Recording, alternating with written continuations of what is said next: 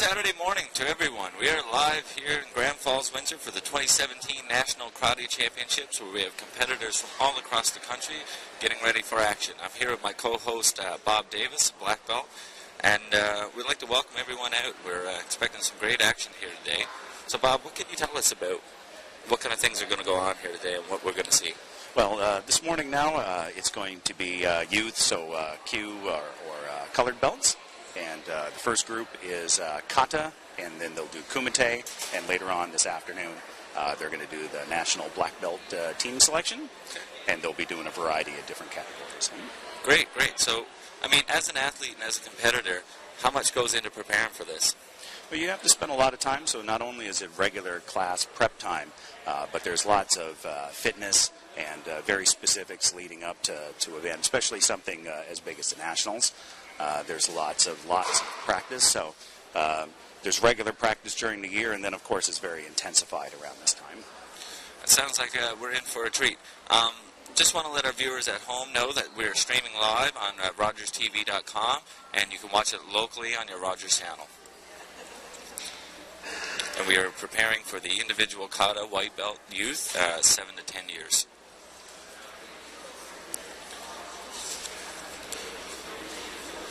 So Bob, I mean, what's going through your mind as you're getting ready to do this? Well, this is always exciting. I think about 4 years ago we hosted it in St. John's.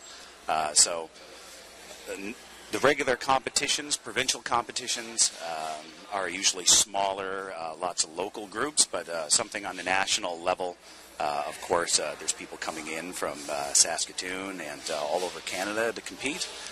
So everybody's very excited now this morning. Thank you. We're going to turn to our katas.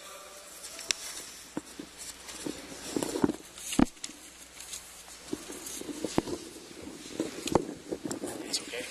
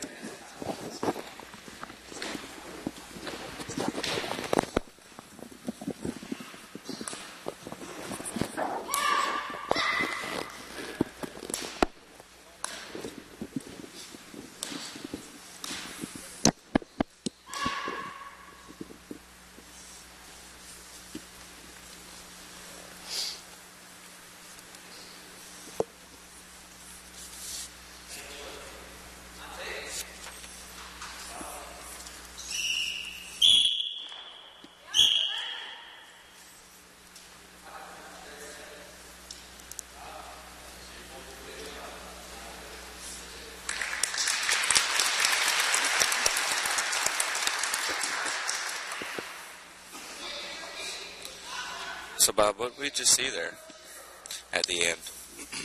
This is, both of them are competing at the same time, and you're either going to get a red flag or a white flag, depending on which color they're wearing. So this guy over here on the left is wearing a red tag, and the guy on the right is not, and they're competing at the same time. Okay.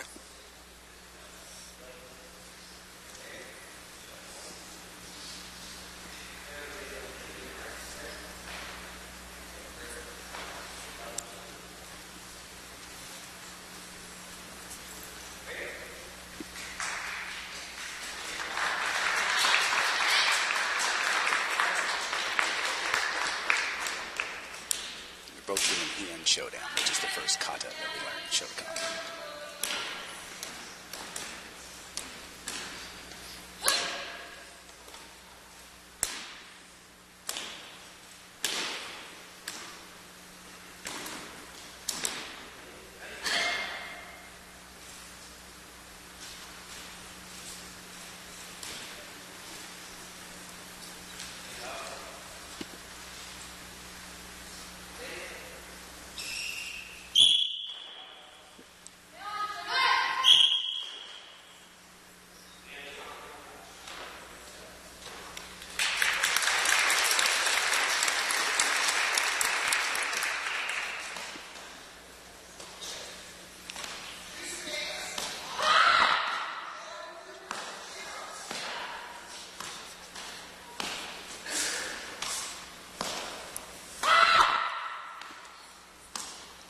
I would assume there's an added level of pressure when you're competing and not just doing the individual. Yeah, especially being out in front of everyone. These are all young students, and they're all beginners in this group. So you got to remember your kata, and of course you also got to perform it better than the other guy as well.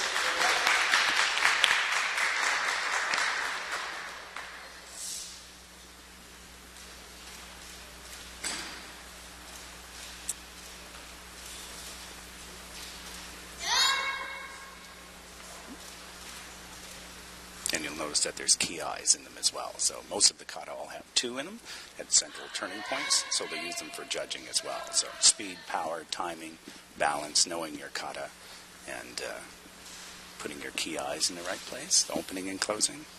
These are all things that the judges are looking for. And you'll hear them talk about aka and shiro, so red and white. So white's on the left, red is on the left is on the red, and white is on the right. Are there any predetermining factors for who gets which side, or is it just lined up? Well, they have 4 corner judges and 1 center referee, so Okay. if it's more red flags, you get it. If it's more white flags.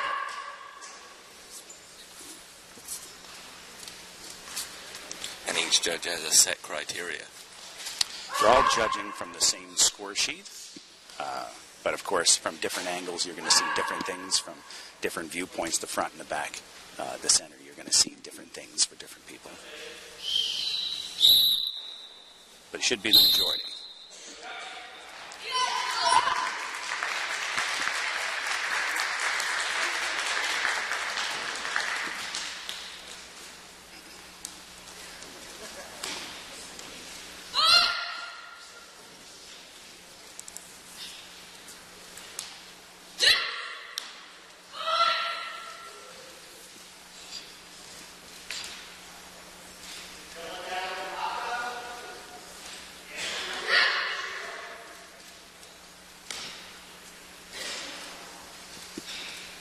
It's great to see such focus in our young competitors. They're fierce.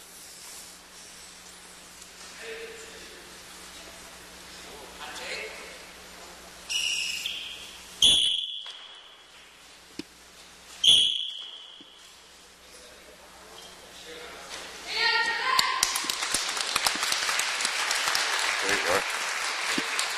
Very smooth.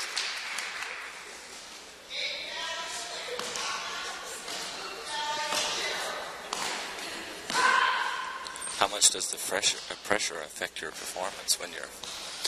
Well, mental preparation for it is the key, I guess.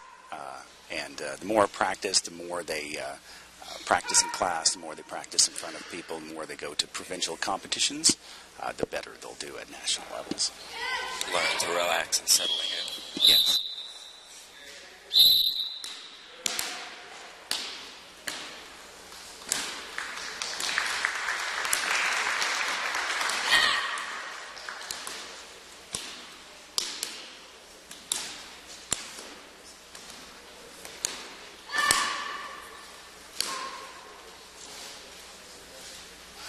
In Shotokan, they'll call this zanshin, or being able to calm your mind or relax while you're in competition or while you're in battle.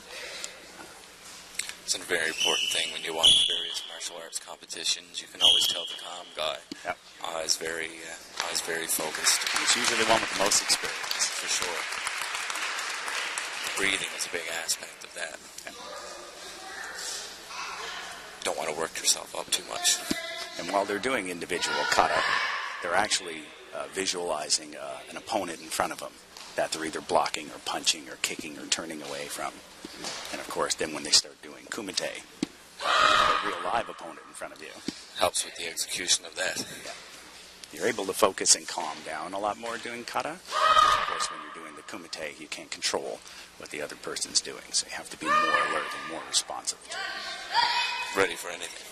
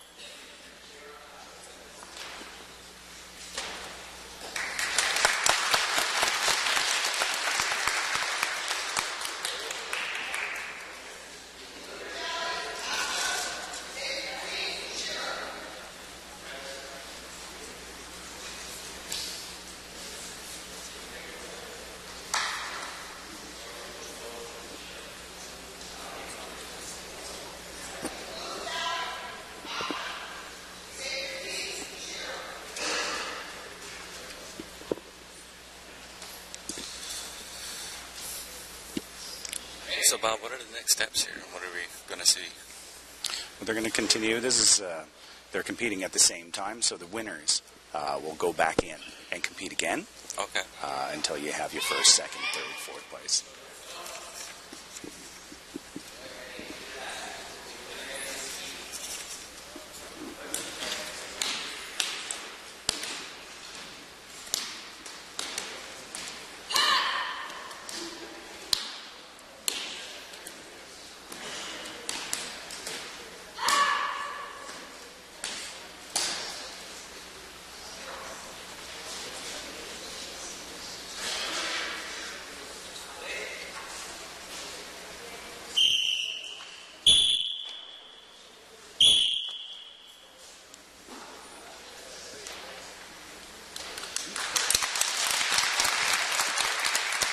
How does that translate through today? Does that give them a special place into the kumite?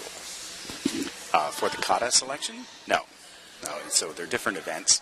So these young fellas will be be doing kata and kumite later on, but you can place in either one of them. Okay. So the winner of this one doesn't necessarily become the winner of that one, and you'll find that some of the competitors like the kumite more.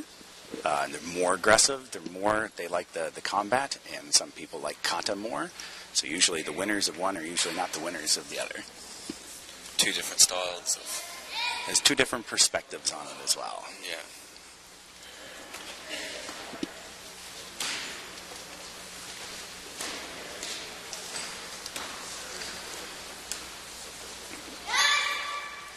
And something else they're looking for as well is something called kime, or body connectedness. So you want to be relaxed, but you don't want to be loose while you're doing it. Kind of flailing.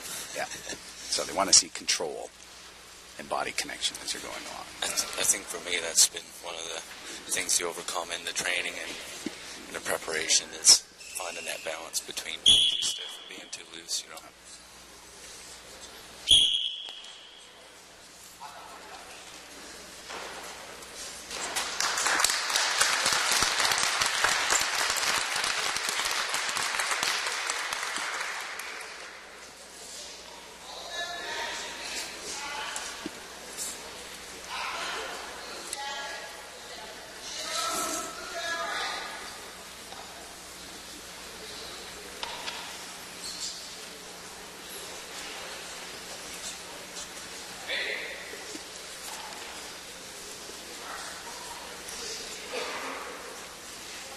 think these are your last two, so this might be your gold medal match here.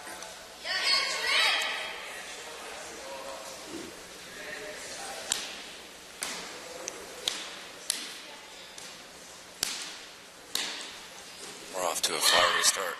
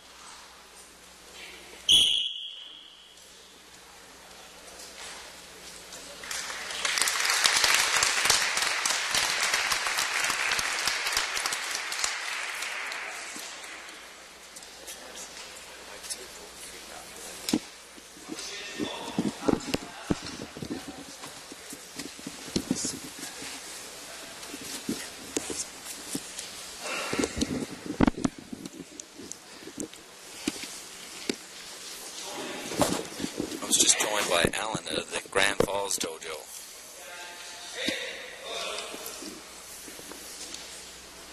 So Alan, what are we going to be seeing here next? Well, I think these guys now, they're just finishing up, I think. So I'm not quite sure what's happening in this We're room. moving into the next age group here. Yeah, what's the next age group? 11 to 13. That's the group we had up here in Ring B. Height.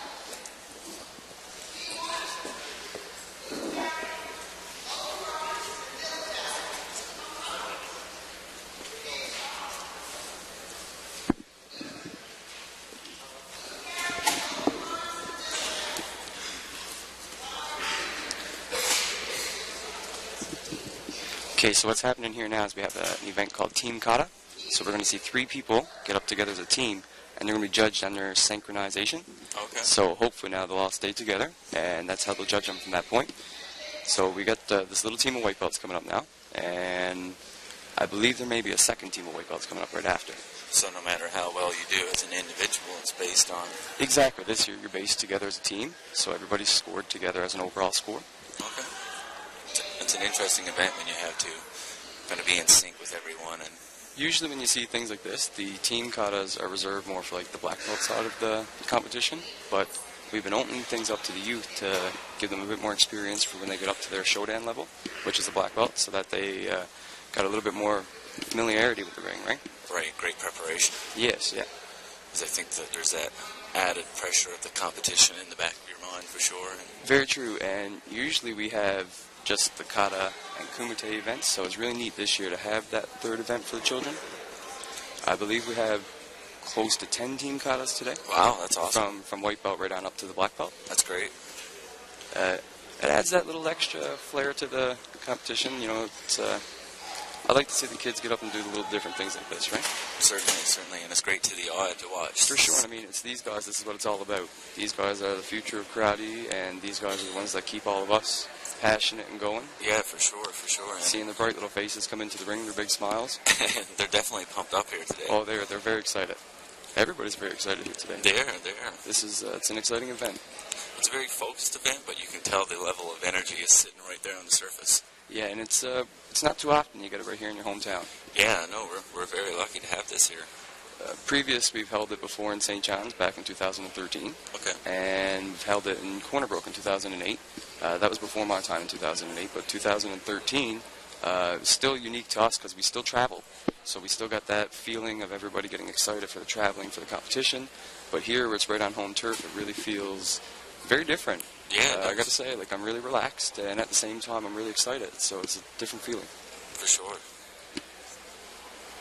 So, I mean, when you're coming into this, what's going through your mind, and how are you mentally preparing for this? Well, right now I'm just taking it step by step. I have a lot of things on the go through the day, so hopefully now I'm just going to focus on my judging right now, focus on my demonstration later, and also focus on my competing when that comes, but just taking it step by step right now. Yeah, it seems to be the best way to do it. I know it differs from individual to individual, but... The nerves can be a good thing, right? Because it says that you're you're passionate about it, you care about it, right? So Exactly. and at the same time, they can kind of help you too. So it's good to have that nerve. It's good to feel. Keep you on point. Yeah. Well, we have 3 team katas up actually this time. So we're going to see 3 team katas from white belt youths. Yes. All these students train at the Grand Falls dojo here. I believe all the students up until about a green belt level are going to be from Newfoundland. Okay. Then when we start hitting the green belt divisions, that's when we're going to see a few more Saskatchewan athletes. Brown belt's got a few Saskatchewan athletes.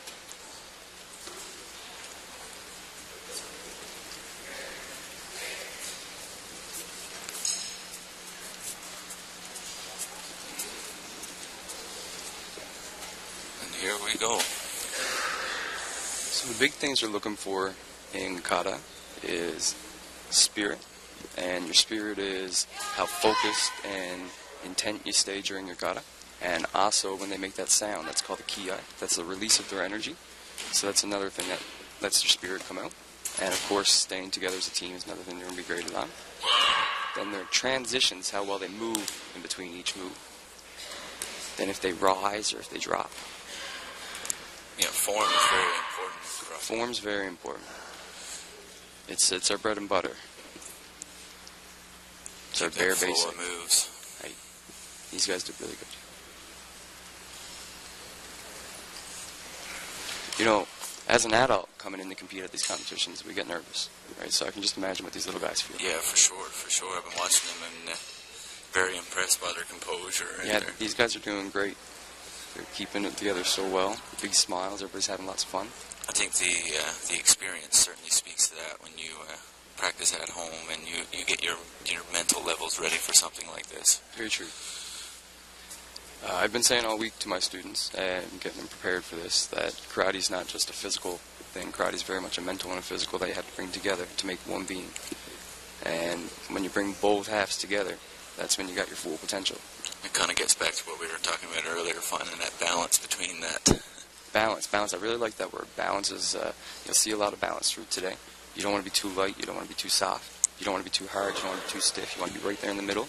With my kids, they always laugh because I always refer back to Goldilocks and Three Bears. And I always tell the kids we want to be like Goldilocks, right? When she went in, she didn't like the bed that was too hard. She didn't like the bed that was too soft. She liked the one that was just right.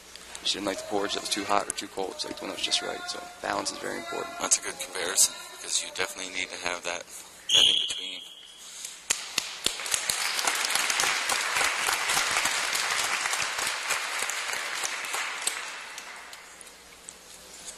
So for our viewers at home, Alan, were these scores good scores? Yeah, this was, we have an average that we usually start with. So each ring, as they get together before they all start, they will decide what the average score would be. Okay. And then between them all, they will, so just say if your average score was a 5.0, that's about how the kata should be, about average, right? So if you see a little bit more spirit, a little bit more pressure, a little bit more speed, that's when you start kind of going up a little bit more. Right. And if it's a little bit more, maybe the nerves are kicking in, maybe they're a little slower, maybe they're a little more reserved, right? Then that can kind of bring it down a little tiny bit. Is there any one thing that's more important to see than the other? Everything is really important to bring together. Like, it's all, like we were just talking about the balance. Nothing really, because you don't want it to be heavy-handed. You want each side to be equal, right? So your transition, your pressure, all this stuff, your balance is all just as important.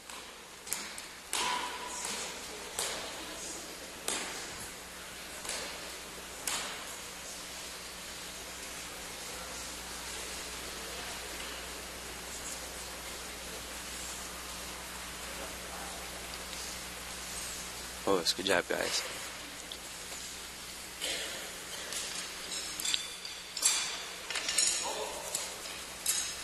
So, I believe the reason they got the red flags is because when they were doing their kata, they kind of broke apart a little bit. A few were in different places where the other people were turning. So now they're going to get together and discuss if they were, how off they were, and they'll see where the scores go from here. So the red flag signals. You got your 2 flags for kata. You got the white flag and you got the red flag. If the red flag goes up, it's usually a penalty or they want to get together and talk about something. The white flag just kind of waves it off, says everything was good. Okay. There's 2 different styles when you're scoring kata. So what we do with a lot of the youth is we have this flag system that you guys seen earlier, where they had the red and the white side, 2 kids would get up together, Whichever person tend to be a little more stronger or had a little more pressure, more spirit. With the youth, we tend to look for like etiquette, so like good manners. Spirit's a big one for the kids, and then technique is that bonus that kind of comes in after, right? So as long as you're showing one of those three things, that's what we judge on. And whatever kid kind of tends to stand out a little bit more, then you give the white flag or the red flag. Right. Then the second version will be is what these guys are doing now. You have a scorecard, so like a 6.2 or something like that, and you get those flags. So if it's everything's good, you put up your white flag. If you want to talk about something, then you put up the red flag. But overall, you just give your score, and the head table records everything. Okay. And then overall, then they'll put out your scores for everybody to see.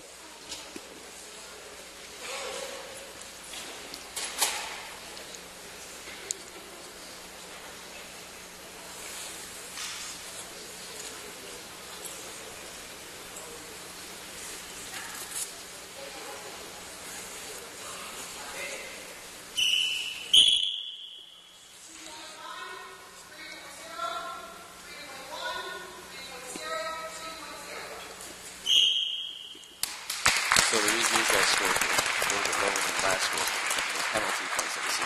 They all got together now, and they decided to take a few points off, I guess, where they were all out of sync. Okay. I guess, I mean, with this event, that seems to be of the utmost importance. Yeah, it's really about that. It's like when you watch like the synchronized swimming, when you see everybody in the pool, and if everybody's making like the flower shape, and then somebody's off, it's going to look way off, kind of thing, right? Exactly. So when you see the team kata come in, you want to try to get everybody synchronized, everybody moving the same way.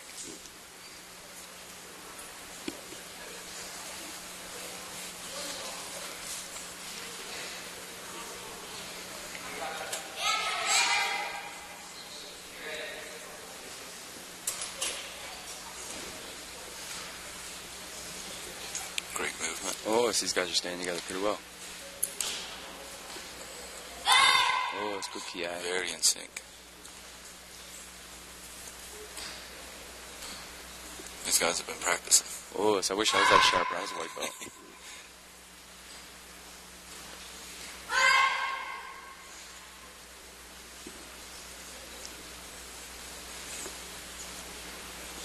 So we have white flags.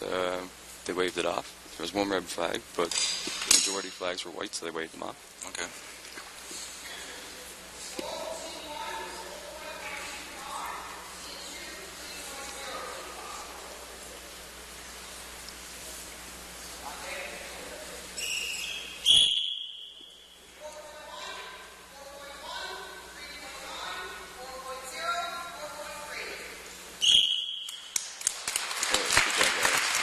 That's great work. So we're going to see much more past 4. Pardon? Say that again? Score of 4. Are we going to see much more I past? think for this division they're using 4 right now as their average. Oh, okay. So for this group, 4 is right about where they're going to be. You'll see the averages go up according to the color divisions as they get higher and higher. So like right now, if they're using a 4.0 for the white belts, the youth, then when we get into like the black belts, we'll probably have closer to 7.0 for their average. Okay. And is there a scale for that? Is it marked at a 10 and below? There's when you have your score sheet, there's a kata score sheet, and somewhere right around the middle, say like your 6.0, that's usually your average kata right about there. And then getting to your higher side. But each ring, when you get into, you have a main judge, your center judge. Right here we have Don. Don's the center judge. So he calls in his judges now. So before they start, they will make the average. They'll decide if they want to bring it on the lower side or if they want to raise it up a little bit more. Okay. So it's something they decide before they even start the match.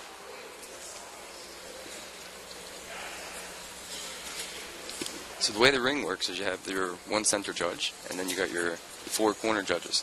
Your center judge is called the Sushin, and your corner judge are called Fukushin. Okay. So karate, of course, is a Japanese martial art, so a lot of the terminology is Japanese still, and we tend to use that still. So you'll probably hear a lot of funny Japanese words to it today. It's part of the tradition of Definitely, it. It seems very steeped in that. Like, even just when you're talking to your sensei or even a fellow karate person, you know, you'll use the word us a lot, of course, right? Right, Us is like yes or I understand or... That's the first one. It took me a while to get used to. I heard everyone saying it, and I was just trying to get, you know. It gets to the point now where I've been doing this now since Thursday, so I've said us probably a million times since Thursday, so now I can go to Walmart and buy something and say us, right, and walk on and go, what'd that just do? It just flows out of you naturally. Yeah, it just happens. Well, it's a great sign of respect as well, It too. is. You start walking in everywhere now, and you bow when you walk in places. That's right, yeah. There's nothing wrong with it. Just have it. Well, it's good job, guys. It's a great division to see so many people come out for such a new thing, little team kata. It is. Very intense. Like I said before, it's something we never really offered to the youth before. Because traditionally, your nationals are a black belt selection tournament. Right. For the world events or Pan American events, right? Okay. And so what they do is they let the color belts come in and get their experience. So when they work up the ladder and they get the showdown level, that they're already kind of got a bit of experience here, right? There's nothing fresh to them.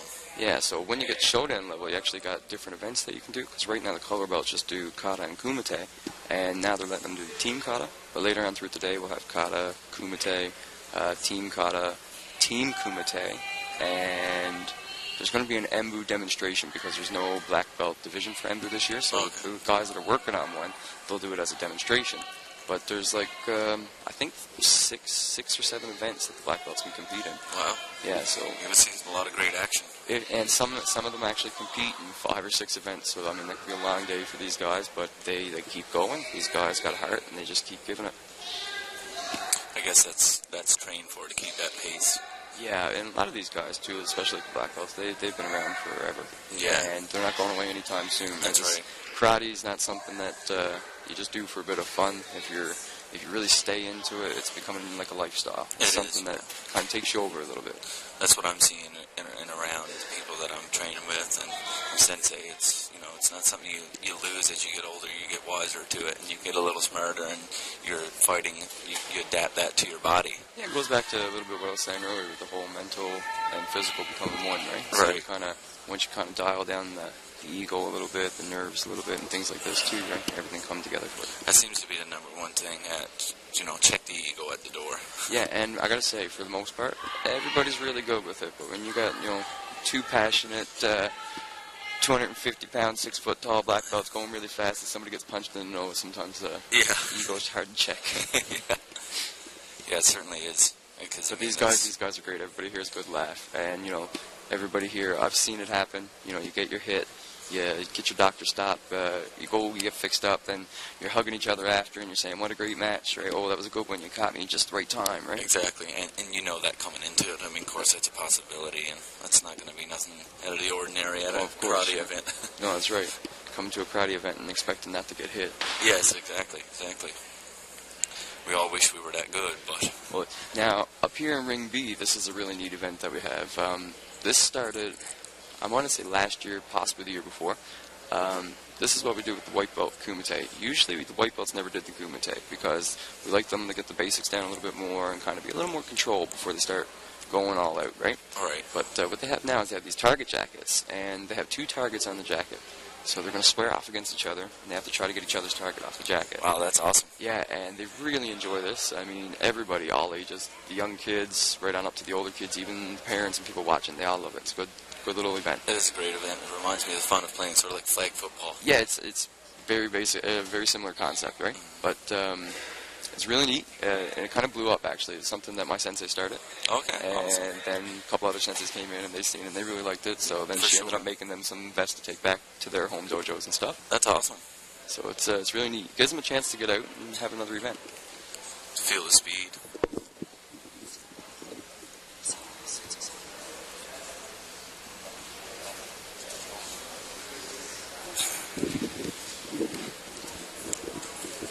And I'm back. And it gives you a chance to kind of set your opponent up to making that setup, because It that's do. kind of everything in karate. At this level right now, this is what we're trying to teach them. We're trying to teach them too that, it's not just make a fist and just keep going and hoping it gets in there. Your strategy got to come into play. Exactly. If somebody got their hands up in front of their face and you just keep punching their arms, they're blocking it, right? So you got to try to get the arms out of the way.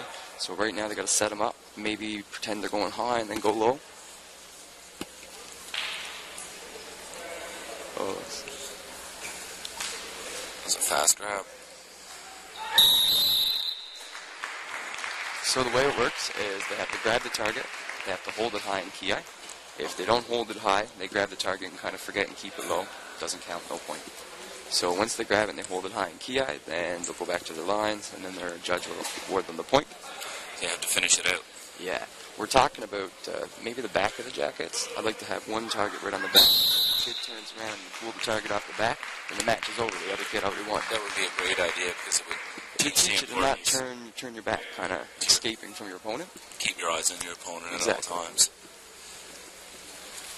Yeah, that would be a great addition, I think, to this event.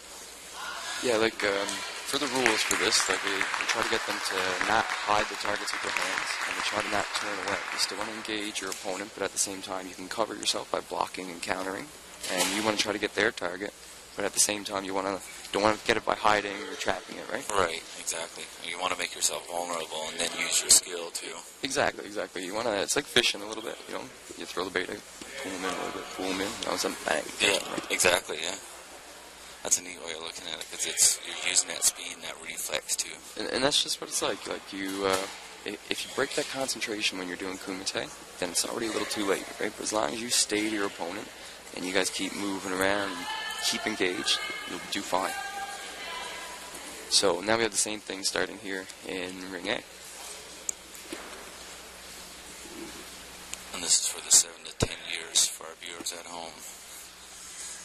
Yeah, so we got Luke over here in the red, and Sebastian over here in the blue.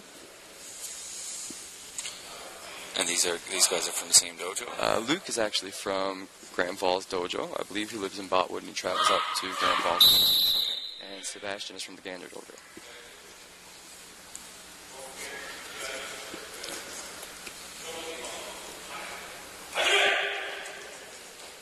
Sensei Lorenzen, the guy who's in the ring right now, is actually the sensei for the Gander Dojo for the children.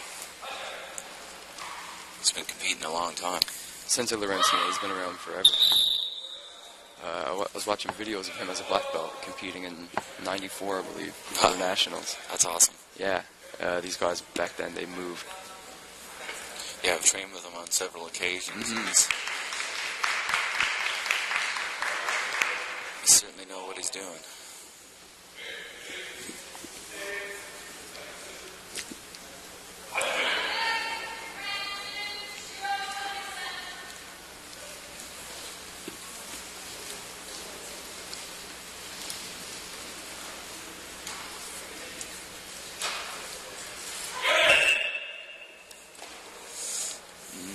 No point.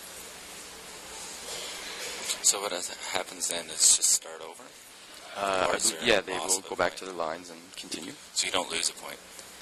Yeah, see, I think what happened here is the guy in the red, he grabbed the target, and when he pulled, it pulled back through his fingers. So he thought he had it in his hand, went up, but it wasn't in his hand. Oh, I see. And then the other guy had his target, but he never held it up in Kia. Right, and so that's what I thought was happening there. There's a thing that's called Kyo, and we call it opportunity. So, like, if somebody's got this big space and you can catch it, and they kind of were like, never even knew it was going to happen, that's your Kyo. Okay. So, opportunity like that, where he grabbed it and put his hand up and never had it. The other guy's Kyo, he could have reached right in and grabbed it.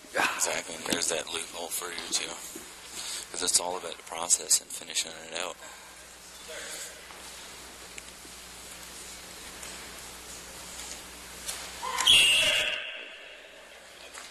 These guys are tough. They're tough. They're both really fast. They're both fast. pressuring each other. They're keeping intent to each other. Yeah, I'm not sure if we're watching youth now or if we're watching adults. Yeah, They're very focused. These guys are great athletes. Very on point. So how many points do you need to win this? Do you need to just get the 2 targets? Just 2 targets. You get the 2 targets. It works similar to our Kumite system. Kumite system, you get Wazaris at half a point. So you get 2 Wazaris, you get a win. So same thing for these guys. They get 2 points, they get the win. Look at them go. Yeah, their footwork's incredible. Yeah, great footwork, and that's a lot. He's keeping them at bay here. When I was a white belt, my footwork was just back and forth, back and forth, back and forth. Yeah, these guys are stepping in and out, side to side. Nice and smooth, shifting. So what happens here? So what happened here now is because he fell and touched the floor, this would be called a tempo. I'm not quite sure if they're going to do it with the youth, though I doubt that they will. Does he get a point? If this was at all, they would set you now at a disadvantage. Okay. Your heels would be at the edge of the ring, and the other opponent, the one who didn't fall, gets to attack you. And if you step out of the ring, you get a penalty point. And if he attacks you and gets a point in, of course, then he'll get the point. But you also have the chance of getting back into the game. But I think for the youth, if you fall, they're just going to go, yame, back to your lines, and we'll start over. So was Sebastian awarded a point here, or did he, for the fall? No, they just called it a yame and went back to their mark. So the debate goes on until...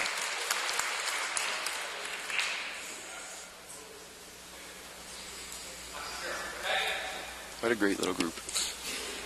Great competitors, very focused and very smooth. I keep trying to see Ring B up there, but it's a little bit further away, and these guys up there seem to be doing really well, too.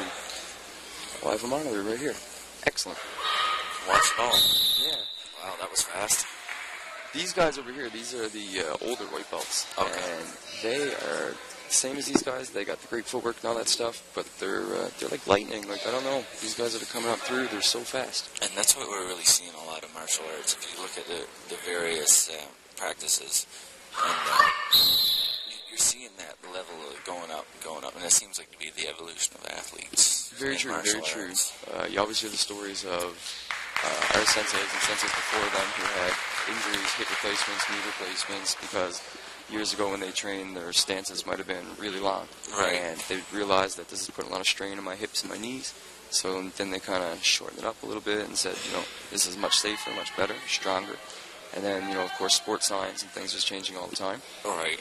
So it's always changing. Every year they're getting better and better. And something that unique, I guess, that you can bring to the table always helps. You see that a lot in mixed martial arts as well, when you see, one discipline just doesn't cut it anymore. You have to have all sides of it. Having multiple disciplines and things, too, are like Bruce Lee. He would always encourage people to change it up. Try different things, right? Like, he would incorporate fencing, footwork techniques into his martial art. Boxing, different things like this. He'd bring it all together, right? And so I believe in that, too. Like, change it up a little bit, try different things. Like, karate is a traditional martial art, but at the same time, if it's going to work for you, it's going to work for you, right? Exactly. And that's something that they're trying to, kind of teach us when we're learning the different steps and everything. It's like, do it how it works for you. Big thing with martial arts, too, is the speed. Yes. You want to see the speed more than you want to see power. That's right. Because when you bring the power side in and you try to be strong, it tends to make you slower and more stiff. But when you just think speed, you tend to be a lot more looser and a lot stronger. Exactly. I think it was a famous Irishman that said, precision beats power and timing beats speed. That's right, that's right.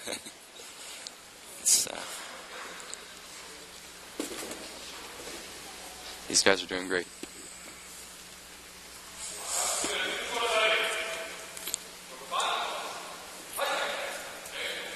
I think that being the focus here, it seems to be very important, and having that steady kind of a flow rather than see some guys that have that jumpy type of style and they're up on their toes, but a little easier to figure out the rhythm. For sure, yeah, you catch the timing, and once you catch the timing, you've already got it. Exactly, and you just land with a significant strike. You want to try to pressure your opponent, right? Just keep the pressure on him, keep it on him. Almost like, when you see a dog on a leash, and he's right at the edge of the leash, and he just wants to go, go, go, and if that leash busts, he's just going to take off. Right. So that's what you want to be like. You want to have that pressure, pressure, pressure, and then when you go to explode, it's just like the dog breaking off the leash. Take advantage of that misstep. Yes, yeah. Pressure them into the misstep, and then take advantage. Mm-hmm.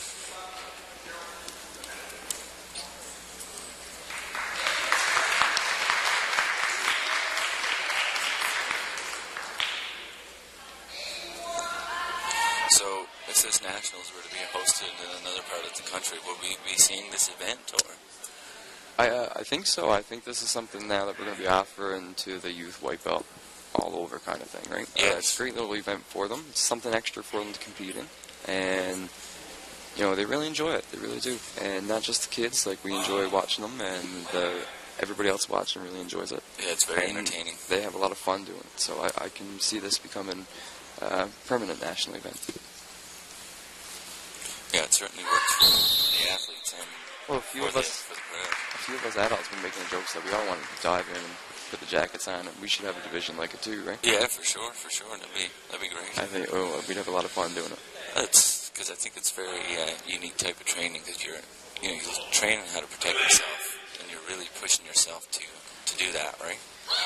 Yeah, You're also using your speed. when it comes to like kumite can be very subjective. You're just throwing out all these different attacks to different targets. Right. But this one here, you have something very specific to do. You've got these two targets, and you have to get one of them.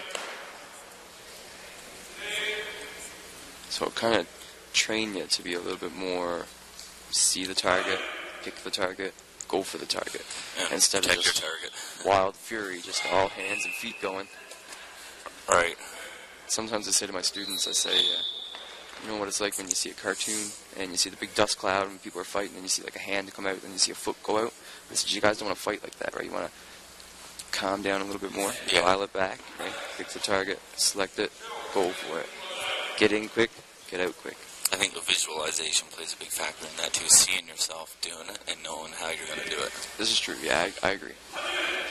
There's kata's a big one for that, because in your head, when you do kata, it feels much differently than it looks, right? Right. So in the dojo we have mirrors, and there's times that you turn around and you're looking at your different stances in the mirrors, and in your head they feel really nice, and then you look in the mirror and there's something that, can be fixed a little bit, or probably doesn't look as nice as you think it does. Right? Exactly. It's great to have that advantage of being able to...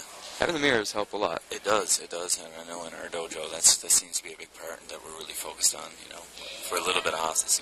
Get in front of the mirror, make sure you're watching yourself what you're doing here. When you train, you can develop a bad habit without even realizing you're doing it. Yes. Like leaning back, or leaning forward, or even sticking your bum out a little bit, and you don't even realize you're doing these things, and then as soon as you see yourself, you go, wow, I didn't even think I looked like that. And where karate is so, discipline.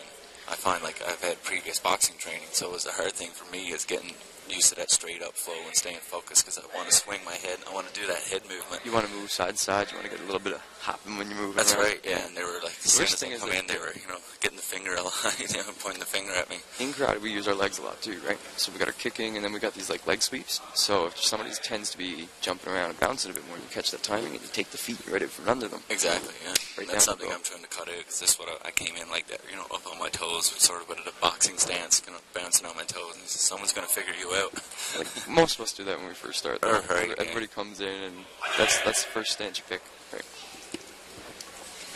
First stance you pick is the whole on your balls of your feet, heels up, moving nice and smooth, and then somebody comes over and gives you a push, and you wipe off your feet. That's it, yeah, and you loosen. That's the important part, is getting that strong front stance where you're anchoring yourself. Karate has a lot of the structure in the stances. The reason they're built the way they are is because they're stronger in that position. So, like, when you see, like, a kibarachi or a horse stance, if you're not holding it correctly, with one or two fingers, you just give them a very light little push or tap, and you'll take them right off their feet. Yeah, that's something that surprised me so much, because when I think I was on, they would take my knuckle and push it back, right? Yeah. And it would easily fall over and say, you're not quite there yet. Yeah, and they're saying, do you feel your feet? Do you feel your feet? Yeah, I feel my feet. And then all of a sudden they push you. Oh, I don't feel them anymore. Exactly, yeah. You feel your back pretty fast. Yes, that's right. And that's the thing that kind of differs too from individual to individuals, finding that front stance, how wide and how long you want to have it, and where you want to anchor your... Yeah, and that's all part of training. Like, that's why we train for a long time, and that's why, you don't get your black belt after a year of karate training. Exactly. It's, you got a lot of stuff to try to dial in, and you want to be strong when you're doing it, right? Yes, exactly. You want to be able to get that connection to the floor, so if somebody's pushing you, they're not going to be able to move you at all. Right. It's like a tree. It When you is. think of those roots running deep into the ground, the tree can kind of move back and forth with the wind, but it's strong into the ground. You're not just going to push it over, right? Exactly. Exactly. Have that free flow. That's a great analogy for viewers at home to kind of picture. I have a ton of them. The kids learn better from them. Yeah, for sure, for sure. It kind of helps you visualize it a little bit better. I'm a big visual learner, so if I can make the visualization, Yes. that's fine. But if I can't and I get stuck, it's hard to kind of dial it back and see, right? See it, yeah. So it's good to have all these different tools that we can throw at like that. I think one of the most interesting things I learned about the stance was using your lead leg to kind of just move and keeping that back leg anchored. Yeah, your back leg is definitely your anchor leg. Your front leg anchor you and catch you as well, but your front leg tends to be a lot softer to move, whether you're blocking or shifting or kicking or punching. And sometimes not just moving with the two legs, keeping that one foot and using your lead leg as your... That's right. Use it for your front kick, and then you use your back leg for your driving leg. Getting that power.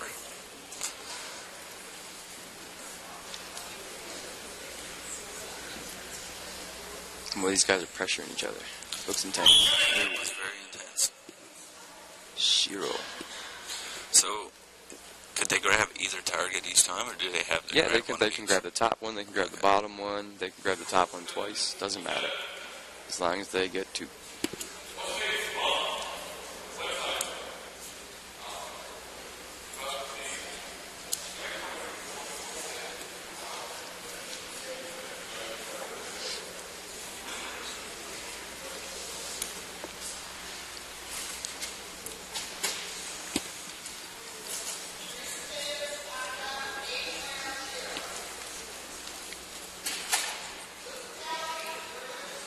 So I think this is the last of the white belts now. I think after this we'll be starting with the yellow. Taking And then- things up a notch. Yeah, and then I'll go back, start over the way it started again. We'll do the kata again, and then we'll do the kumite. And move up to this. Yes. And the yellow belts are going to do the same kumite. They're going to do the target jack kumite. So is there sort of a gold medal event to this? Yeah, for sure. All the guys that are doing this event here, they'll get the top 3 from it, and later on when they're handing in the medals, these guys will be on the podium. Awesome.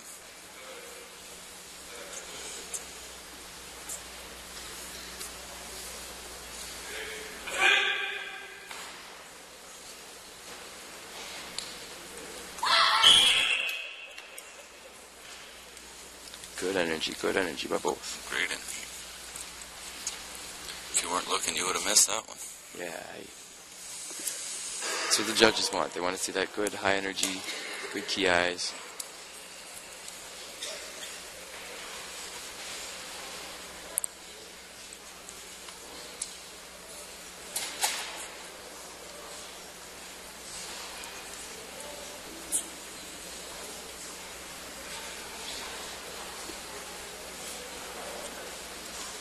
Seems to be a bit of discussion going on here from the judges. Yeah, I'm not quite sure what they're discussing here right now. I'll figure it out when they step back. I'm thinking it has to deal with when they grab the target, if the height they're pulling it up with. Oh, okay. So if they're keeping it too low, the judges can miss it, and then the other guy might get the target up before, and you're saying, well, I already had mine. But it was too low and they didn't get a chance to see it, right? Right. So is there a set height? Are they saying like over your shoulder and you're They good? want it held up in the air, right? Okay. Like As high as nice you and can high, get so it. you can see it. Arm outstretched. Okay, so I think what was happening is I think maybe a covering. So Oh. like as they were moving, they didn't realize they were putting their hand over the target, so the other person can't quite grab the target. Right. So that's against rules. Yeah, so I think they're giving them a little warning now, just trying to say, hey, I'm trying to watch, pulling your targets away. Leave yourself open too. Yeah, because I mean, you can go in and turn your back and look over your shoulder, and then the opponent can't even get at your targets. Exactly. Right. So you want to make sure that they're keeping engaged to each other. Providing that opportunity to each other to grab that target. So they had a judge's decision, and they picked red.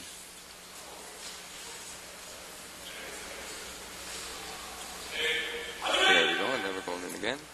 I think they ended up getting them same time. Yeah, just like this again. This was close, but I do believe the white side was a little earlier. Yeah. We got 4 white flags. But these are hard to see. These are fast. Yeah, these guys are cruising through. Very intense.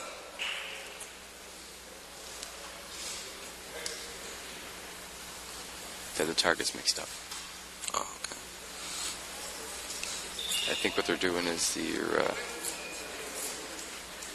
supposed to be the red to red and blue to blue. But now there's some discussion earlier with maybe switching the blue and the red targets, so it might be a little easier to see them. More visible, yeah. I think we went red and red and blue and blue. That's what it looks like here. I think that kind of keeps you more focused to have the corresponding colors. Yeah, it makes it a little bit more difficult, right?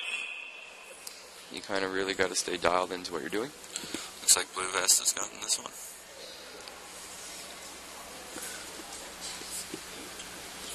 Yeah, I think so. We got 3 white flags out.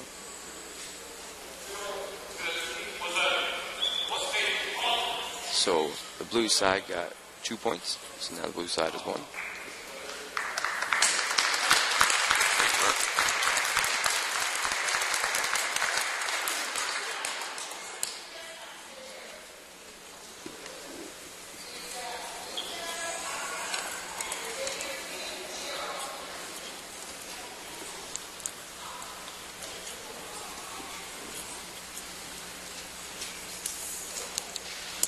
So does this work on an elimination basis? We just go until Yeah, the one that's won the most matches? I think the way they're doing this one is single elimination. Okay. So once you're beaten, you get to kind of, you sit down and you stay out, and then they'll keep going. So if you keep winning your matches, you'll keep going, and you'll go off all the other winners until they get the final two. Right. So they'll have like a bronze medal match, and then whoever wins that match will go on to the gold and silver, and then the loser of the bronze medal match will get a bronze, and then the winner of the gold and silver match gets gold, obviously, and the loser gets silver.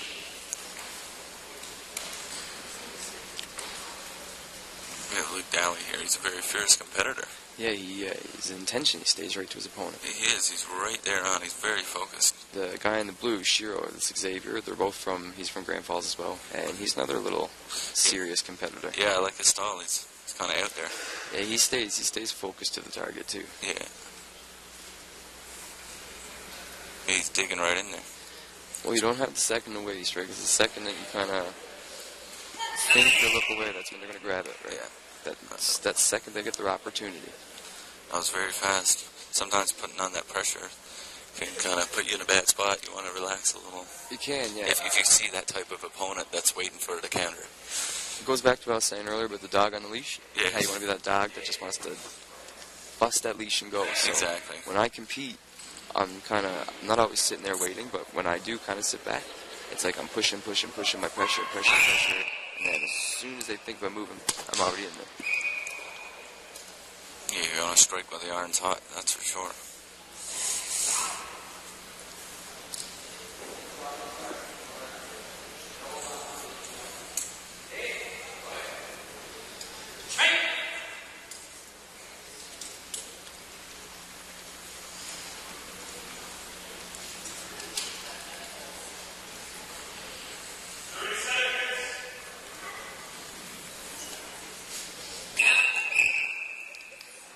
He wasn't giving up. He was going for it. Very determined. So it looks like no point was awarded to the red corner for the last grab because the target had went onto the floor? Yeah, so if it drops to the floor, they call it kind of like a dead target kind of thing. It's done now. Yeah. So they'll pick it back up, Yame, back to your mark, put it back on, we'll start over again. Kind of like dodgeball. Ball hits the floor, ball's done. It gives the competitor a chance to get back in it. Mm-hmm. Wow, it was fast.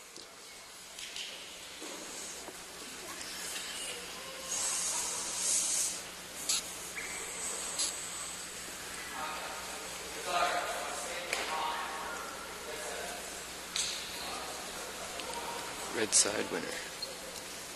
Moving on up.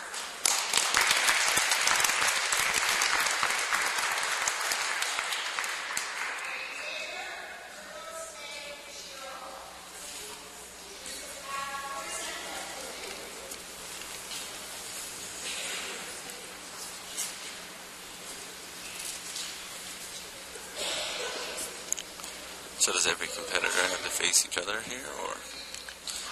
I'm seeing Xavier going again here. Yeah, so they're getting down closer to the end now. So now what they're going to be doing is the winners are going to be getting closer and closer together. Okay. I'm not sure how many more matches they have left in this division right here. But I would say they're getting closer to the end of things now. So this might be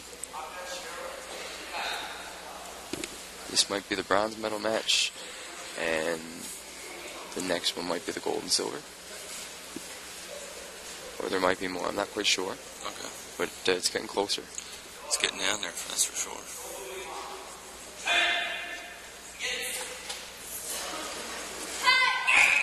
Same time. So do you have a draw here, or? Well, these guys seen the red one go up first, Okay. so these guys put the red flag out. But they were quick, they both had that grab. That's a hard one to tell. Sometimes they go out like that, and it's kind of that really like, who was first? You blink that little bit and you miss it. Exactly.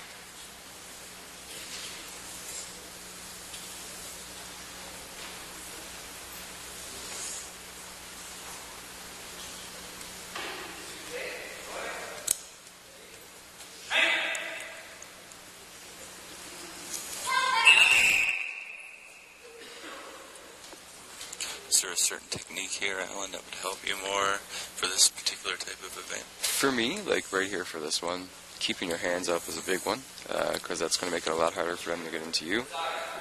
If you leave your center open, of course, it's going to be a lot easier for them to get in as well.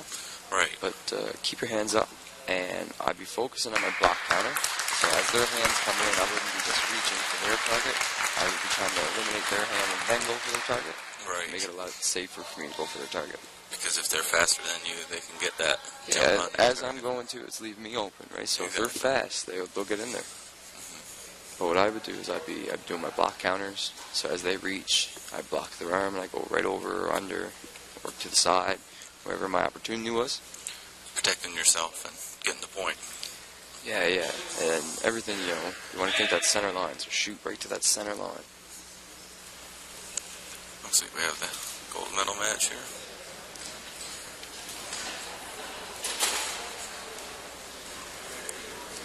Luke's such a focused competitor. Oh, this other guy, Aiden, he's really strong too. He's really focused. Yeah, he has a kind of an unorthodox type of style too. He joined karate this year, and instantly fell in love with it. And he started coming to some of the older kids' classes. Oh, he's doing great. And he really enjoys stuff. Doing awesome. Oh, we almost had it. Oh. Grab the collar. Yeah.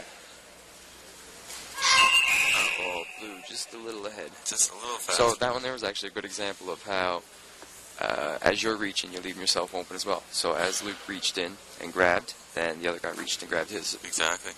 Just as it came around that fast.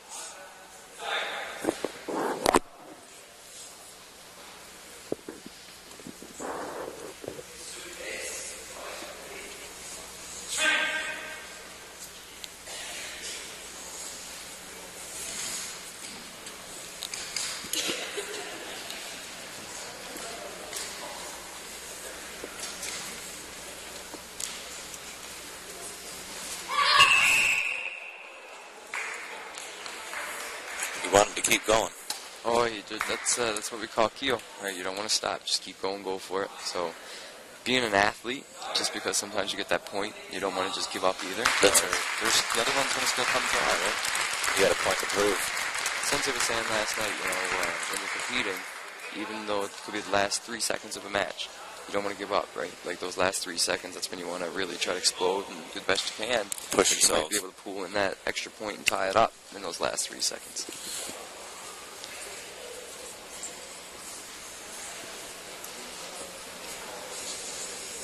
So it looks like we're finished up with this event. Yeah, these guys are lined up now, so I think this is the finishing of all the white belt events.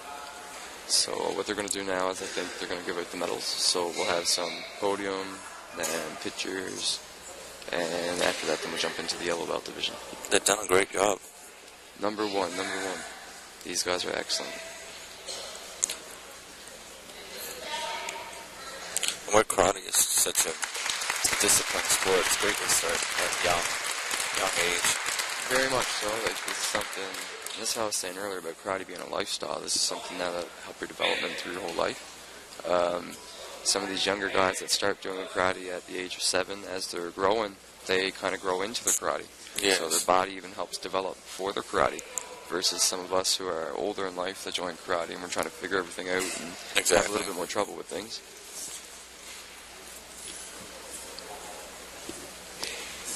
That was great. Those guys did excellent. And most times then when you're competing against someone, a lot of times it's someone who's very experienced, so you gotta push yourself to. A lot of these black belts that are going to be competing today, the adult males, some of these guys have been competing as black belt since before I've even joined karate. You're right. So now, hopefully next year, I will have my showdown, and I will be in their division, and some of these guys have been competing since before I've even been around. That's awesome. So, getting in, of course, you get a little nervous, but kind of makes you a little more determined too, right? For sure. Kind of keeps you a little more focused. Push yourself that much more in training as well. Yeah. And they're all great guys, right? So, most of them are these world-class athletes. Don Crow, Jess Crow, Natasha, Justin, Bryce, Kelly, all those guys from Saskatchewan. Michael, Cameron, Daniel from Newfoundland. These guys all traveled to Poland last year for the world event. These guys, the other guys, a lot of the Saskatoon ones, the older ones, like the youth, Michael and Cameron and Daniel, these guys are just starting the whole travel side for the worlds and things like this. Some of the other guys, these guys are world athletes, have been competing for a long time. So it's an honor just to jump into the ring competing with a world athlete.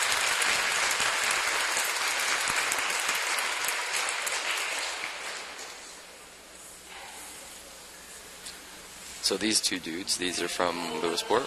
Okay. Third place is from Lewisport, second place is from Lewisport. First place now we have coming in, he's from Grand Falls. One of your proteges. This is one of my little students, yes. Excellent work, excellent work. Now, I work with the other two a little bit sometimes, too. Sometimes I'll go out to Lewisport and help. It was a little while ago I went in and did a class with them, and then when they come into competitions or even our seminars, I get to work with them and help out there. You have Luke Daly So that's here. Luke here, yeah, up on top. A great showing. Great sportsmanship as well. It is, yeah. These guys are great. This guy on number 2, I can't remember his name now, off the top of my head. But he has a great little spirit.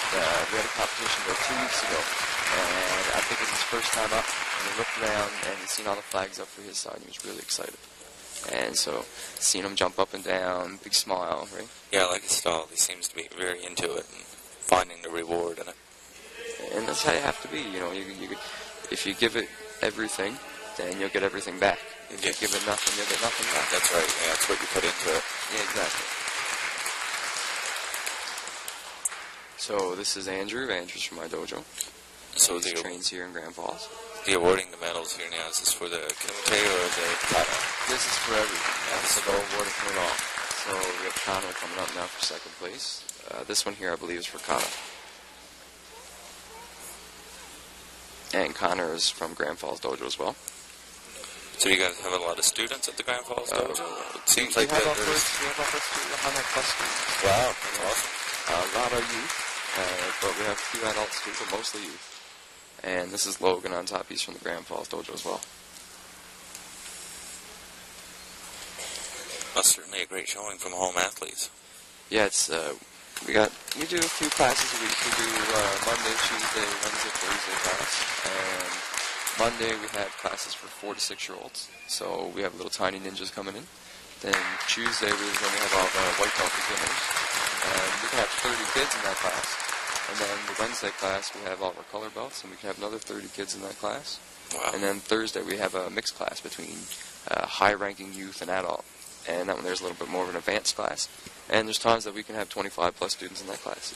Certainly a strong base of martial arts here in central Newfoundland. It seems to me, too, that the higher color side's growing more and more. Yeah. Usually with youth, once you see them get up a little bit, they get a bit older, they have other things coming in, other activities, but it seems like it's just growing. The discipline is there and they're sticking with it. They're sticking with it, yeah, they're really enjoying it. Like, we have a lot of youth black belts right now. That's awesome.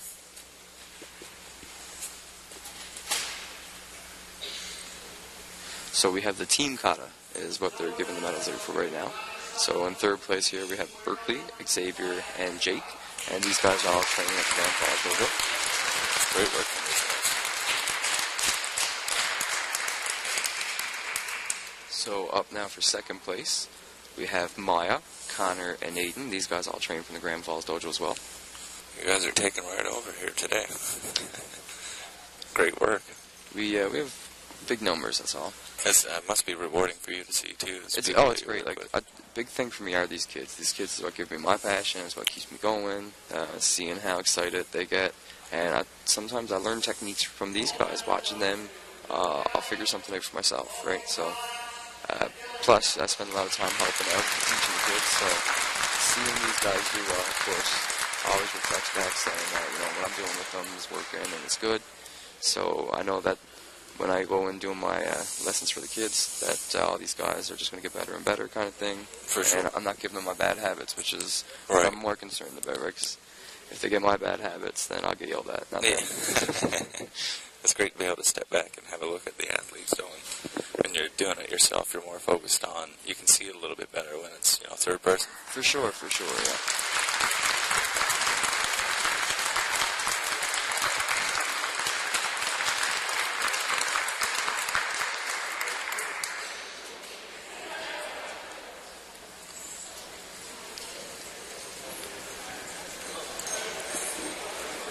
this the end of this one. So now they're going to go get set up for the yellow belts. The yellow belts are going to come in and do their kata, and then they'll do their kumite as well. There won't be a yellow belt team kata because the 2 yellow belts that are doing team kata did it with the white belts. Oh, okay. They had mixed team white and yellow. I guess it depends on the number of competitors. So now I believe they're giving away the medals for the kumite, which is the target jackets. Okay. And we've got Xavier here in number 3. He's from Grand Falls Dojo.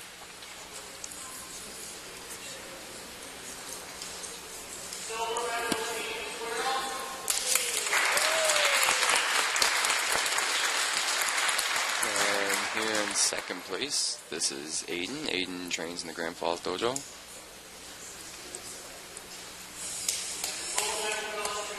And first place we have Luke. Luke Just cleaning up here today. That's good for him. I'm going to be excited to watch him going up through. Yeah, he's cleaning up. That's excellent. He got a big collection of medals started now. Certainly it's A big smile too. rewarding going forward. For sure, for sure. I mean, these guys train really hard. They're in all the time. They put in the time. They put in the energy. It's nice to see it pay off for them. For sure.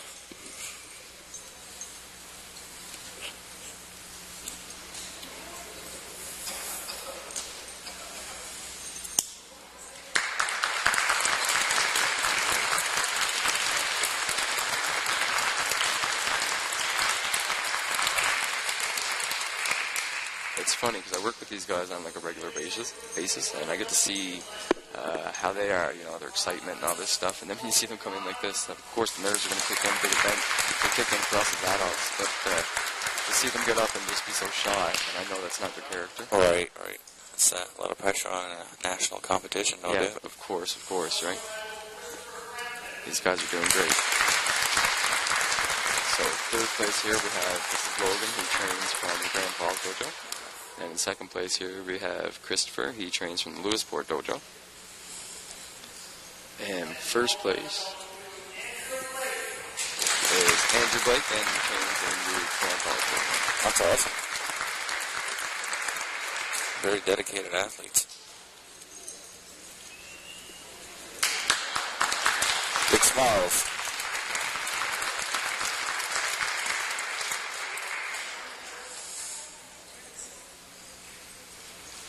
Then pose for the other side, there you go. Great work. Should be proud of themselves. Very proud. But this is our big year-end tournament, right? So, I mean, these guys trained all year for this. Now they get to see their training kind of pay off, and they get to kind of test it against other people. That's what I always found unique about competition, is I don't look at it as winning or losing. I look at it as testing my skill against somebody else's skill. Exactly, and that's the rewarding part of it, Yeah. of that competition. I will always love the competition side of sports because it pushes you to be better and it pushes you to be more focused. And Also, too, like on a national level, you know, like looking at Newfoundland versus Saskatchewan, like, are we all on the same level across the board? Yeah. And of course, you want to keep that standard where everybody is, right? But it's really cool when everybody gets together and you get to see, you know, different provinces come together, but everybody is on the same level. yeah, and that's kind of neat to see that discipline. Yes, yeah. Good job.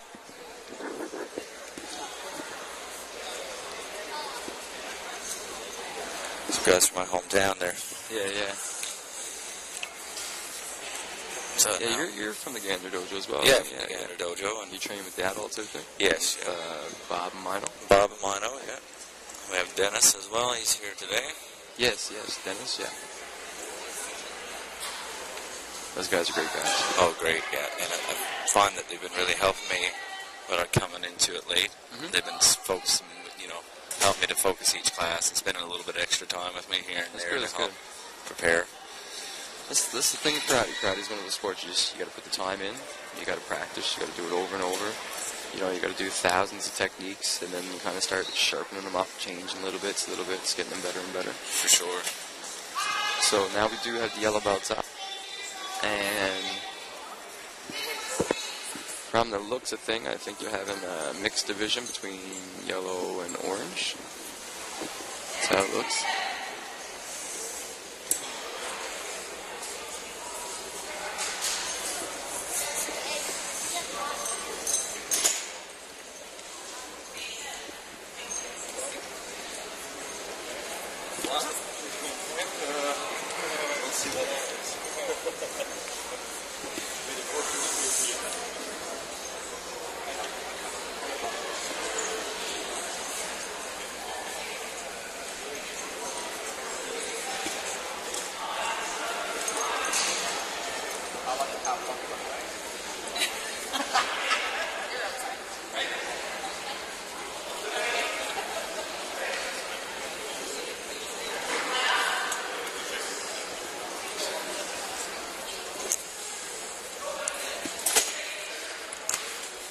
judges getting ready for marking. Okay, so what we got on the go now is we have in ring A and ring B we have two mixed divisions between white and yellow, or yellow and orange belts. Sorry. Okay. In ring B we have 2 orange and 2 yellow. In ring A we've got 1, 2, 3, 4, 5 yellow and 2 orange. So with the mixed divisions, is this a number, an attendance thing, or is it, if there's lower numbers, they'll bring in more higher divisions? Yeah, it could be. When it comes to the divisions, it has to do with their ages and different things like this. So if we have a few younger ones, it's going to be, they'll be in with the younger kids, of course. So if you have, say, all your orange belts are between the ages of 10 to 13, and then you have, a 7-year-old orange belt, then they'll move the 7-year-old orange belt to like the 7-year-old yellow belts. And we're just joined by Sonia Piercy from the Grand Falls Dojo. How are you, Sonia? Good morning. I'm good, guys. That's good, that's good. We have some great competition going here. Oh, the kids are great this morning. They're moving excellent. They're focused, they're intent, their spirits are great. And as martial artists, this is what we look for. Oh, definitely. They're not really that concerned about the video cameras. No, it's like they're not even here. These guys are not. just going as if you're training in your dojo. Now that's because of their good training of their senpai Alan. I try. He's been doing a great job, I told him. It must be rewarding for him to see. These guys train me as much as I train them. Watching these guys see their techniques, these are things that helps make me sharper too, right? For sure. I really enjoy teaching the kids, seeing their faces light up when they start to dial back a technique and get a little stronger and start to understand it a little better. Right. And some of these kids, some of the black belts, technically they're adults now, recently 18, but we've been training them since they've been little kids, so that's rewarding to see them come up through from little kids, and now most of them are taller than me, but that's not much of a feat. No, this is true. Like, we got Michael over here in ring D, Michael Pinson. Michael Pinson's been training since he's about 7 years old. Michael's 18 now, and he's got his black belt. So, I mean, Michael's been training for 11 years, 10 years for sure. Then we have Daniel Snow in our dojo, and he's 15 and he has his black belt, and he's been training as well since he's been 7 years old. And then we have Cameron, who just recently turned 18. Just recently turned 18. He will be making his debut in the adult category. He must be excited. He's pumped. He's pretty excited for it. Yeah, happy birthday, Cameron. Yeah, that's Cameron over here in the ring next to Michael up in ring B. Okay. Give us a wave, Cameron. He's being serious right now. Yeah, he's doing really good job. So Michael last year, that was his first year of being with the adult black belts. So now this year's going to be Cameron's first year. So Michael has just a little tiny bit of experience, but Cameron's fresh to it all. Yeah. And we were recently in Poland. Back in October. Okay. I said that you, Bryce, Kelly, Justin, Natasha, and Jess. I said you guys all went to Poland. No. Well, no, I was just saying how you yes. guys travel around. You guys are like the world-class athletes, and there's a few more back and forth that kind of come, depending on their nationals. Nationals is a selection tournament, so they'll pick the teams at the end of the tournament kind of thing from the Pan Americans, right, which is coming up next, and then after that it's going to be Worlds in Okinawa, Japan, which is really interesting because that's where karate originates from, and it's like the homeland of karate. Yeah, for sure. I'd like to get to that.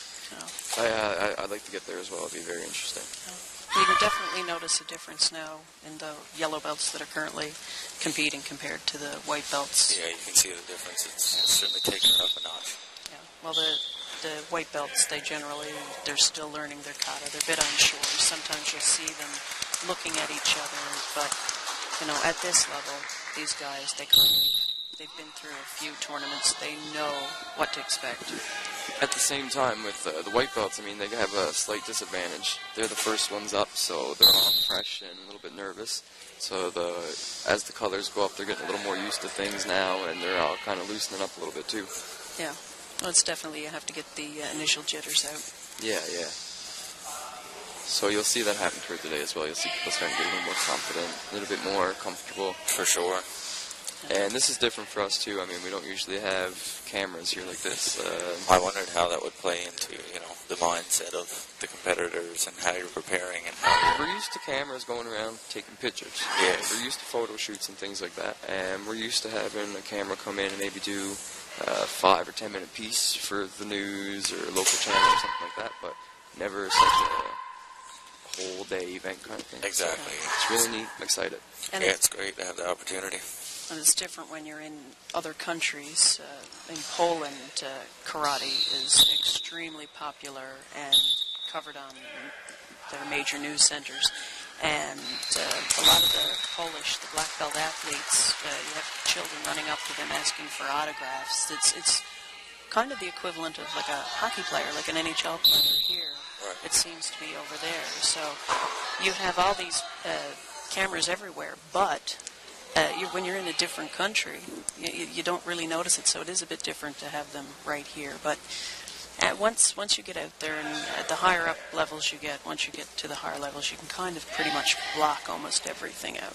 So sometimes you see with the little kids, like these guys are doing really good, but sometimes you'll see them looking around. But this is probably a bigger crowd than they're used to. For and sure. Probably they're only used to having their parents' iPhone. Right.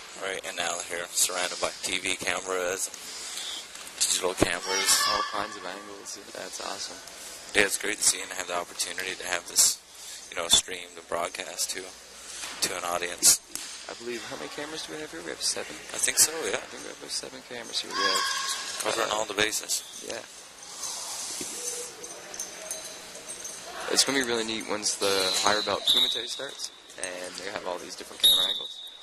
Yes. Yeah, it's going to be fun to watch. Yeah, it's going to be really cool. They also got these monitors here too, and they're doing the replays, which is really neat because that's something you never really get to see either. We got a replay here from Ring B. This is Logan in this ring. In Ring B, the mat ring, this is a replay of his kata. The yellow belt kata is called Heian Niden.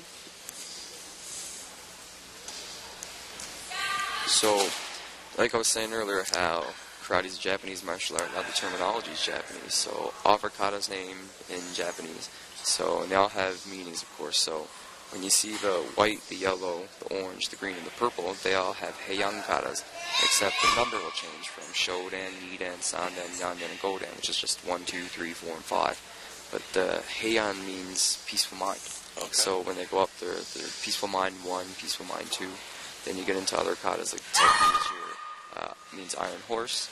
And then you got Basai Dai, and that's to penetrate a fortress.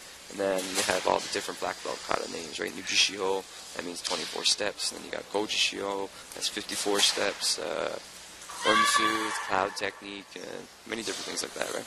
Yeah, it's very in-depth discipline. Yeah, like I said, karate is Japanese martial art, and Japanese culture is very disciplined. Everything they do, and from just the way they take the shoes off and walk through the door, everything's very disciplined, very focused, and has a purpose, and has intent to that purpose. And here we're showing another replay from Ring B. So this is Scott. Scott's from the Gander Dojo. This is the replay for him in Ring B on the mats.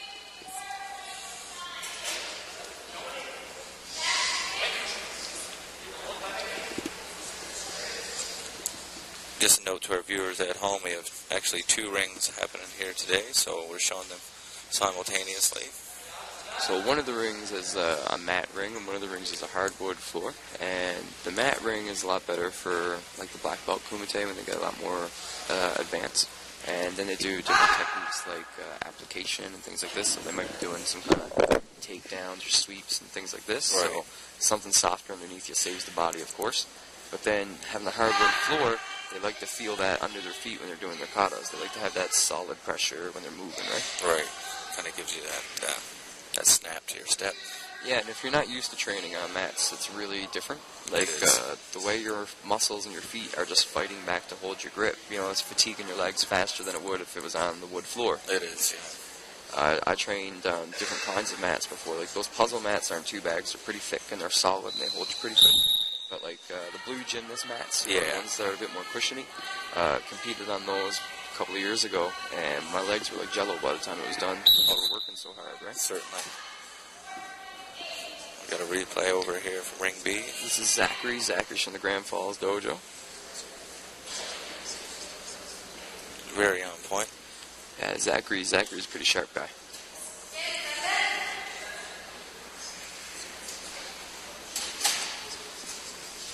This is Sophia, up in Ring B. The orange belt doing her kata right now.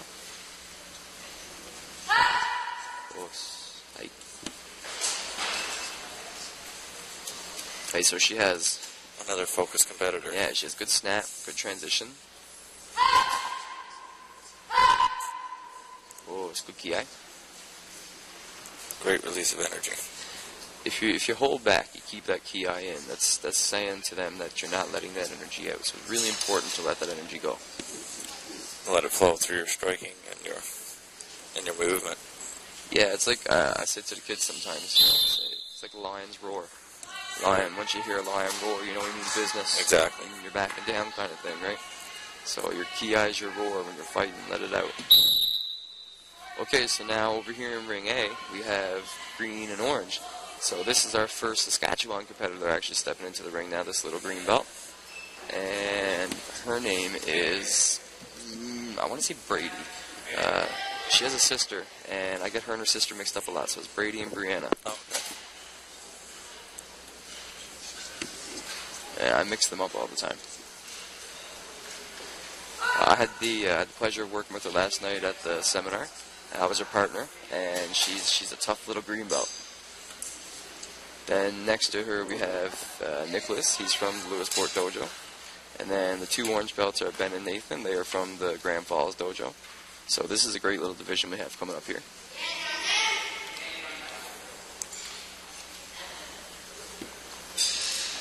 So your green belt is really your first advanced level belt. This is your checkpoint. This is where, you know, you're not just starting basic technique anymore. Now you're starting to dial it into different things.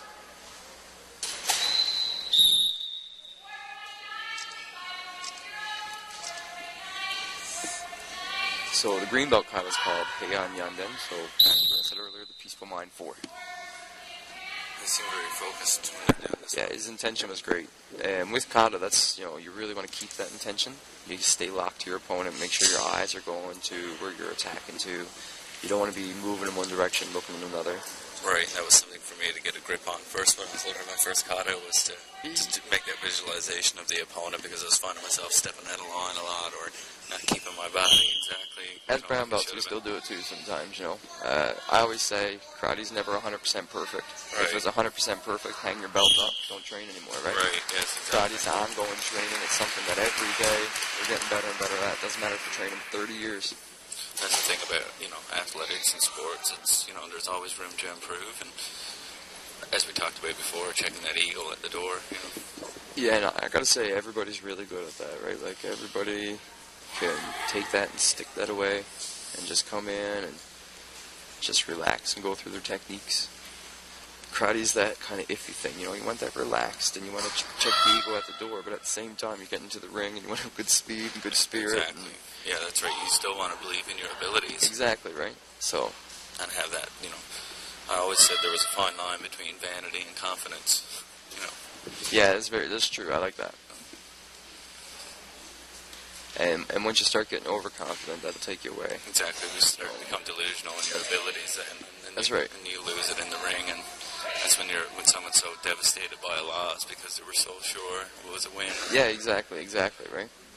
And like, as I compete, like I said earlier, I try not to think of it as winning and losing. Yes. I try to think of it as testing your skill versus the skill from another dojo. Right. Yeah. Making sure you're kind of all on that same level. Obviously, it's a good way to look at it, like as you're growing. Yeah, you know, exactly right. There's growth. Skills always developing. Yeah, it wasn't a complete waste of time, or it wasn't a loss of anything, because, you know, you learned something out of it and you walked away with.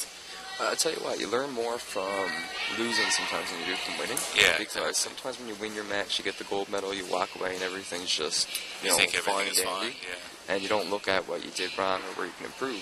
But she's a tough little girl. She is. She has big, strong ki, good power, good snap. Very Racers. Yeah, good pressure.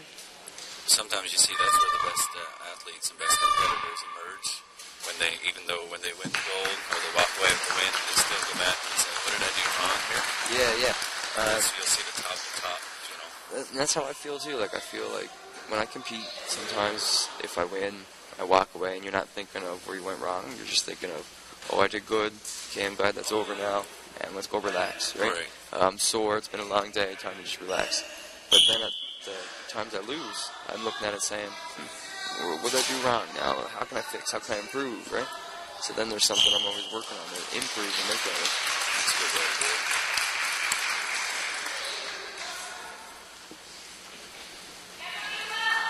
Now we have Nathan up. Nathan's from the Grand Falls Dojo.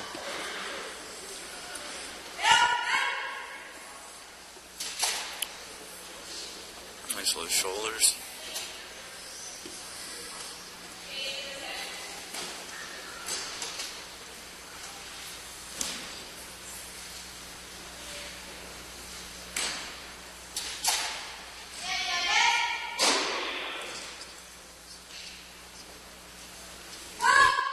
Nathan is a strong athlete. He has some back issues. He has some medical issues with his back after having surgeries and things like this. Yeah. So he has a lot of trouble with his back. So that kind of affects his karate a little bit too. But I guess it seems like he's adjusting his style too. Yeah, and for somebody, I gotta say, who's had these issues and stuff, he is doing amazing. He's keeping it all really good. He's keeping his stances. He has to modify the little things for himself to make it a little easier for him. For sure. Just so it doesn't, injure himself either, right? It's about being comfortable with your... Yeah, because, at the same time, when we say that this is your karate stance and this is how you should be, that doesn't mean that every single person can do that, right? Some people, Exactly. their knee might be too bad to hold that position. So they might have to modify it a little bit, making a shorter stance or standing up a little bit more.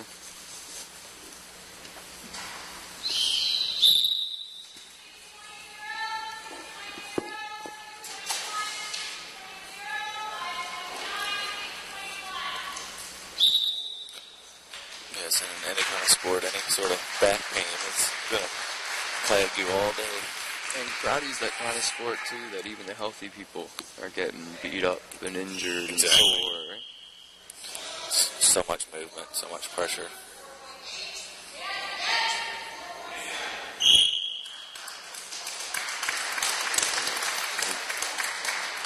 Over in Ring B, we have Paige. Paige is from the Grand Falls Dojo. She's up right now. She's doing her Heian Yanden. This is the green belt kata. She has great form. She's also a dancer. She does different types of dance, and I often find, going back to what we were talking about earlier with Bruce Lee and mixing things up in different styles, I often think too that a lot of dancers make really good martial artists. They do. Because it's a lot of similar movement that they're doing, a lot of similar body control, body dynamics, things like that, right? That's something, I don't know if you're a fan of the UFC, but Paige Van Zandt, she talks about often a lot. A competitor on Dancing with the Stars, and of course that skill is translated to the octagon. Well, the more comfortable you are on your feet, the better you'll be, right? For sure. So, if you're somebody who feels like your feet are awkward and they're always kind of stuck, then that's how you're going to be when you're moving. You're going to feel stuck. So if you're somebody who's got that nice, smooth feet, almost like skating, right? Like you want to have pressure where you're connected to the floor, but you still want to be nice and light where you can move free, right? So in the dancers, like I said, they tend to be able to move around a little swifter and stuff. Exactly. And have that, minimal movement with maximum effect. And control, right? Flexibility and things like this. Yeah, right? flexibility is huge for sure. It allows them to perform those high kicks and different kind of movements with their legs and their knees a little better. Yeah, and like even just going to a basic front stance, if you have stiff ankle, stiff knee, things like this, it's going to affect your stance, right? Yeah, you can kind of... So, even from ankle flexibility, right, to doing your back stances and your front stances.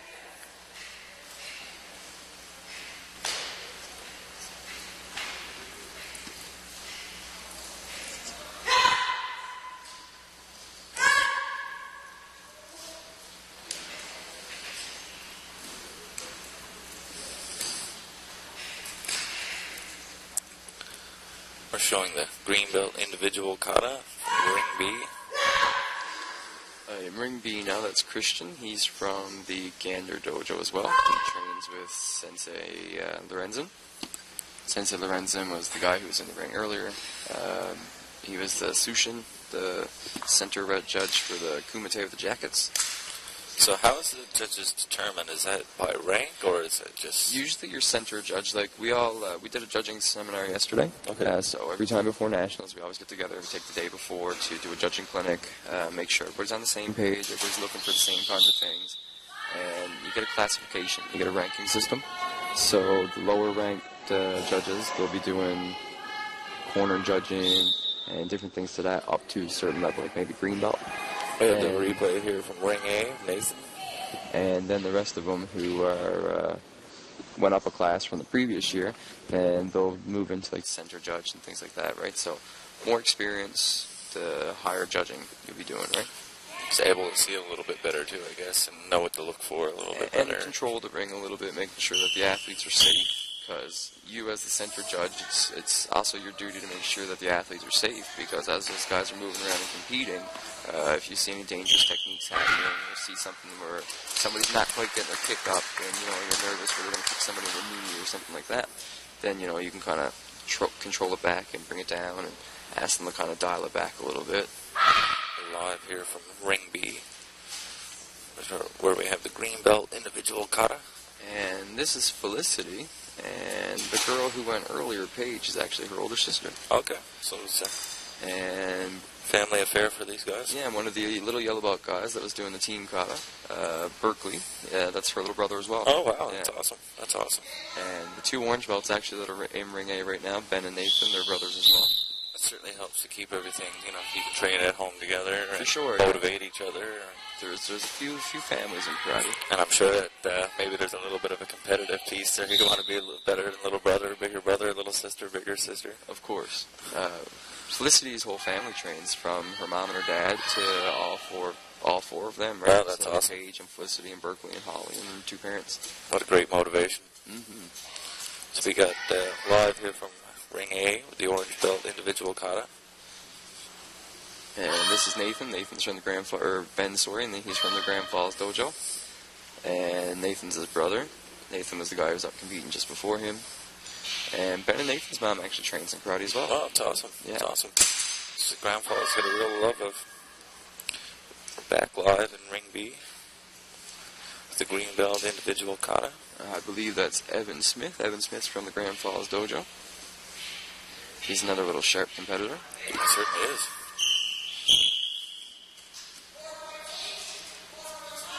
Certainly, they're all sharp competitors. Looking around, trying to find somebody who's not sharp now is going to be impossible. Yeah, it seems to be that. It's hard to judge some of these matches because, some of the katas are, very close, and you're looking for tiny detail to decide who's going to go that little step further, right? Right from the positioning of their feet to their knee alignment to their hips, their spine, to their head, right. Eye position. With athletes on this level, that can make all the difference that little bit. Yeah, right. So just small things, and like I said, if you're pretty much tying with somebody else, but the other guys, maybe his eyes was a little bit late, so those are the little deciding factors too, right? For sure. And that's all the stuff that we went over into the judging clinic yesterday. Make sure that everybody's aware of what we're looking for, and we're all on the same page with things.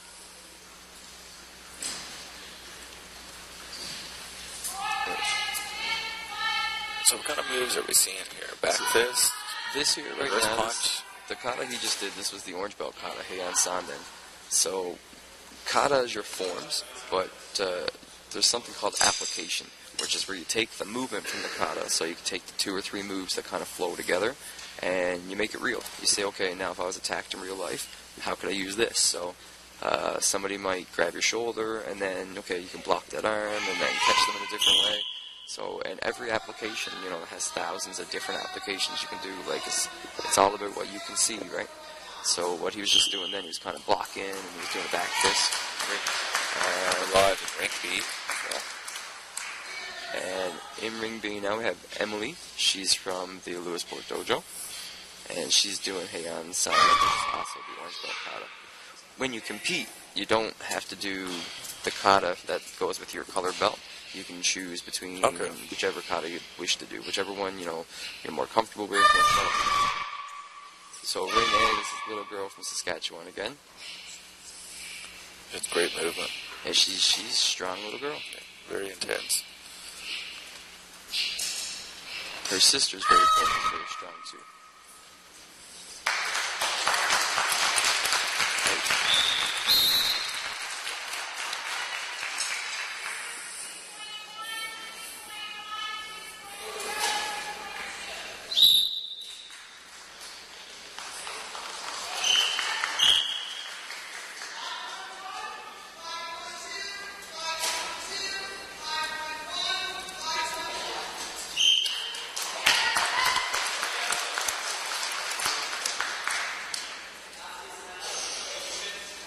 So that's the last of that one now. So the athletes are going to line up, and they're calling in all the judges, and then we're going to move on, I think, to Kumite before we give out the medals. Okay. I don't think there are any team events for this one. No, I don't think there's any team for this one. No, I don't think there's any team. There might be one, but they might go into the next division with the other group.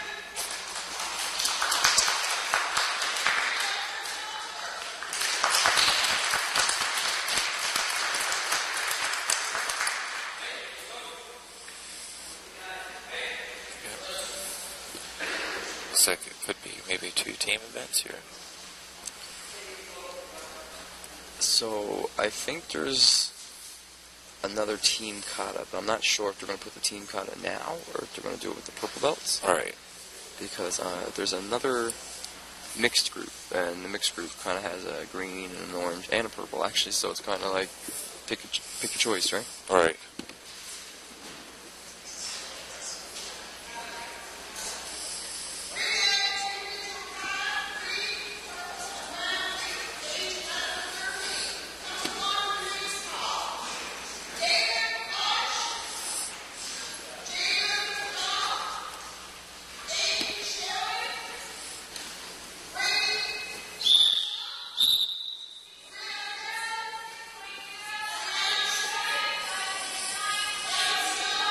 So now we have another Saskatchewan competitor coming into Ring A, the brown belt, and she's the older sister of the little green belt.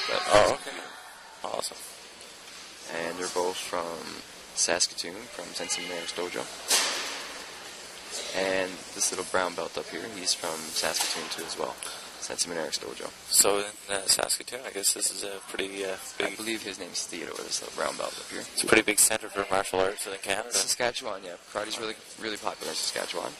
They have a big dojo up there, lots of athletes. Live on Ring B. In Saskatchewan, there's even some of the guys here, like Bryce and Don, and they have their own clubs in Saskatchewan as well. Okay. So in Saskatchewan, there's a few different clubs. There's, like I said, Don has his, Bryce has his, Sensei Minera has his, and then there's other ones in joining communities. Okay. Yeah, I believe there's one in Regina with, I want to say with Basil. Seems to be quite popular in that area. Karate was something that back in the 80s, when the first Karate Kid movie kind of came out, right? Karate was really big back then, right? It Like took almost off. everybody was doing karate. But karate became one of those things now that MMA, UFC, things like that kind of took over the scene a little bit more. Yeah, guys like Stephen Wonderboy Thompson, Loda, Machida, these kind of guys. Yeah, and now jiu-jitsu is a big popular martial art, right? So Right. the traditional karate kind of dialed back a little bit. But recently now you see a spike again, right? Yeah, a lot another more resurgence. traditional martial artists coming in. Like you said, even in UFC, there's Shotokan black belts. Exactly. And we're recently joined by Sanya again. Welcome back, Sanya. Well, hello. I just had to do some judging. Yeah, you did a fantastic job. Why, thank you. But this is going to be a big group. This is a huge division. We've got, what do we got? 3, 6, 9, 12. That's a big group. Yeah, it's Two really brown. Ooh, yeah, great. Yeah, it's a really good group. There's some really sharp athletes here. You'll see the quality of the katas go. So what way are we up. going to see here now? What kind of event is this going to be? Is this going to be a team event or No, this is just No, this is individual. gonna be kata just first. individual and then katas? This, I believe, is the That's last. the individual katas for the purple belts.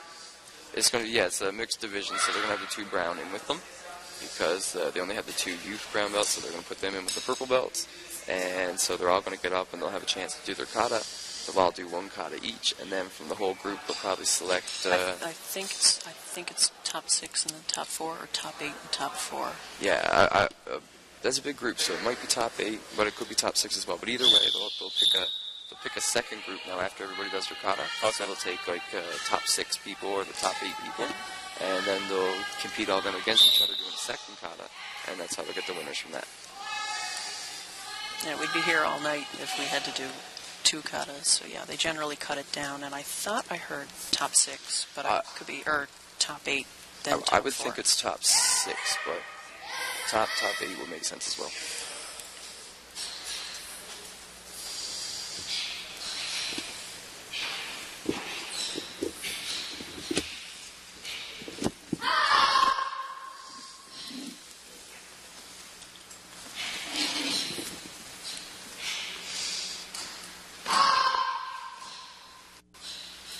Great leap in the air. Oh yeah, that's well. This is Hyun Godan. He's doing it. It's the first kata that there's a jump in, and it is a real challenge of your ability to be able to land it. And a couple of the girls that I train with, particularly Maria Pinson, she naturally just boom like glue hits the floor, and that's what you're looking for. I don't know if Alan was talking about it, but with pressure to the ground. And this is a big check when you see it, because you see people, they do the jump, and if they bounce up or sometimes lose their balance, they're not getting the pressure. Okay. So that's one of the big that you see in that kata. Got a replay here from Ring B. Yeah, form going up, form coming down seems to be crucial to the execution of that move. Yeah. Yeah, the jumping behind Godan is one of the big ones that you see. Yeah, I love the flow of it. It certainly moves into the whole kata. Yeah, it's a great kata, but the jump, when you land the jump, it's a hard balance point. Yeah. Just saying that Maria is really good at the jump. The trick is with the jump is you got to hit the floor with breath. If you hold your breath, you're going to bounce, and you're going to fall over. But when you let your air out, you stick.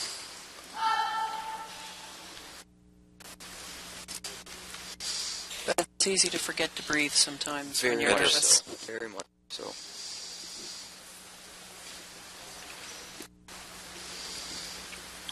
I've done intakatas without breathing once. Yeah, it's not hard to do it. That was something for me to get adjusted, because still different types of breath I wanted to throw out on every strike, but it was having that flow of breath, right? Yeah. You know, that focused breath, rather than just always trying to push it out in a violent manner, you know, keep it steady. I used to have this bad habit of over-breathing, but when I'd over-breathe, these funny-shaped lips, right, and I forced my breath a lot. So I remember during drinks, what are you doing? And I could catch myself. I was like a whole year, just every time I go to breathe, shape, and I'd have to fix it, and it took a long time until it broke. Discipline yourself, too.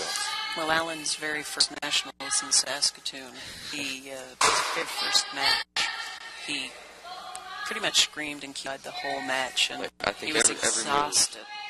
Every move, I think You scared them off, Alan? they always say, right, like, if you score perfect technique and you don't have a key eye behind it, then it might not score perfect. Right. So I said, I'm making sure that whatever technique I throw, I'm going to try to get the key eye behind it, so if it gets in, I can score the point. So I key-eyed way too much, exhausted myself within the first, 10 seconds of my match. The matches last 90 seconds. Okay. I went the whole 90 seconds, neither one of us scored a point. Oh, I wow. had to go a whole another 90 seconds, and overtime, still never scored a point. So a solid 3 minutes of fighting and screaming my head off. And when it came down to it, I was tired. I was toast after that. I was done. Yeah, you don't realize how much energy that's burning when you're doing that. You just think that's a part of being the athlete and You think, making noise doesn't fatigue you, but, it does. It beats you out. Because what it is at the end of the day, as we discussed, is that release of energy, right? It is, and at the same time, a lot of your breath is going with it. So you want that breath to help keep you up too, right? Once you let all the breath go, then you kind of get exhausted as well. Yeah, and the adrenaline you get when you're fighting can usually drain your energy pretty fast. Throw it off. throw off your breathing too, no doubt. Yeah, within like the first 10 seconds of your match, you know, you feel like you've been fighting for 10 minutes. Some intensity here from our that's brown belt competitor. Brianna This Birdsall? is Brianna, yeah, Brady's little sister, I think. Or, Wow. Is it the other way around? I don't know. I always mix the two up. Look at that intensity. Yeah, it is. Look at that key eye. No. She's a force to be reckoned with. I've seen her compete before. Yeah, she's a tough little girl. Excellent at kumite as well. But you see how quiet it got here. Right. Like she commanded attention. She took the ring over, yeah. And that's how you want to be as a martial artist, right? You want to grab the attention of the whole room. You want all eyes on you. You want to pull them right in, right?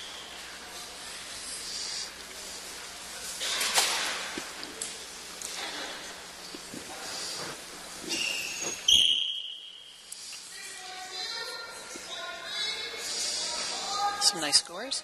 Right. Great scoring.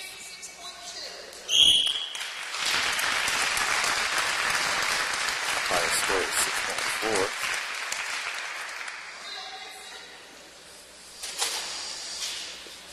6.4. This is Maria Pinsent. This is Michael Pinsent's little sister. Okay. So Michael is one of the black belts.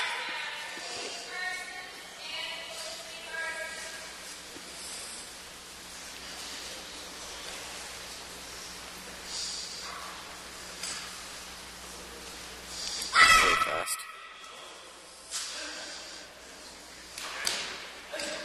Hey, Great form.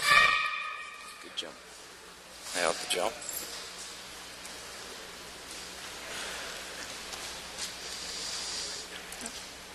Back to her line, Oh, which is always good. Not bad.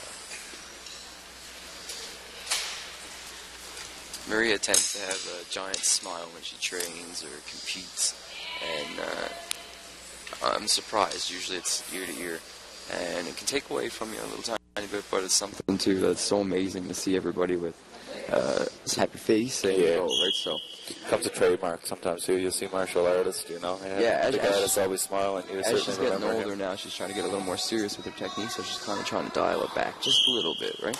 But Live she at a just ring B. naturally shuts her heavy pace, right?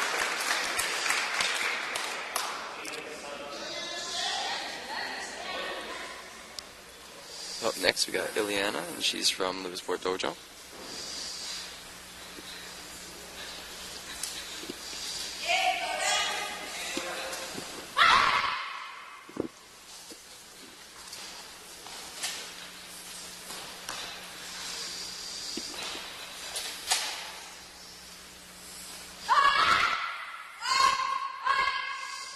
Oh, we got sisters competing against each other in the other ring.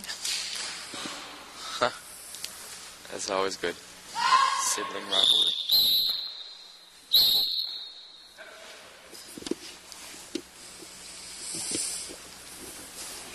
Did you see me when I was running over to the athletes earlier and I got my foot Tripped? caught my hakama? Yeah. That was a good save.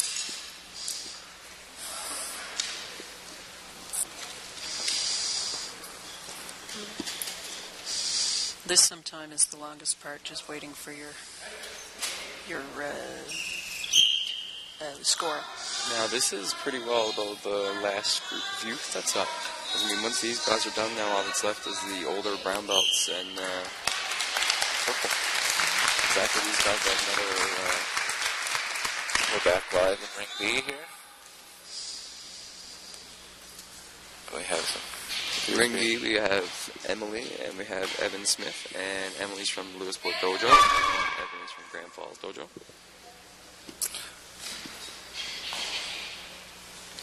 So for the viewers at home who are probably wondering what a dojo might be, a dojo is your place where you train, so it's your classroom, your school. And then ring A, we got Emma Snow. Emma Snow is from the Grand Falls Dojo. She's a pretty solid girl. She's competing very well. She's very strong. And Pretty solid when she starts moving. Okay, we're in replay on ring A. And Emma was in Poland back in October as well. Yeah. Oh, She competed over there at the Worlds. Awesome, awesome. Her and Aiden Sheridan. Aiden Sheridan did as well, yeah. Yeah. He's also in this division now, so he'll be up very shortly. No, Okay. he actually has already done was this already up. kata. Oh, It was a sorry very, about that. very solid kata. Oh, he'll be back.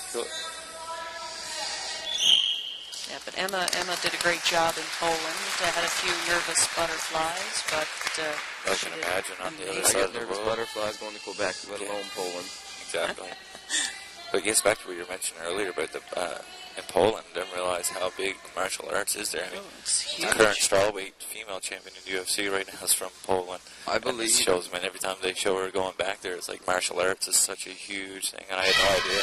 Not 100% sure, but I believe, what was it they had for their team? They had like 100 plus, 200 plus team members in there.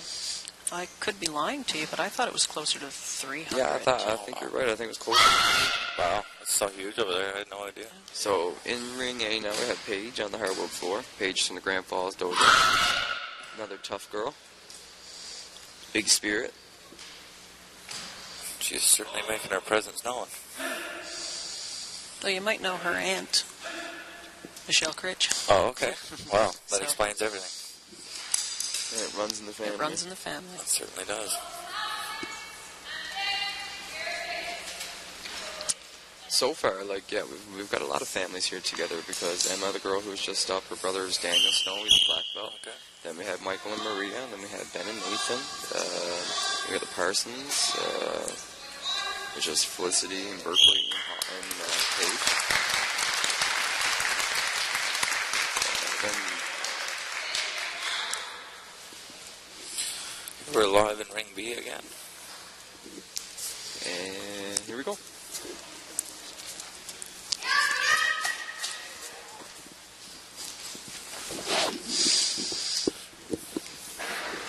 Ooh. Logan with a nice punch there. Right, so this is Logan in ring B on the colored mats. He's from the Grand Falls Dojo as well.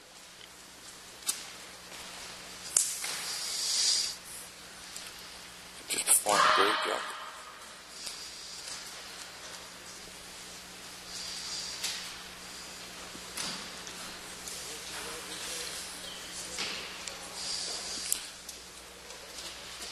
Okay, we're going to roll the replay here now from Ring A.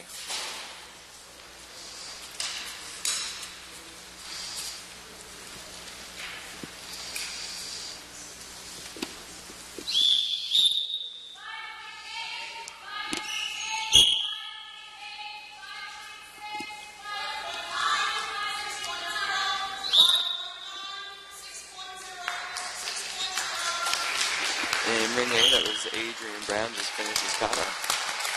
And he trains in the Grand Falls Dojo as well. Luke Healy's up now. He's also from the Grand Falls Dojo. In ring B, we have Jared Hicks Copley. He's from Lewisport, but he trains in the Grand Falls Dojo. Okay. He's also traveled around with us in previous years to other nationals. Great form as well.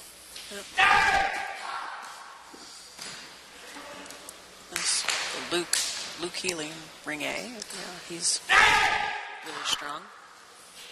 Luke's been around for as long as I can remember, too. I think he started training when he was 4 or 5. So Luke is performing his purple belt kata here. That was his purple belt kata, yep, hand golden, which is Peaceful Mind number 5. Sounds like a soundtrack to take to the beach with you. Until everyone starts screaming. Until the kiosks come in, yeah. Yeah. Of course, yeah. One of those soft ocean waves at night, you know, to go to sleep to, and you hear the big kiosk. We're on the replay on Ring B here. And that's Jared. Right, Jared. Really nice, strong kata. Right.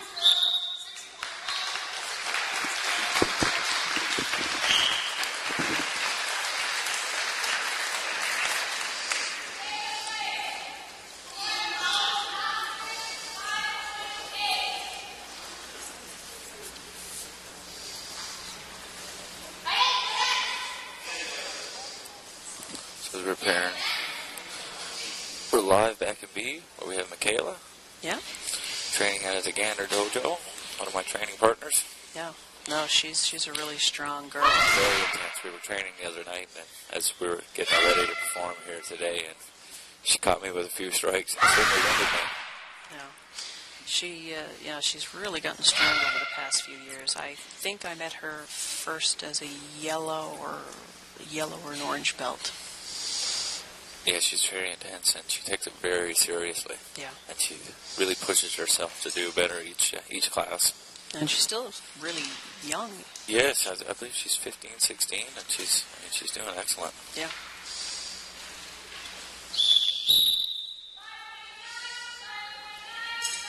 A strong showing from Michaela. Yeah, good marks.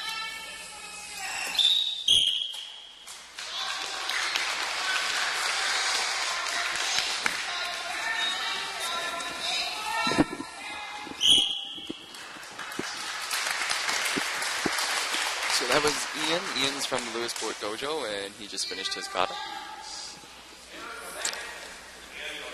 So guys, actually, I'm going to take a little break now, because I'm going to go get ready for my competition and for my demonstration that I have to do.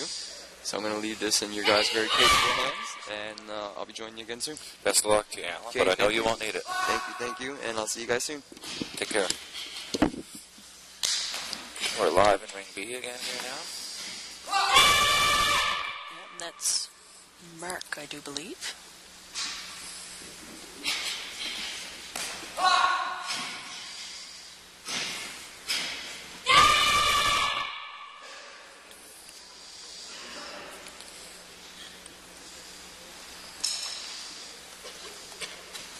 A strong ki. Yeah. We can show the replay here on Ring A. And I forget his name, but he's from Theodore. Yeah, he's from the Saskatoon Dojo. I've seen him compete. He's very strong. It seems like he's very in tune with the movement and with the breathing. Yeah, very strong. Very strong athlete. Saskatoon has a... Yeah, it seems to be so. It's one of the most surprising things I'm learning here today, because you think about it, of course, all you're thinking is farm. Yeah. And, such a strong culture of martial arts up there. Yeah. I've been training or competing against some of the Saskatoon athletes since 2008, and yeah, there's always a solid group of competitors.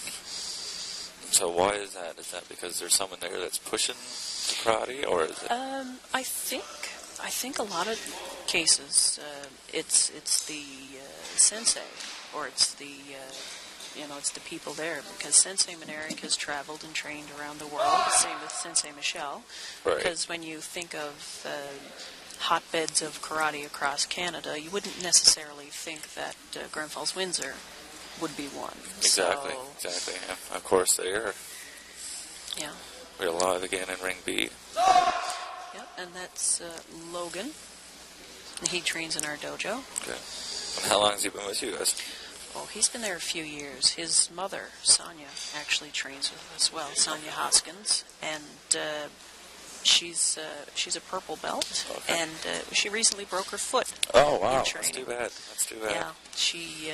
She had planned on, performing here today, or? I'm not sure. I don't think so, but she recently accidentally kicked someone and broke one of the bones in the top of her foot. Sometimes it's just about that way you connect. It doesn't take much. Yeah. Oh, it's you hear over the years, I'm sure that we could all tell fun stories of different injuries that we've had, and it's sometimes, I've been hit really, really hard before, and you think that, oh no, I'm injured and you're fine, and then other times you barely get touched and you break a finger or get a bloody nose or a busted lip, so it's kind of funny sometimes how the injuries go. So, I mean, how do you protect yourself from that? What are you thinking when you're going in? Is that a main focus, protect myself from injury here, or is it something that just comes with the territory? Well, it's I often joke and tell the kids it's not knitting. Right. So there's a certain level of potential for injury because we're a non-contact martial art. But when you're throwing a punch with maximum force and power to a moving target, there is always a chance that your target could shift in exactly at that moment. So we wear, we have mouth guards, and at the international level, women wear chest protectors, and the men wear groin protection. Yes, So, yeah. but the younger belts, they tend to get worried about getting hit. The higher up, you kind of learn how to protect your face. And Right. if you get thinking too much, Sensei Michelle likes to say paralysis by analysis. Yes, exactly. So you just have to trust your training sometimes, keep your hands up, and you get hit. Let it flow out of you, Yeah. yeah. And that's what you can expect too. And that was something for Yeah. me over the years, doing different disciplines of combat, boxing, kickboxing, or whatever. It was breaking that blink when the strike's coming at you, right? It was Yeah. getting past that part of it and not being scared of the strike, so you're still focused on a counter or... Yeah. And adrenaline kicks in, and my very first competition in 2008, they stopped the match, and they had a doctor stop, and I thought, I didn't hit her, and next thing I know, the doctor's coming out to me and asking if my nose is okay. I'm like, okay? And they're like, you just got hit. Did I? So, Right, the adrenaline. You don't yeah. even...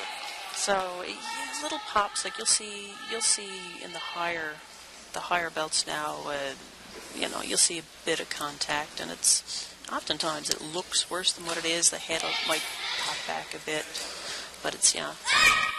So with us, I mean, are you losing major points here if a strong contact is made? I mean, how do they determine what was too intentional and or a consequence of the fighting? Well, we have there's different categories. There's stationary, moving in or moving back. So they're rated A, B, and C. And then if there's a hit, we have doctors here. So the doctors will talk to the athlete, assess it, and determine if it was incidental, minor, moderate, or heavy contact. And so then, based on the combination, you can either award a point, because if... A replay on B here. Oh, that's Michaela again. But, yeah, depending on if an athlete's moving in and you have good control and they get lightly hit, it can be a point. But in an instance where an athlete is moving backwards and they get struck hard, that can actually be a penalty, ranging from a warning to awarding points to the other competitor, actually forfeiting the match, to getting kicked out. Yeah. And the most severe one we have is actually you have to be escorted from the arena. Wow. I've never seen that. I've never actually heard of it. But it is in the books. It is in the books. Yeah, so the different levels. Yeah, the most severe one that you can get is you're actually escorted from... I guess that would be reserved for someone who was really trying to hurt somebody. Yeah, and I've only ever seen once, and it was even in another country, that there was one competitor, and it seemed like he wanted to hurt someone. But you'll see when the fighting starts. There could be a hit here or there, and athletes afterwards will hug and smile and... Well, I mean, like you said earlier, it's not knitting, so you have to come in with the expectation that this is going to happen. And yeah, and so we have a great group of athletes. I've seen everyone here compete before, and everyone is just genuinely interested in this sport. No one wants to hurt anyone. For sure, yeah. It's about, I like the sportsman side of it. Yeah. It's how everyone's the sportsmanship. Yeah, and I remember when I was first starting, I was thinking, how can you not get upset when someone hits you? Yes, exactly. It's kind of hard to put that out of your mind, but... Yeah. Now, Brianna in Ring A, this is actually a black belt kata called Impy. She's well ahead of her years. Yeah.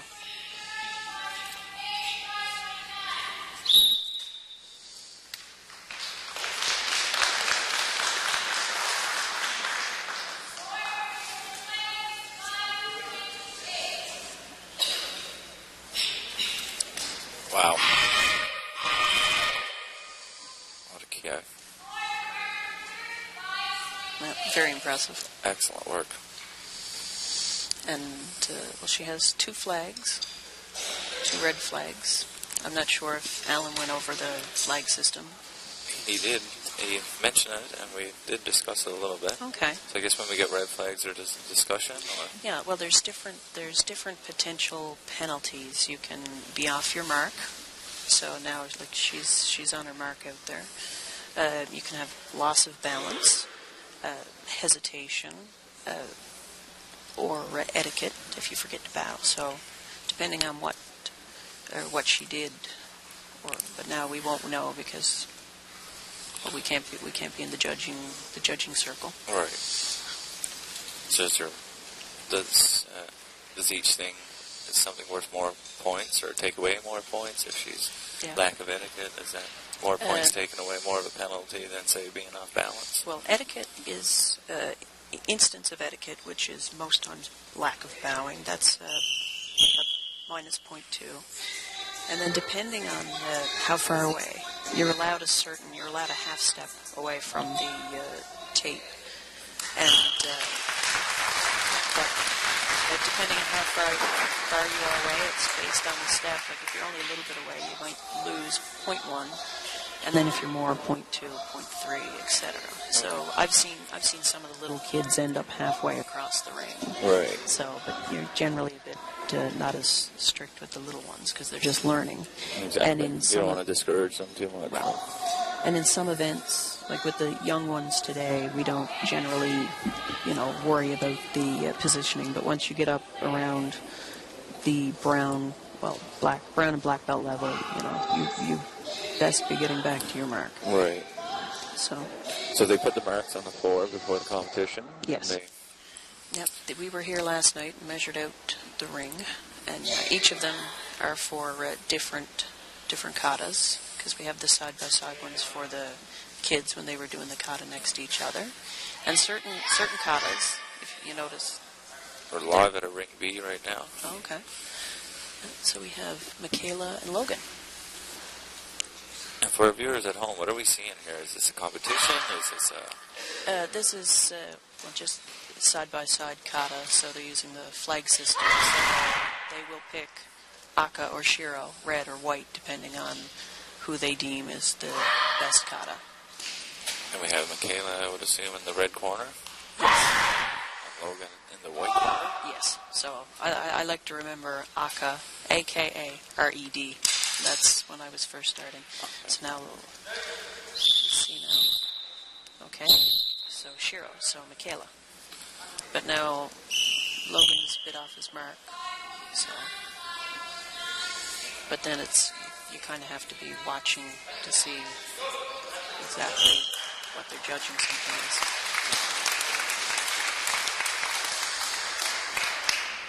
And forgetting to bow, myself and Alan, we can tell stories. I was at a competition years ago, did a great kata, I thought, felt good about it, and all red flags came up, and after the fact, Sensei Michelle came up and tapped me on the back and said, "You forgot to bow." Wow. Oh.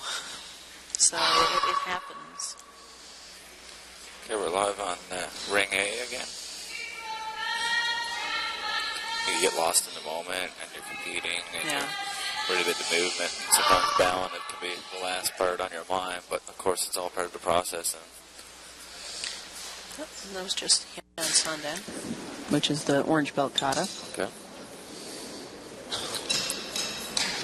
Red flags. So for our viewers at home, at the orange belt, that's usually the third ranking in the karate system. Yep. And how long does it typically take to get to that point, to an orange belt? It generally depends. For adults, roughly, if you're training regularly, it takes about 6 months on average. So we usually do gradings twice a year. Okay. So if you're training regularly and doing good, roughly for the lower belts, you can get through in about 6 months. For the kids, generally depending on their age, Sensei will sometimes recommend waiting a year. Right. So they're completely comfortable with Yeah. they're able to execute the moves, I guess, with the most efficiency. And so now, our former commentator is getting ready to compete in Ring B. We're live from Ring B. Oh, so this is Andrew Harbin. He trains with us at the Grand Falls Windsor Dojo. Okay. He's sometimes our medic in some of our provincial competitions.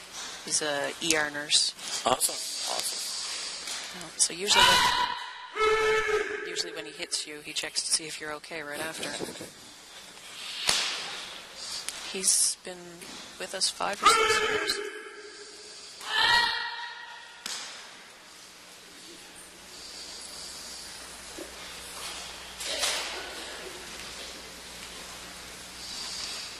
And he was performing the purple belt. Yep, yeah, on Godan. Okay, we got a replay on ring A here. Oh, and that's Hayden Sheridan. He also went to Poland with us. Wow, it's awesome. Yeah. I guess a trip like that really helps you as an athlete and as a competitor.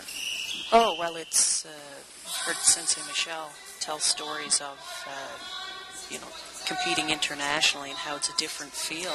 And at the Torun Arena in Krakow, it had a holding capacity of about 20,000 people. Wow. And it was pretty full. That's unreal. Yeah. And in my division, I think there was about 40 athletes. So it was a big Stiff competition for sure. Yeah. Now it's ring A, where we have Theodore again. Yeah. And Alan, of course, is B. Yep. He's commentating with us earlier. Oh, he's a strong competitor.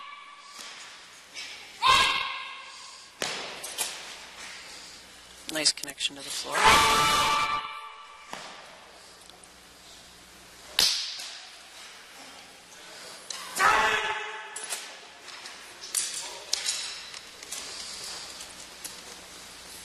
We have a replay in ring B of our commentator earlier, Alan.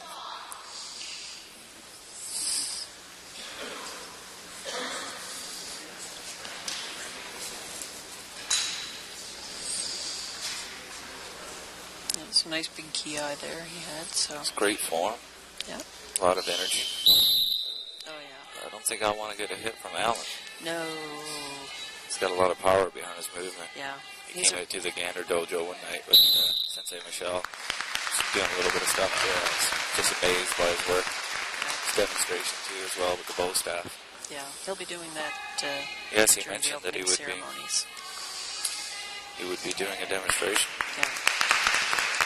Yeah, he's a really good fighter too. Yeah, it seems like his mind and his body is in the right place. And as we were discussing with him earlier, is that balance between the both, right? The mentality and the physicality of it. Well, he's a big fan of kicking. Yes, so it seems. So it seems. I've been kicked many times by him, so I know this.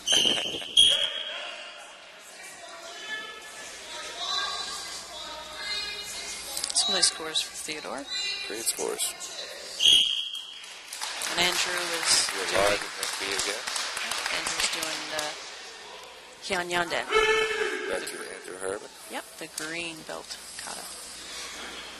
So we're seeing several different katas from some athletes here today. Yeah. So it's generally, the Q ranks or the colored belts that for the most part stick with the Heian katas, and some of the brown belts, sometimes you'll see them do a black belt kata. Okay. And then, well, with the black belt, black belt division, there are a lot more to choose from, but there tends to be certain katas that athletes tend to gravitate towards. Right.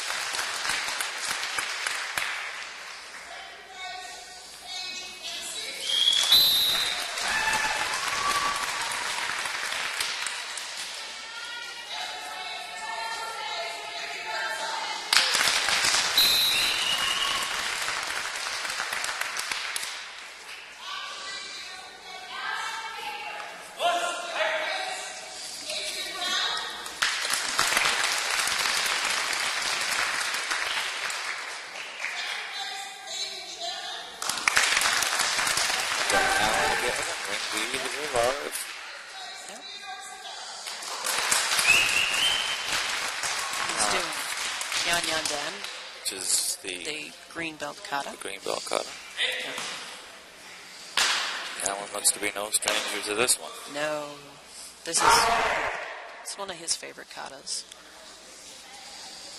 Good kiak. Yeah. Hey guys. The second GI point right there. It's a very fun one. You're pretty much grabbing someone and imagining that's your knee in their face. It's the intensity certainly comes with that one. Yeah.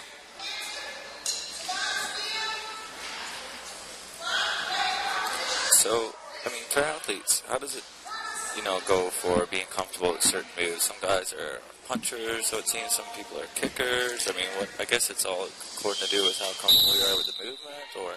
Well, it's sometimes some people are just naturally a bit tighter in the hips or this and that. Sometimes makes kicks a bit harder. So you'll see some people who just naturally like kicks and like kicking to the face sometimes, or right, high kick, low kick. A lot of the competitors, like in Ring A now, we've got Daniel Snow. He has an excellent spinning back kick. Okay. And I've been kicked by him many times too. So it seems like the younger ones generally like the higher kicks, and I tend to stay away from them because I keep getting caught. Yes, yeah, for sure. Yeah, if you're throwing out at the national and world level, if you're going to throw a kick, you better be darn well sure you can do it fast enough. Exactly, and that's the thing about how I'm kind of training, because I like to throw high kicks, and I like to do that, but the focus is on now is getting them fast enough and getting that leg back in, getting that knee back in and getting it to the floor again, or... Yeah, because it's neat to be able to kick high, but, if you're not doing it fast enough or with enough power, if it's caught, you're in trouble. That can end badly. Yeah. You get a more advanced student, they'll grab your leg and you're down on the ground. For sure. And you'll probably see it in the black belt men's division more than anything else. And they call it tento. Okay. So when you get knocked over or swept. So what are we seeing here now? These guys warming up, or are they? Yeah, they're just Ring A. They're just warming up, getting ready. So we have a few athletes from Grand Falls and a few from Saskatoon and Lewisport, and I think one from Gander.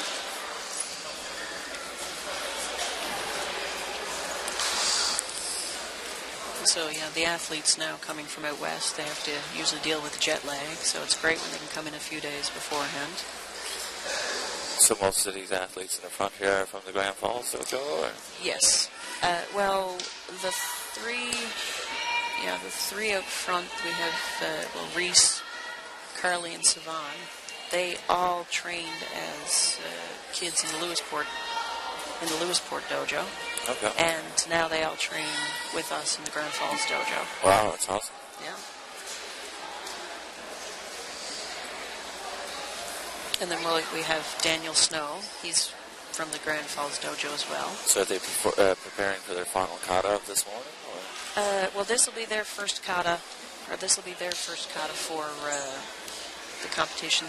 These guys will do 2 katas as well. Okay.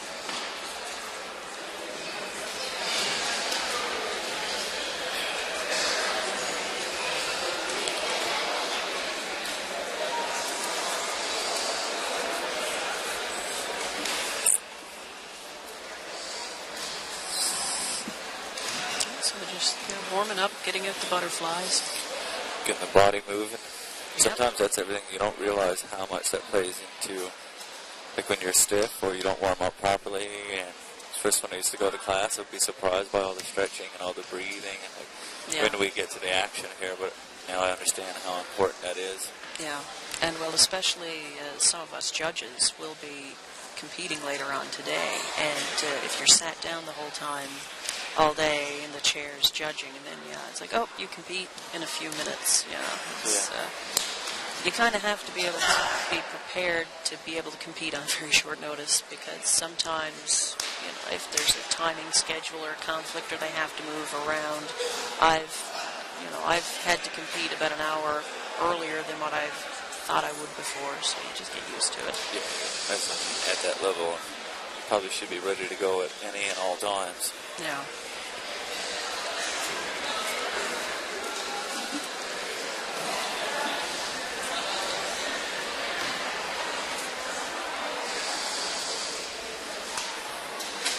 So what are we going to be seeing from these guys? Brown belt? I see just from watching them warm up, there's a few brown belt katas, a couple black belt katas. Curtis, I forget Curtis's last name. He's from Saskatoon. He's out there warming up. MP. Daniel does unsu, and that has the 360-degree jump in the air. And landing on your hands, or you're pretty much almost in a kind of a quasi push-up position with one leg forward. So that's his kata that he's been working on. It's gonna be a fun one. Oh yeah. Oh, he's warming up Nijushiho there right now. That's another black belt kata.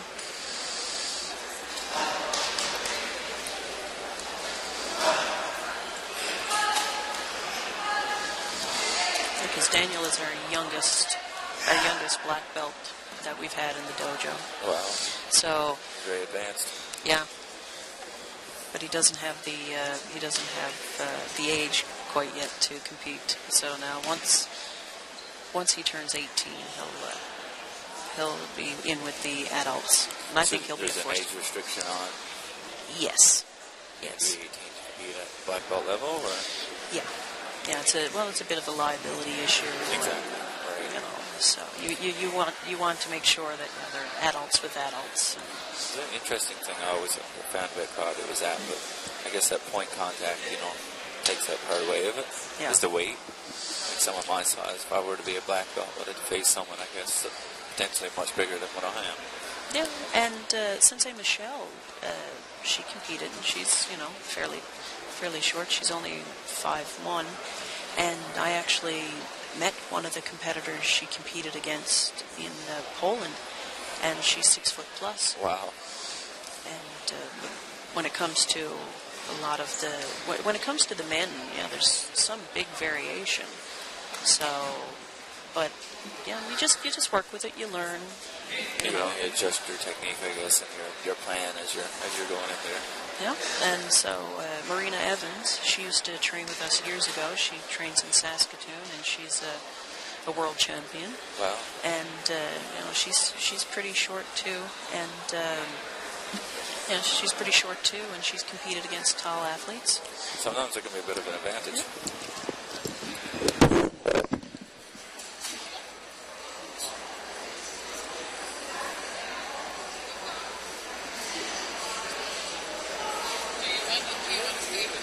Sonia has left us now to go and join her judging duties.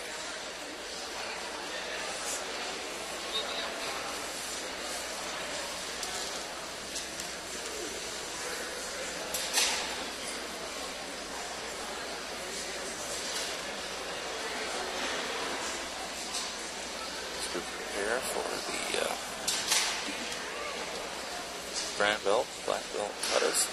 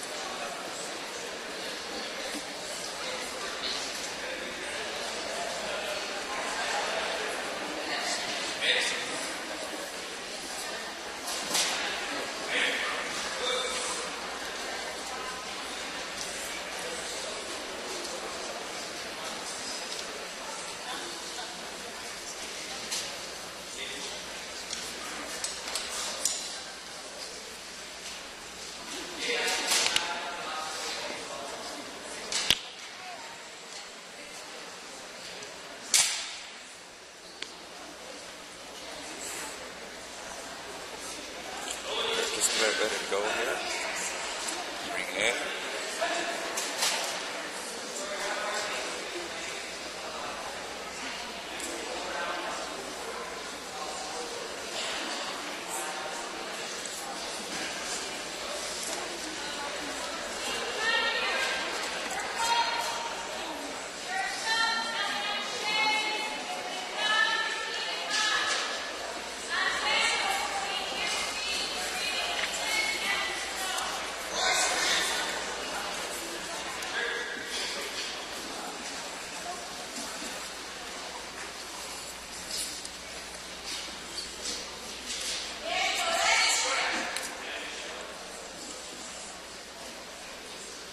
Okay, we're live in Ring B for synchronization team event.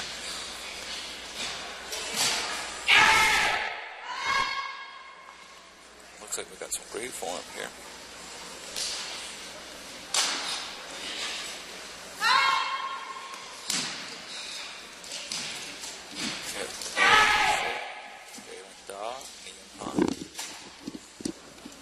And we are joined again by Alan, who had just performed his kata. Hey everybody. You did an excellent job, Alan. Thank you, thank you. It's great work. Very, very intense.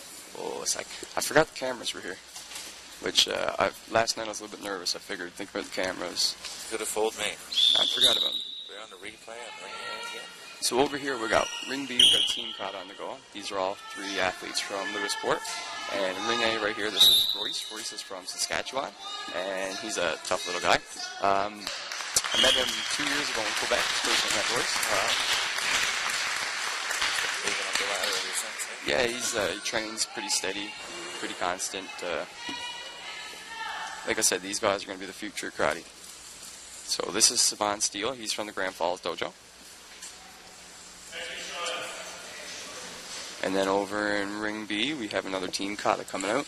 And this is Maria, Paige, and Emma. And these 3 are from the Grand Falls Windsor Dojo. Great movement by these guys. Oh. Check. These 3, they work together a lot, so they have a lot of similar movements anyway. Right. Does that help for a team event like this? Yeah, it do. Especially, like I said, the more time these guys put together, the more they move together, blends in together. What would you say would be the hardest part of getting in sync with everyone else? Is it the jump? Is it the jump is definitely for Godan. Like every kata will have its own tough spot. But in Heian Godan, right now it's a little bit different because you have all the spectators around watching. But in a more quiet situation, you got a replay on Ring A here. You can hear the different landings of all the feet. So you hear like a pop, pop, pop, and you want to try to get that one solid pop instead of the different sounds. Right. So those things are something to watch out for. That's an interesting.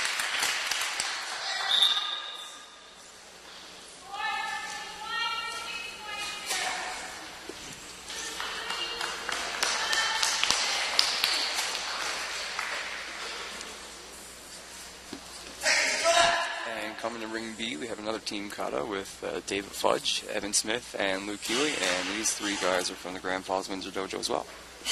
We're live in Ring A.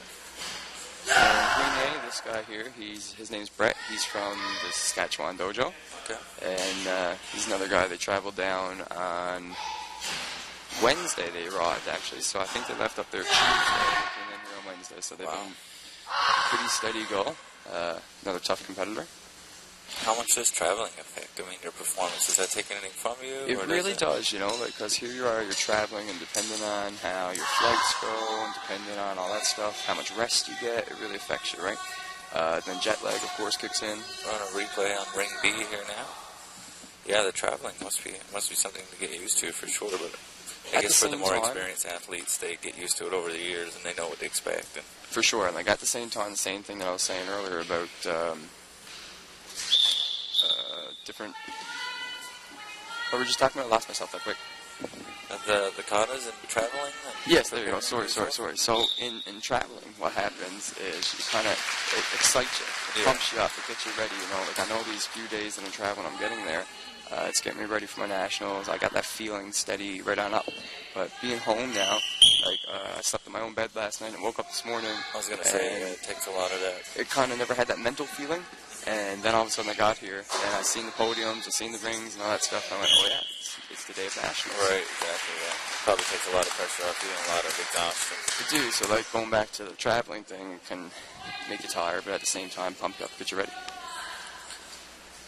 And again, that balance of... Balance is key word, It right? is, yeah, it is with everything in here.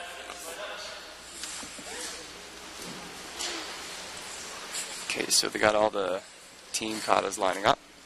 So we're live in A. We have Dan. This is Reese, Oh, Reese. here now in Ring A. Reese is from Lewisport, but also trains in Grand Falls Dojo. Okay, he's He's a tough competitor, too. doing his brown belt kata. This year, actually, this is the second purple belt kata called Teki Shoden. Okay. So, like I was saying earlier, how some athletes, they don't always necessarily do the color belt kata, like change it up. Some will do a lower kata, some might even do a little higher kata. Right. Kata goes on a feeling, right? So, you pick a kata that you give yourself a good feeling for, and it works well with your body.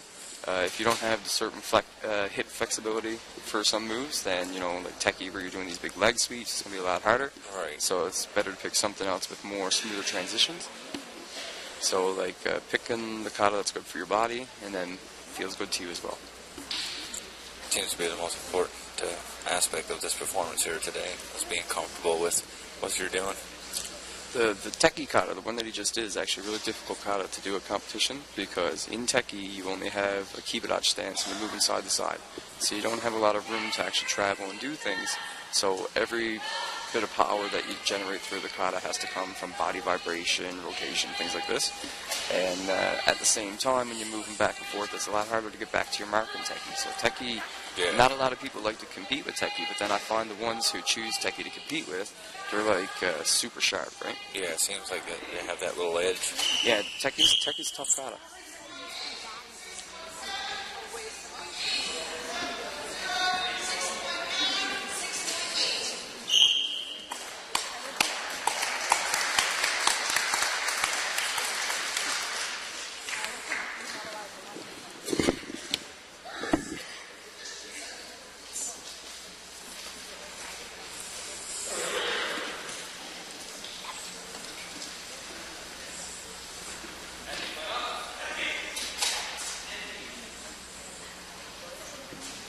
We are live in Ring A.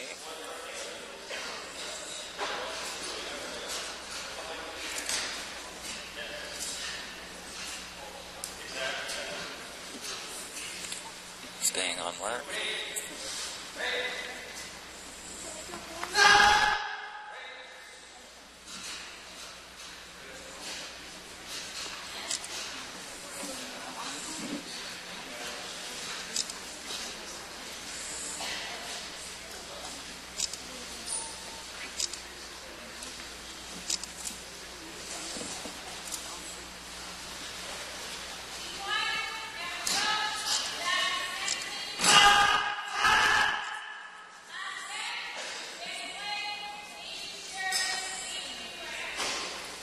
Battle.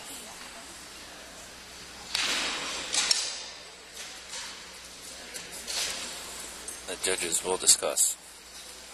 Red flag.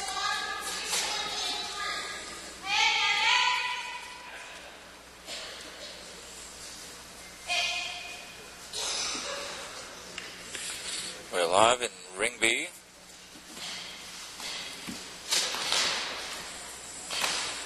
We have team synchronization.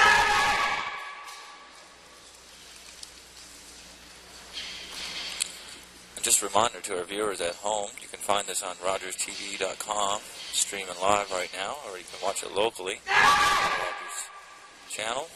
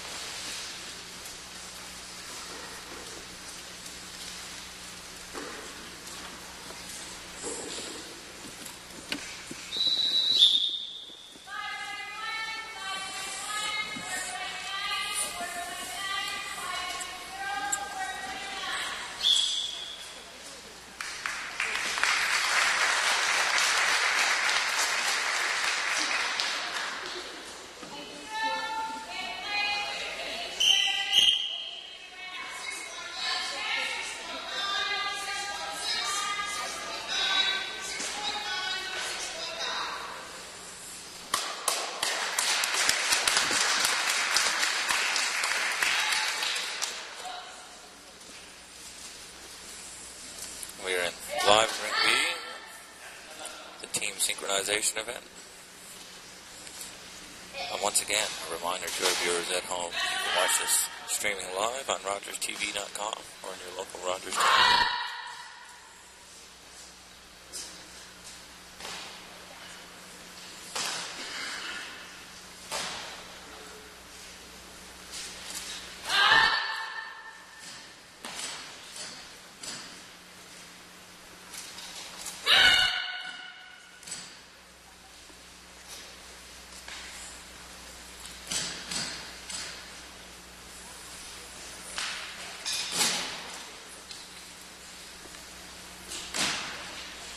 We're going through a replay from Ring A.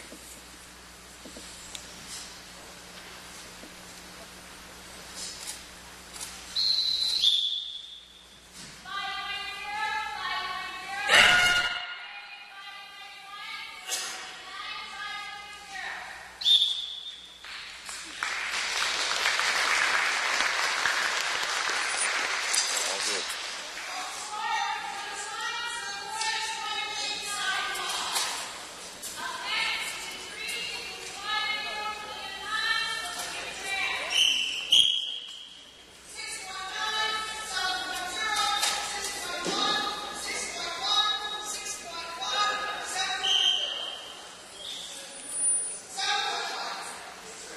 The score is 7-1.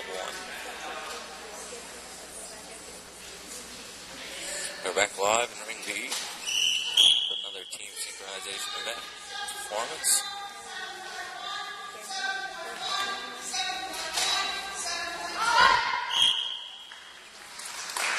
So much skill and discipline on display here today.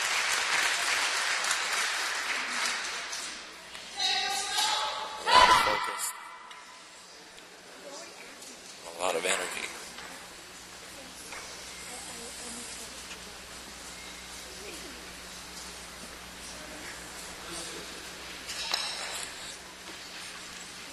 We are live once again from Ring A for individual katas.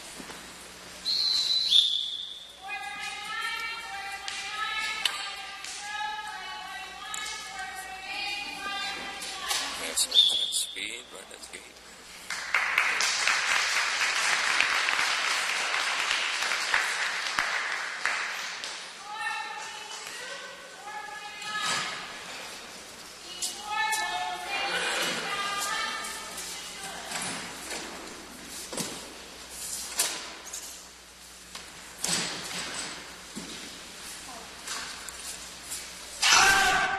Focus.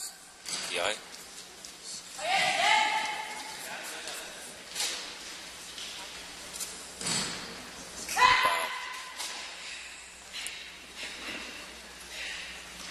Wow.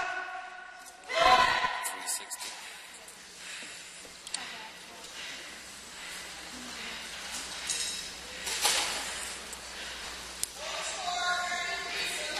Judges discussion in A.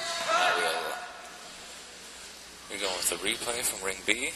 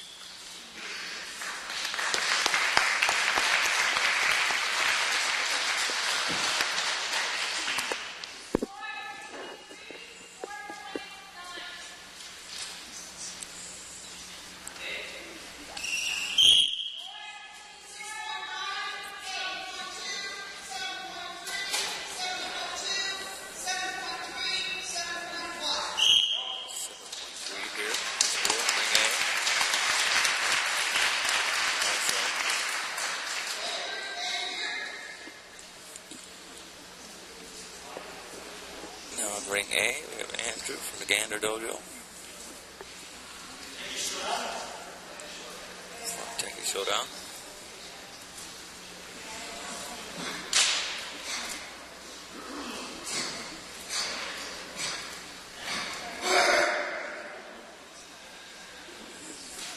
Intense movement here from Andrew.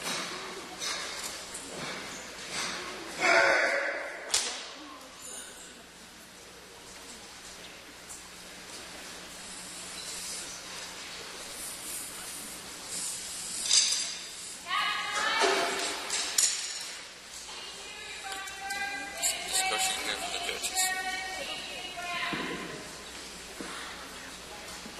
before giving the score to Andrew.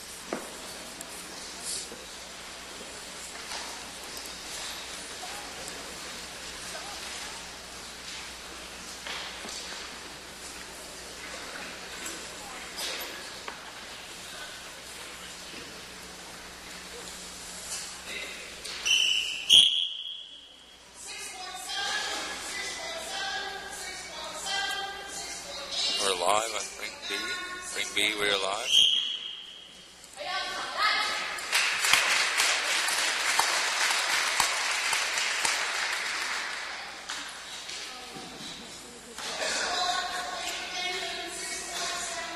With synchronization event here in Ring B.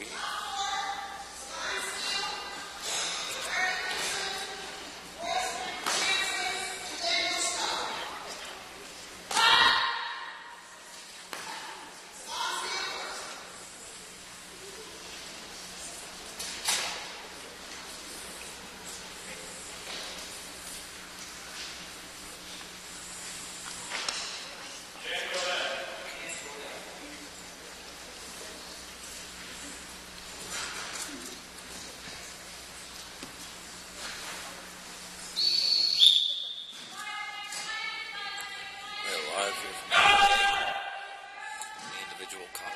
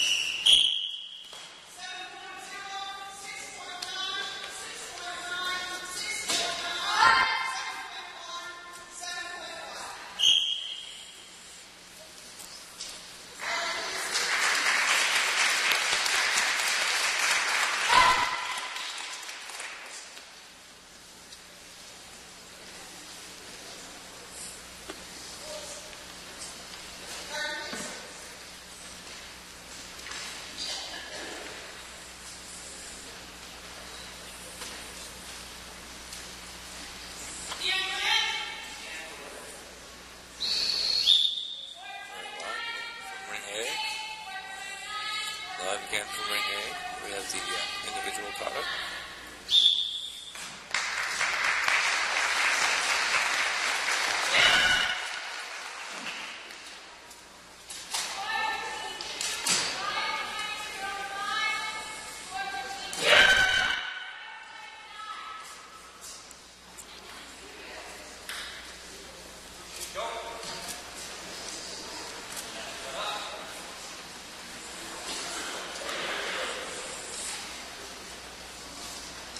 Looks like there's going to be some judges' discussion in Ring A.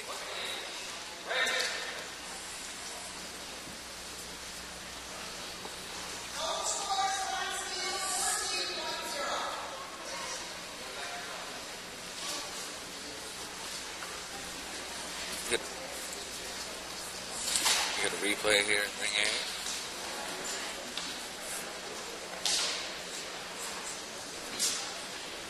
Of the individual kata.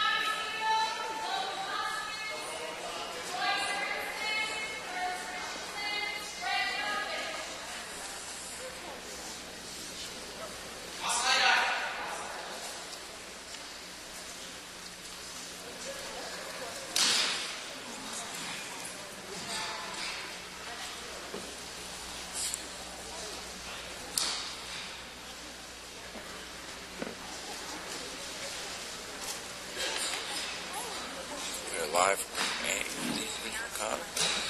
There's Brett and his Saskatchewan dojo.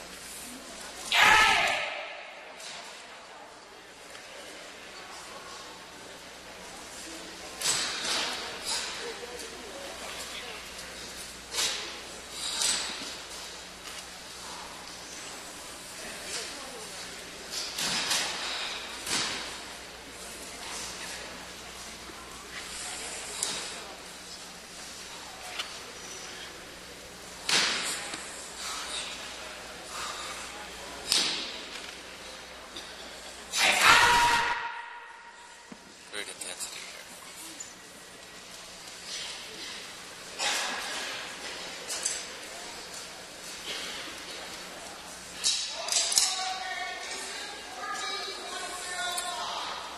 We've got a replay here from Ring A, the individual kata.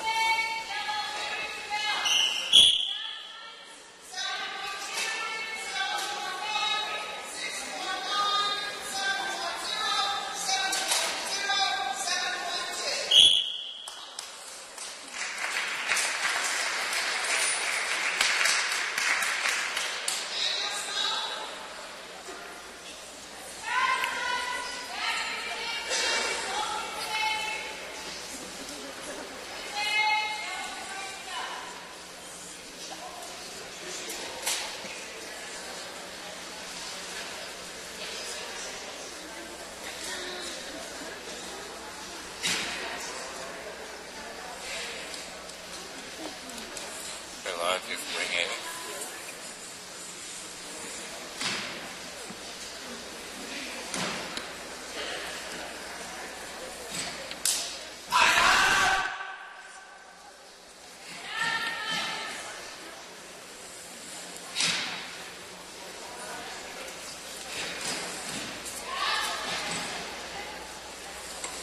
Intensity and speed here, Daniel.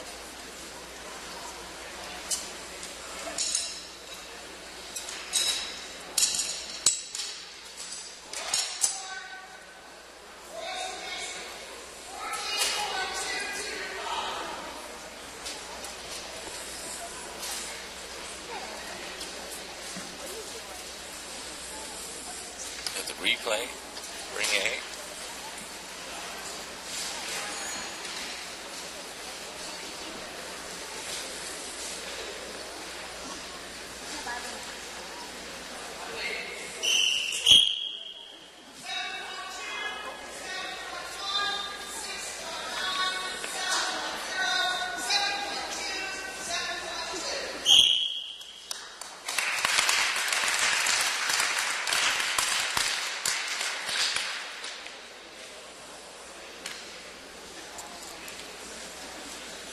Again, a reminder to our viewers at home that this is streaming live on rockerstv.com and also locally.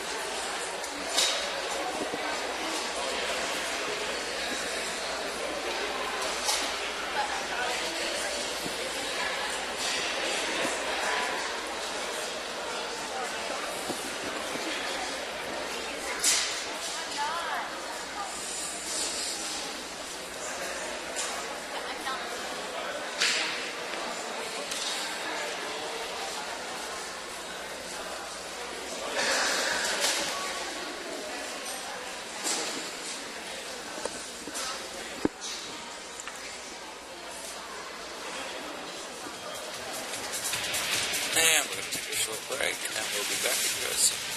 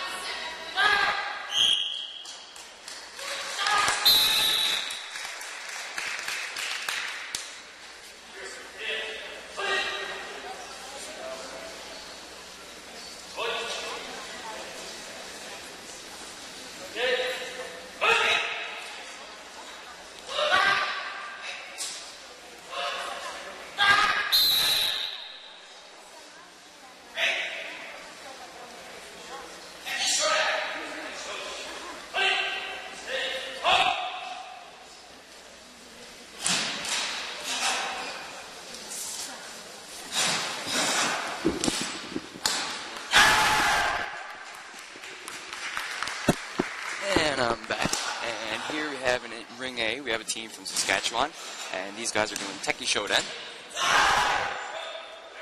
And over in Ring B, we are started some Kumite matches.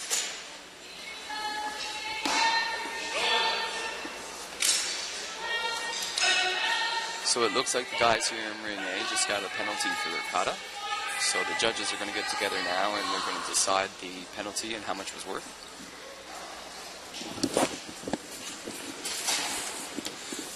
Okay, Brandon back with you guys. Welcome back, my man. How are you? Good, good. Just watching the action over here. Okay, Pretty intense. We just got this Saskatchewan team. They just finished their kata. And so now all the judges are getting together and they're going to decide if there was a penalty and how much the penalty would be worth. Okay. These guys are all moving great. So even sometimes when a penalty happens, like the athlete could be doing number one still. It could just be something slight, position. Team kata, of course, we're looking for synchronization. So small things like that, of course, affect the outcome. So is there a range of deductions that we could see here? Is there something from, say, 1 to 5 points that you could get taken off, or is there... There are, depending on what they choose as their penalty, like if it's a positioning, or if it was synchronization, or if it was something else altogether. Right. Depending on how much they're taking away. If it was position, depending on how far from the position they are. So when you look at the marks on the floor, there's a little X on the floor, and they start from the X, and when they do their kata, the kata is designed to make it all the way back to the X, so that's the position they get judged from. So if they're either too much to the left or the right or front or back, they'll get judged from that positioning. And it'll be say their overall score was a 6.2, and the judge decides to take a 0.1 off for positioning. That's a 0.1 off every single judge, so it adds up in the long run. But if it's a bigger step, it could be 0.2 penalty, right? Right. Or even more, depending on how big your step is.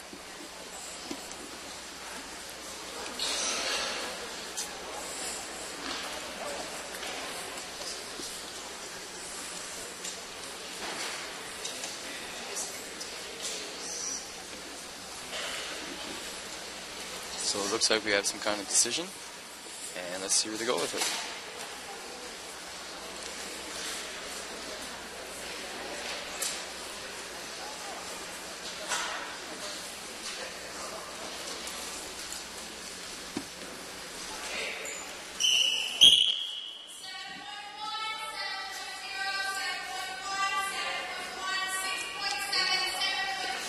Okay, so overall we had good scores right across the board. So I don't think there was too much taken away from that, so I think they took a little bit for positioning. Okay.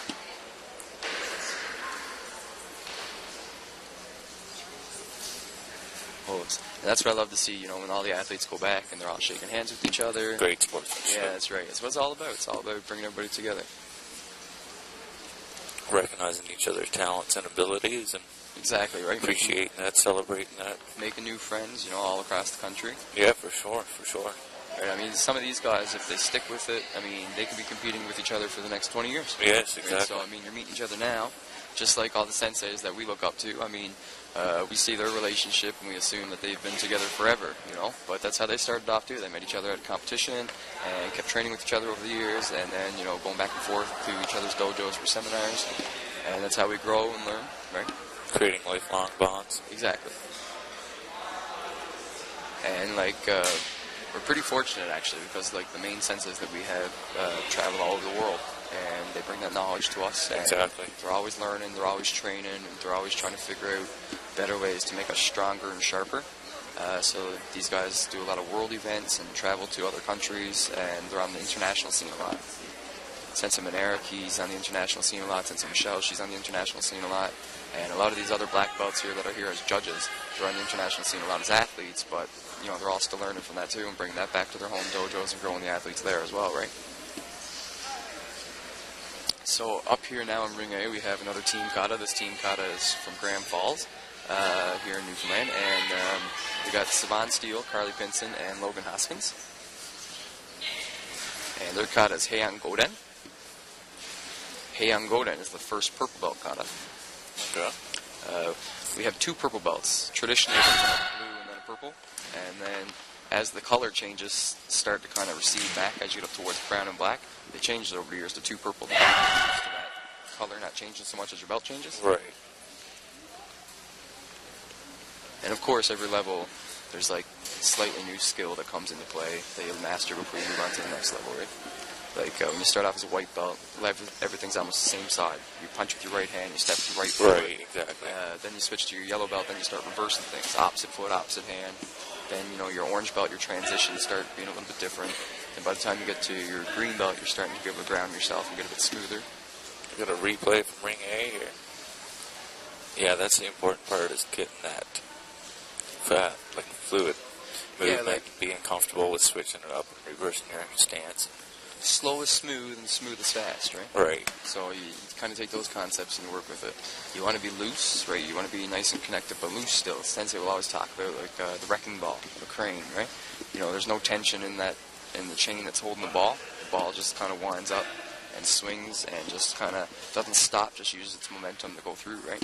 So it's like us as martial artists, when we go to hit the target, we don't want to choke up when we see the target there. You want to continue through and finish your technique. Following through, that was something that I had to work on at first, was stopping short, or not putting that full force and kind of cutting it off a little bit. A lot of these things, even black belts, they dial it back a lot, but they still have things that they're constantly working on too, right? So a lot of these concepts still, years of training, you still have these little habits. Got some kumite here from Ring B.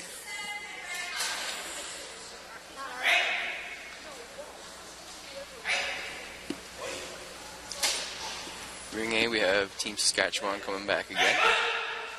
These guys are going for their second kata.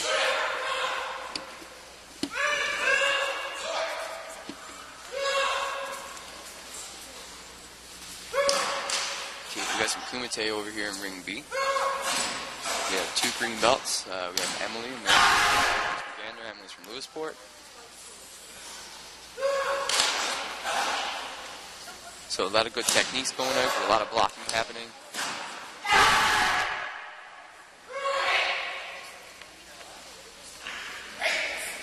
So very fast. Yeah, it's great kumite, but watching this kind of kumite, this is where you see they see a target, they're trying to go for their target, right? Exactly. So they want to try to dial it back a little bit, start using their strategy and set the other person up a little bit more. Think like a chess match, right? You're always thinking like moves and counter moves and moves ahead. You never just want to see the next move and take it, because you can be setting yourself up for something, for your own fall, right? Right. How can I get this person into a position where it's going to... Yeah, like if they got their hands up in front of their face, there's not much point to try to punch their face because their hands are there and they're just going to block it. Exactly. So you got to figure out how to get those hands out of the way now, like fake to the stomach so that when they go to block, it opens up their face, or just direct attack to their hands and smack their hands away and then go for your target.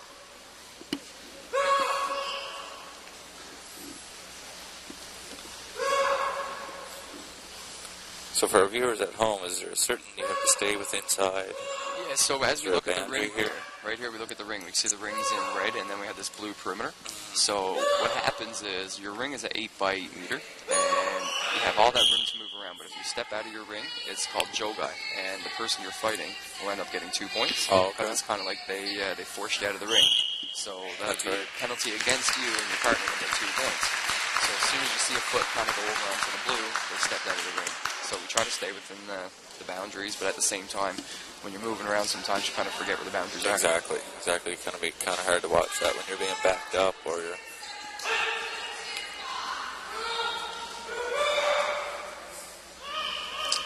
And there's lots of other things that come to the kumite, right? Like if you're punching while trying to move backwards, so you're kind of losing your power and your pressure, so that's not going to get counted as a point. Right. There's 3 main targets. You have your face target, your chest, and then your stomach. And there's very specific parts to that too. So like you draw a line across your shoulders, and then the sides of your body, and then across your waist, and that's your front target. But if you attack, like say to the ribs, it won't count. If you attack leg, it won't count at all. If I punch arm, it won't count. So I try to get into one of these targets. Well, that's what really matters, I guess.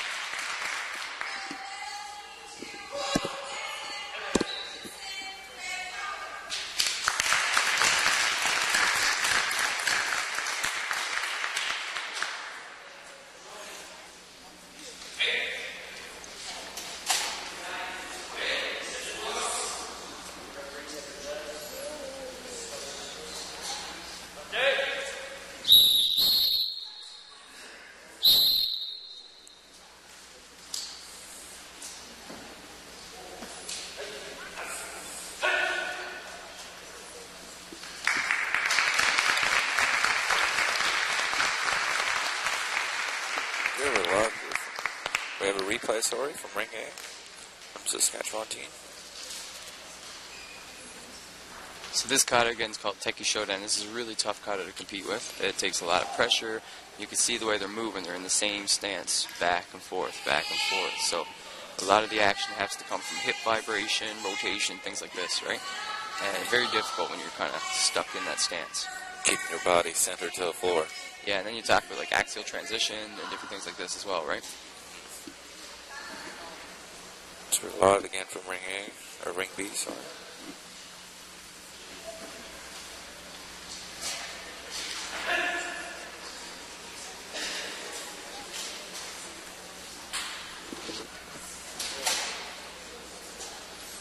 Some Kumite action. Ring B. A couple of green belts. Yeah, this is Christian and Emily again. He's from Gander and she's from Lewisport. Both tough athletes. For sure. Then over here in Ring A, we have the yellow belt Kumite division starting up.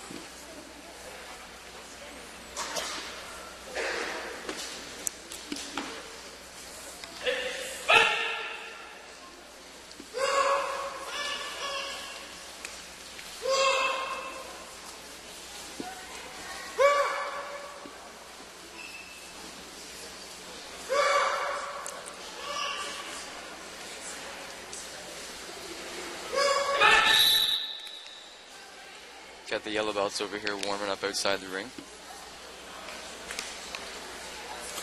Getting ready for their Kumite event. There you go, shaking hands. One's all getting ready.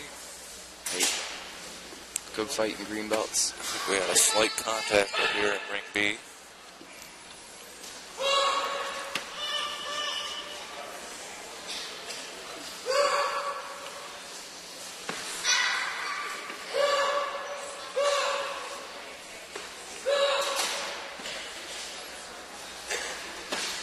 What athleticism for such young athletes.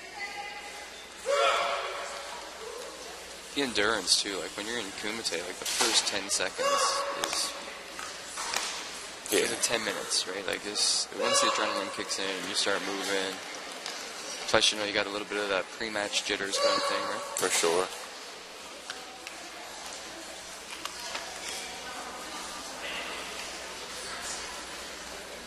So what happens to restart on here? Yeah, so he called the MA, and he wanted them to go back to their marks, so now he wants them to come up, he's going to talk to them. So he's going to give them some advice, really, on what their match is. So if they're having trouble scoring a point, so he might say, like, be careful because you guys are sliding a little bit, or you might be losing your pressure a little bit.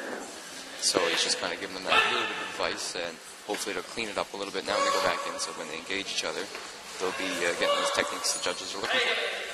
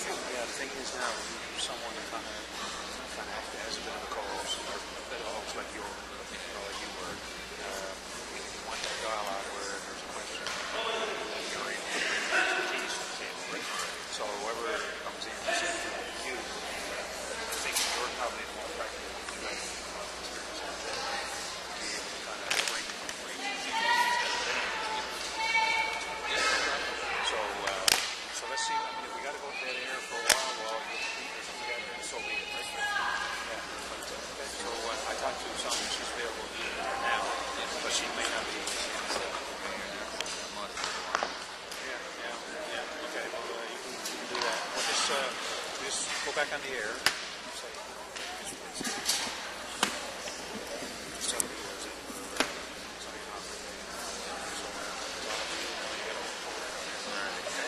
Just do something like that, just to kind of get your hands up, and then you just have it there. Like, don't feel like this time. Like if it's a little bit of black on, it's no big deal. Like between the things, it's no big deal. These kids here are now going up as sports. What are they doing? All right. Yeah, so that'll be fun. maybe some people might even get one of the girls to perform and say, well, there wasn't one girl in it. She said that. Yeah, so they said she'd be with her. Yeah. So you can do that, like drag somebody into saying, they had a personal yeah. I like that broadcast. So feel free to do that. Just drag them over and just have those out.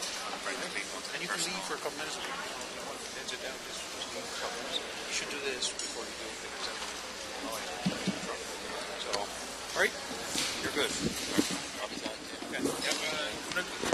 Yeah. All right, perfect. I'll be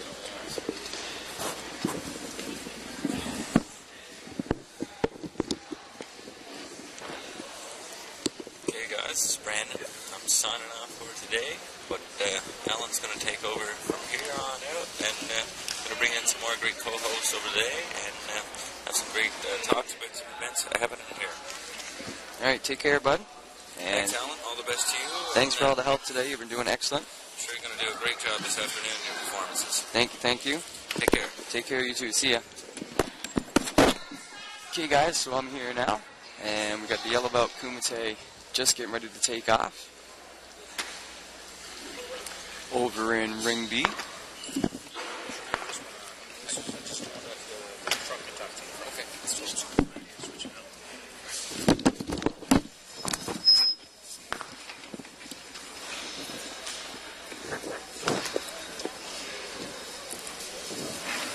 Okay, and I'm back. And over in Ring B, we have the purple belts starting to jump in now for their Kumite. And I'm joined by Sonia. How are you, Sonia? Oh, good. That's good. Lots of good athletes going here today. Oh, definitely.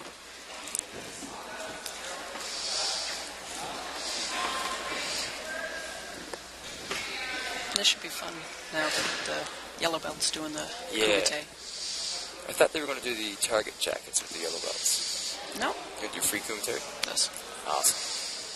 So the yellow belts now, they're going to do what's called free Kumite. So they get to go in and see the opening, see the target, and try to choose it.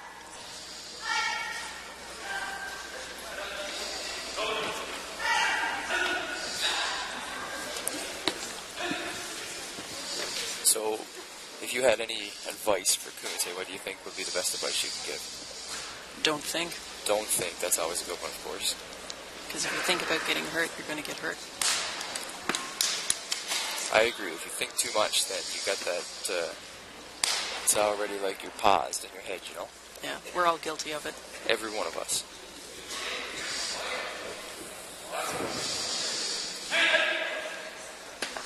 So, of course, for safety, for the younger ones, we use padded gloves. Just to help keep the noses around a little while longer. Yeah.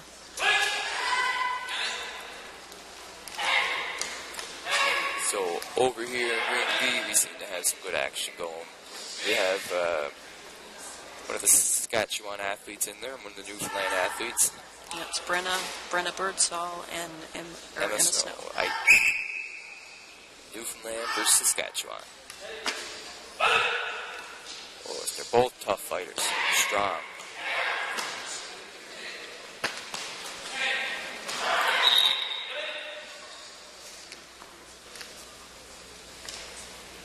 Oh, the yellow belt's got some good footwork going.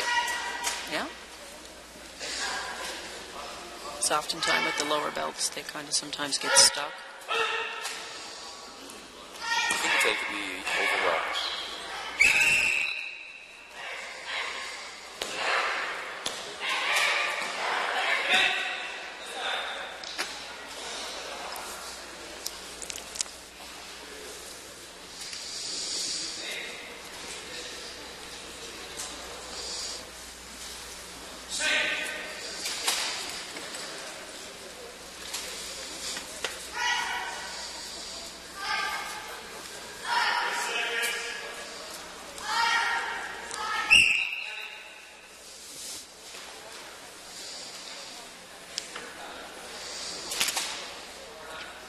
So have you been describing the judges' signals? We've been talking a little bit about it. Would you like to add a little bit more to what we're discussing? No, it's just sometimes when people are watching, if they don't understand, it can be a bit confusing. There's a whole number of different signals. So, well, they just awarded white a point. Shiro Awazari.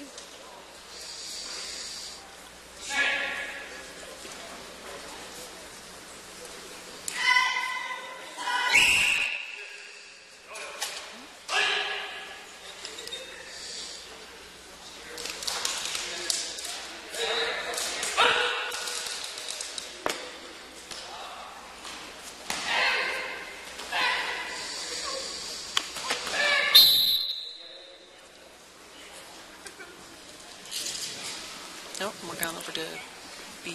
Yeah, we're gone over to the Ring B. In Ring B, we have, like I said earlier, the Saskatchewan athlete, the Newfoundland athlete, Emma Snow, and Brady. Is it Brady or Bernard? I mix her and her sister up all the time. They are so similar. Very strong athletes.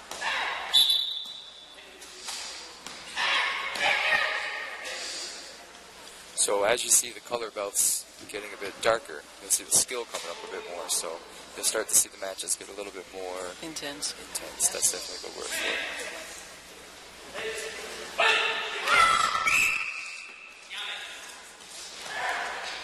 And they're not holding back. They're definitely giving it their all. They're giving it all they've got.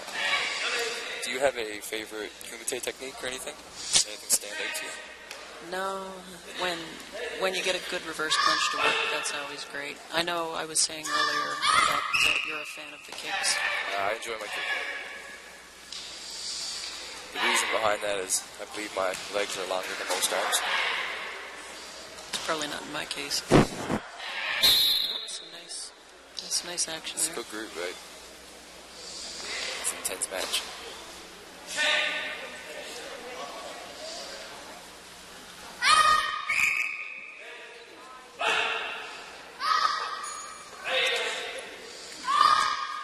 And let's time up for the match in Ring B.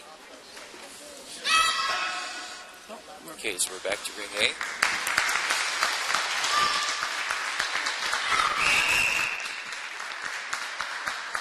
Two competitors that we have in Ring A are from Grand Falls Windsor Dojo. We have Grayson Fudge and we have Maya Hiscock.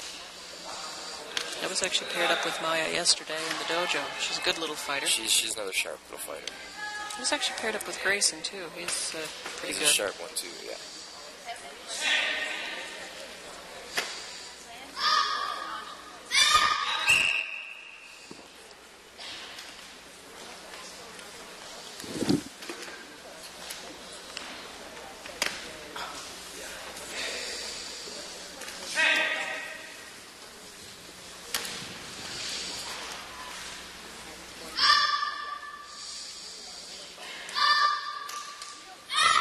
Of course, in kumite, distance is always a factor. You want to try to get as close as you can to the target without being too far away. But with the kids, you want to be a bit safer, so we tend to let them be a little bit back.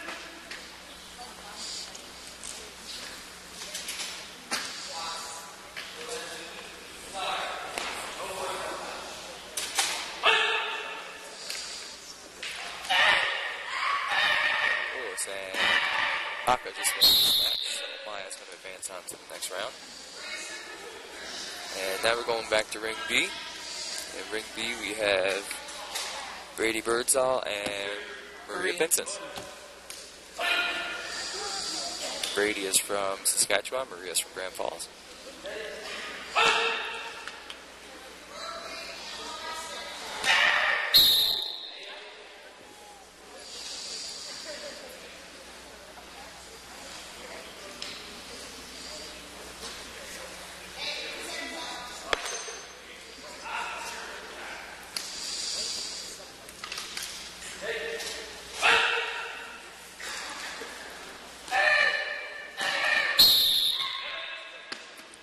She's fast. Yeah, some nice footwork. Yeah. Good speed. Good intensity.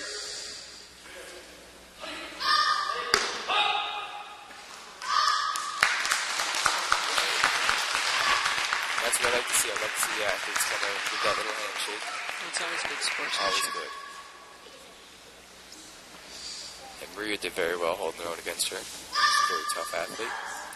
Back in Ring A, we got Michael's up against Grayson. They're both from the Grand Falls Windsor Dojo. We have Kelly as the center judge. Kelly is from Saskatchewan.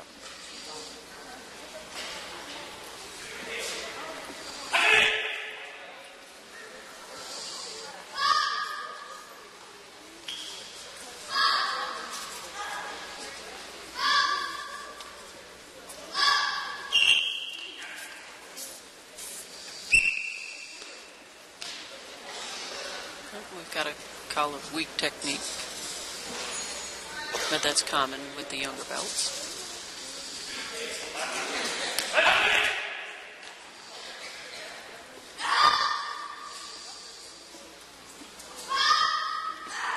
These guys are doing good. Good footwork, moving around, being cautious of each other.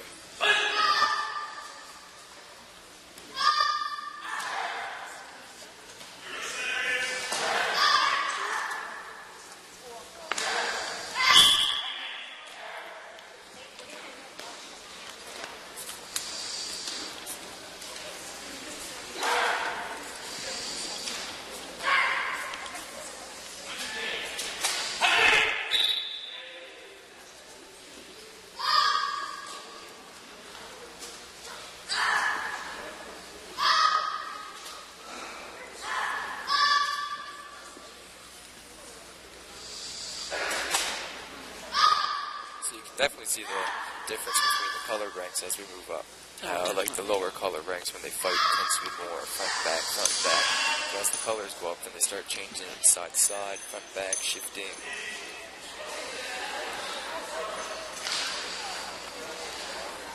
Yeah, and they get less afraid as they get higher up, because usually they're reserved in the first few belts. Well, they're a lot more experienced as well. Yeah. Like anything, with experience and confidence. Yeah.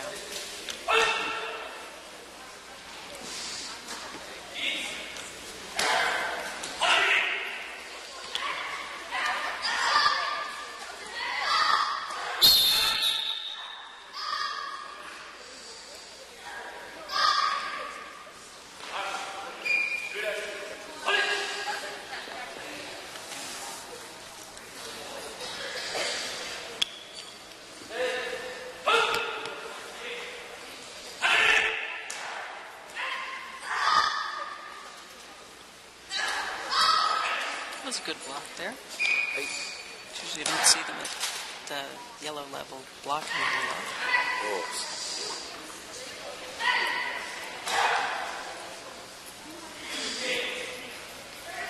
These guys are still, they keep their focus, they keep going. They nice quick feet, ready to move. Over in Ring B, we have two purple belts fighting. We have Emma Snow and Maria Vincent. They're both from Grand Falls Dojo. No, they're both doing really well over there too.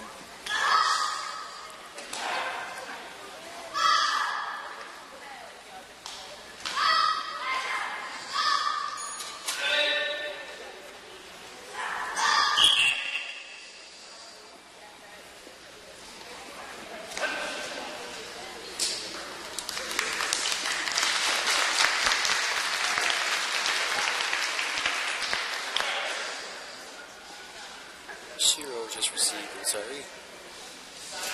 Wazari is a half a point. Need 2 Wazaris to win a match. And Shiro is white. Shiro's white, Aka's red. I always say that I like to remember Aka and Shiro. Aka, A-K-A-R-E-D. It's easy. And Shiro, S-H-I-R-O-W-H-I-T-E. So. Okay, so now we have some replays coming.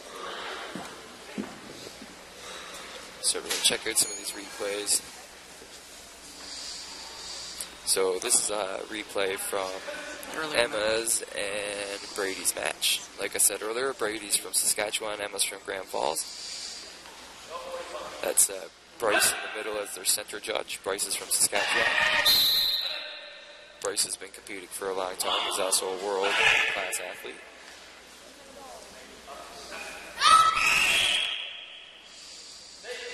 So you can see here with these replays that these guys have good pressure, good footwork, intensity's up, and they're not breaking their concentration, because as soon as one loses it, the other's going to try to take the opportunity. And there's no hesitation in either one of them. Yeah, it's 100%. One goes, the other block counters. Hey. The same two fighters are currently in the ring right now, fighting it out once again.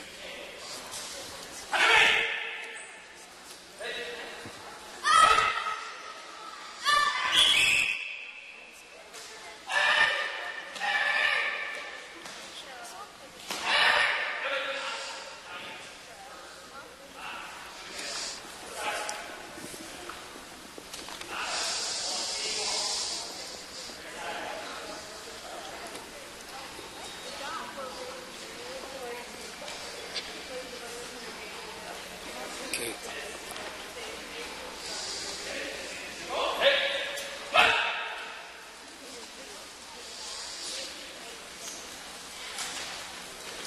Okay, so we're coming back live now to Ring B.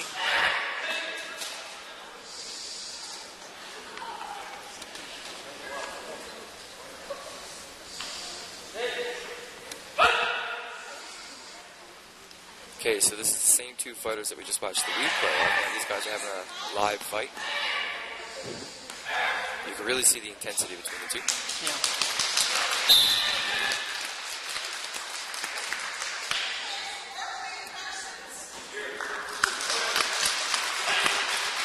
And the white side was just awarded the point.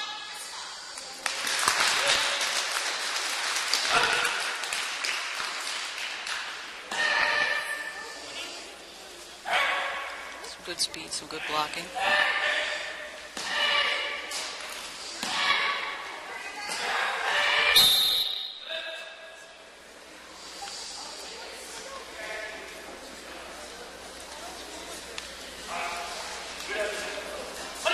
And the red side just awarded the point, and the red side won. Hey, good match, good match.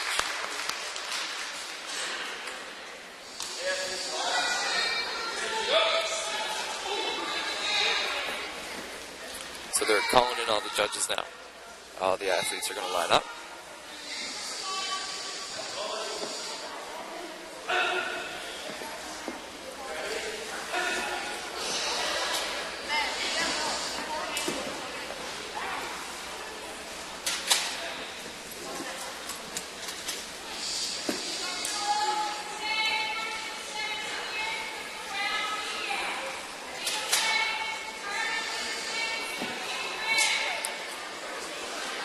Okay, so the brown belt youth are up.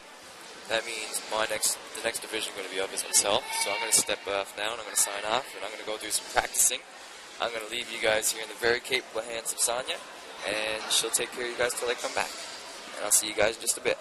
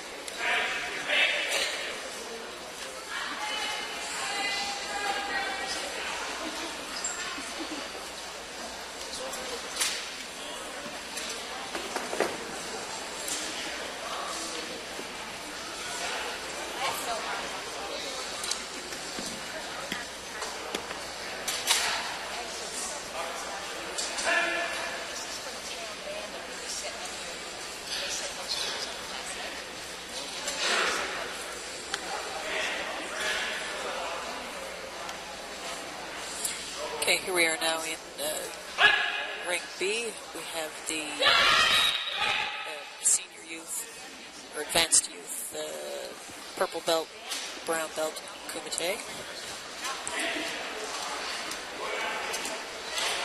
We've got Michaela as Aka and Carly Pinson as Shiro. So both here Newfoundlanders. They're very good athletes. I've trained with both of them.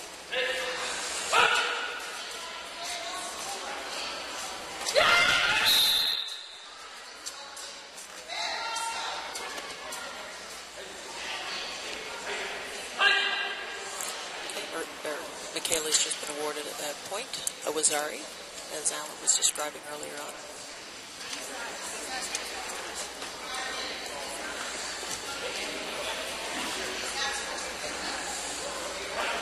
Nope, correction. They just awarded the point to Carly.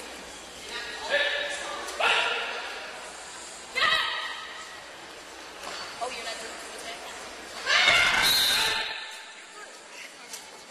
Okay, and the judges, some of the judges seem to think that Aka had a point. Nope, it was waved off.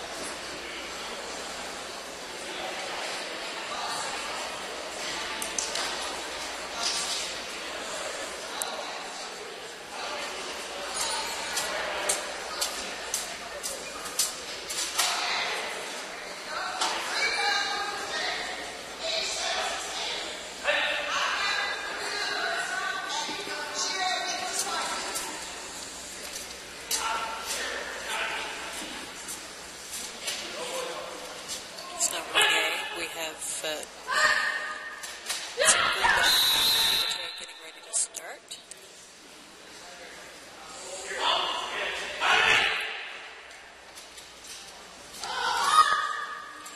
Good actions, good footwork at this level.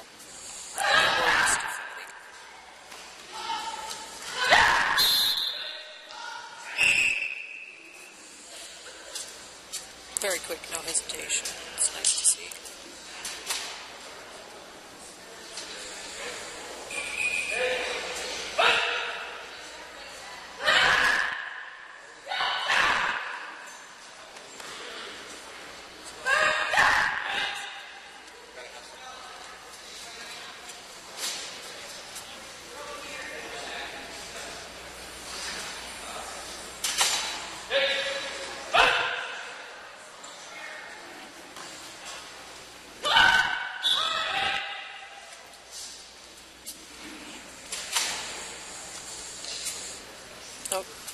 Athlete didn't have on the red sash, which helps the judges indicate which side is Aka, which one is Shiro, which one's red, and which one's white.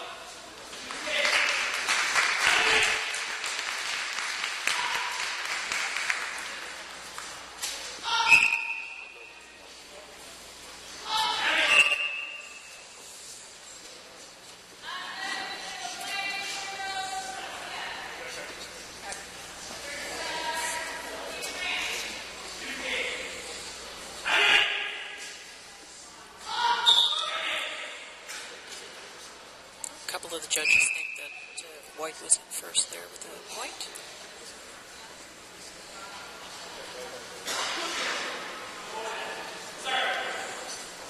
And Cheryl's awarded a point for for the jab to the face.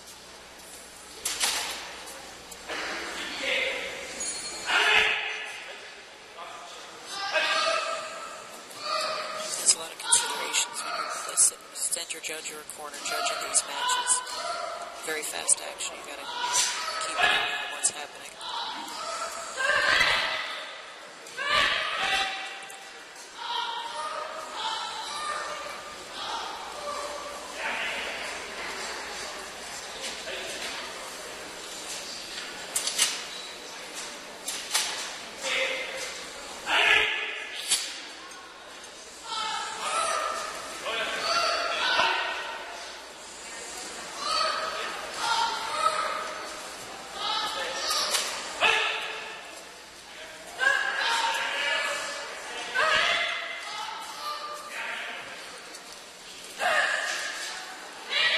Good energy from these kids. That's the joy of being young.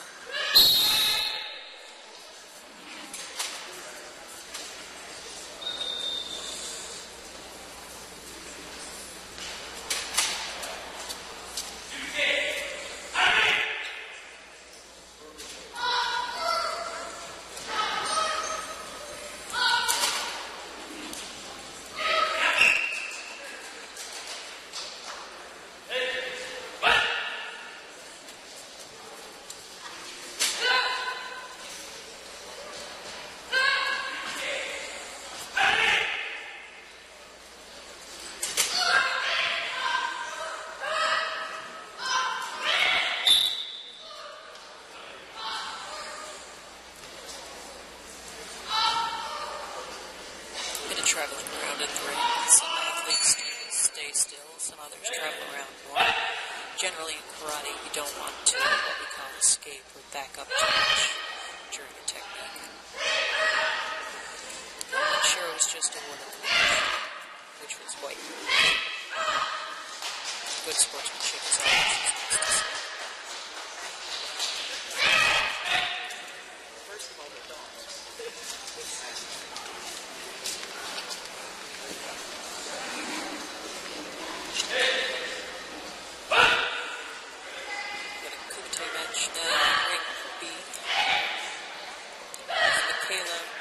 Kayla from Gander, from Lewisport, I believe.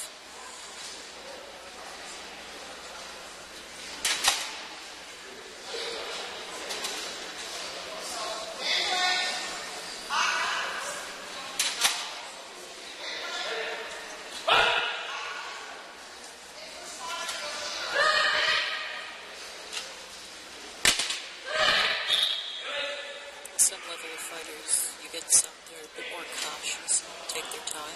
Then you tend to see some athletes that are a bit more forceful, attack quicker, faster. These two seem to be a bit more reserved.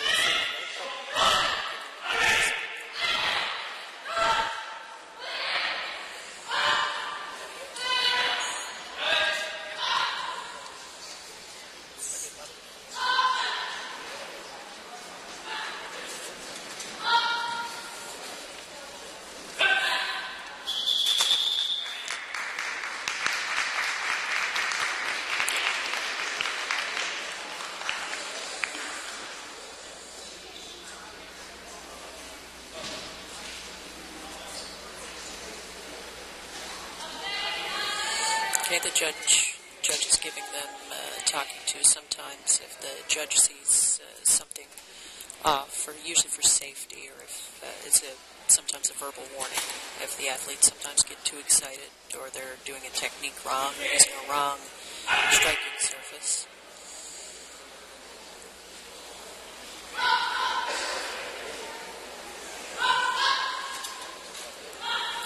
Good quick footwork there.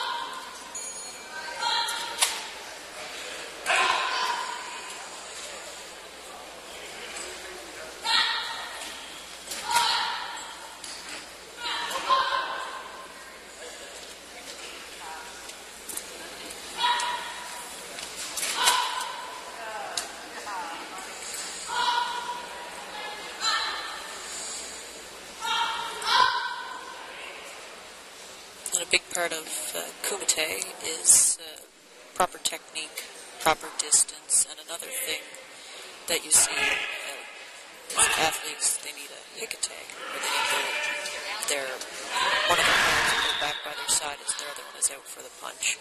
And oftentimes, if you don't see a strong hikitag, it's an indication that they're not using their full power to their advantage.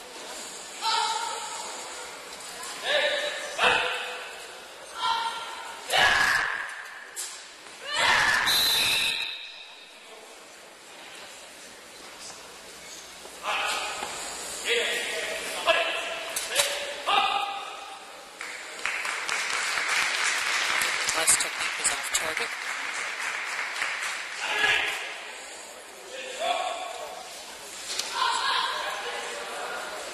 There's a lot of different calls you can make as a judge, and it takes many years to get comfortable with them sometimes. So now we're just gone into a tie, so there'll be another 90 seconds or until someone scores.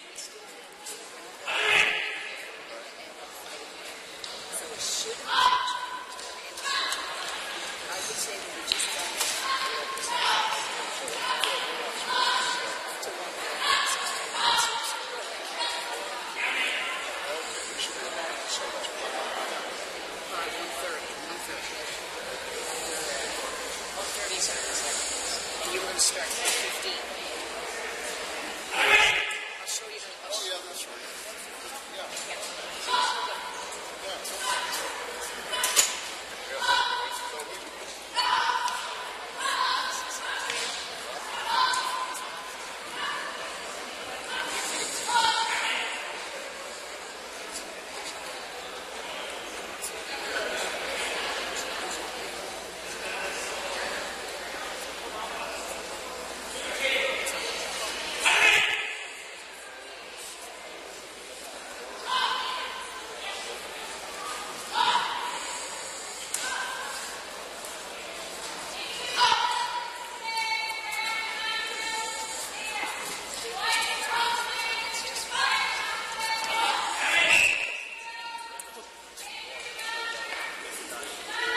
The athletes seem to be getting a bit excited there, a couple times throwing a punch and turning their face. And that could be a big concern, and I think that's probably that's what the judge is telling them to avoid. Because it can be really dangerous for the athlete diving in, throwing a punch, and not protecting their face.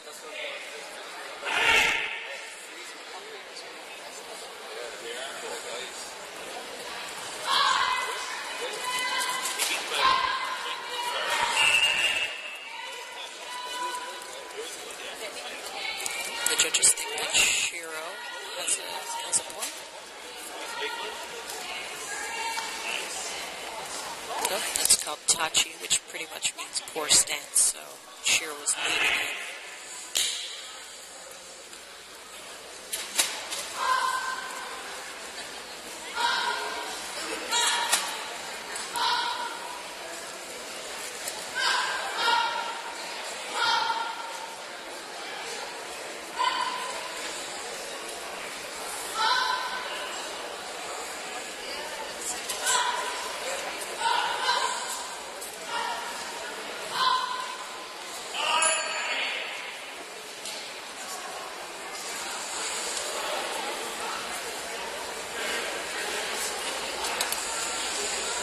Okay, so we've just finished overtime, so the judges are going to call and they're going to make a decision. So the judges are just going to decide based on fighting technique, spirit, and various other ideas to determine a winner. So now the second, the center judge will blow his whistle and call, and the corner judges will put up a corresponding flag for who they think is a winner.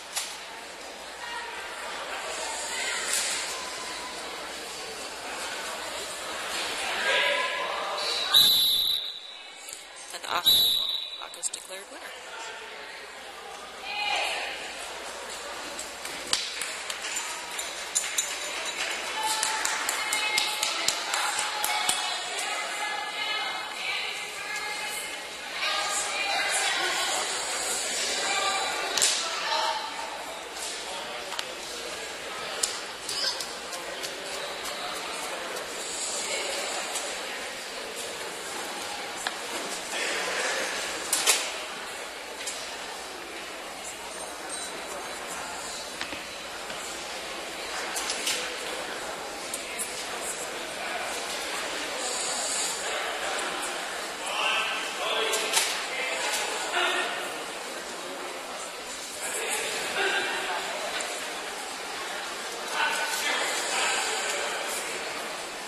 Now we're going into ring B for brown-purple adult male kumite.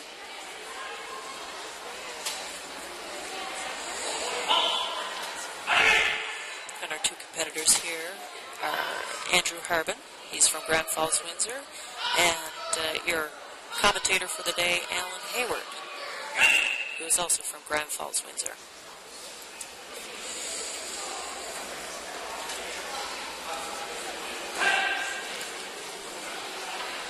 So now they're entering the ring.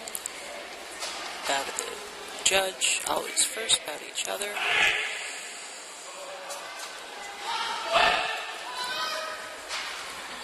Both very big, powerful fighters.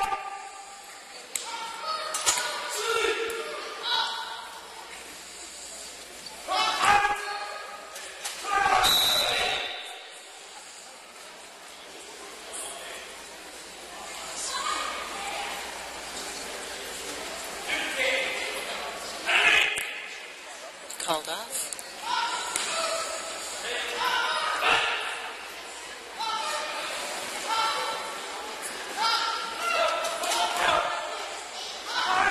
There is the kicks that Alan's known for.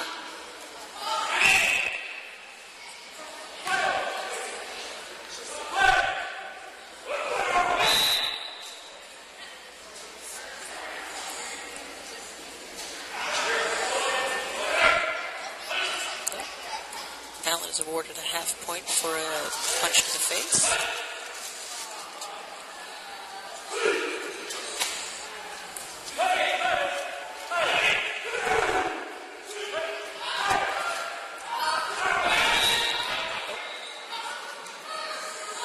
Doctor's going to be called in, and common protocol when someone gets hit is the competitor who hit is made to kneel down, face the other way as they're getting checked out. So now we have Dr. Higgins out, checking out Andrew just to make sure that the hit isn't serious. And from the looks of it, Andrew looks fine.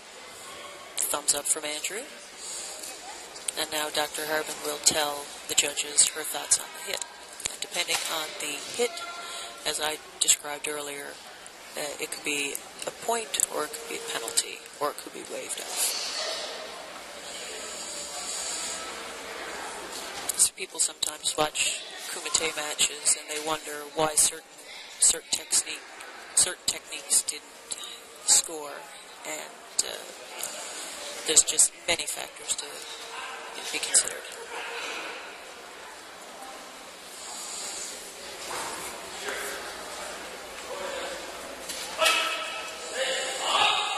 Now we got the second half point for a full point, and just won the match against Andrew.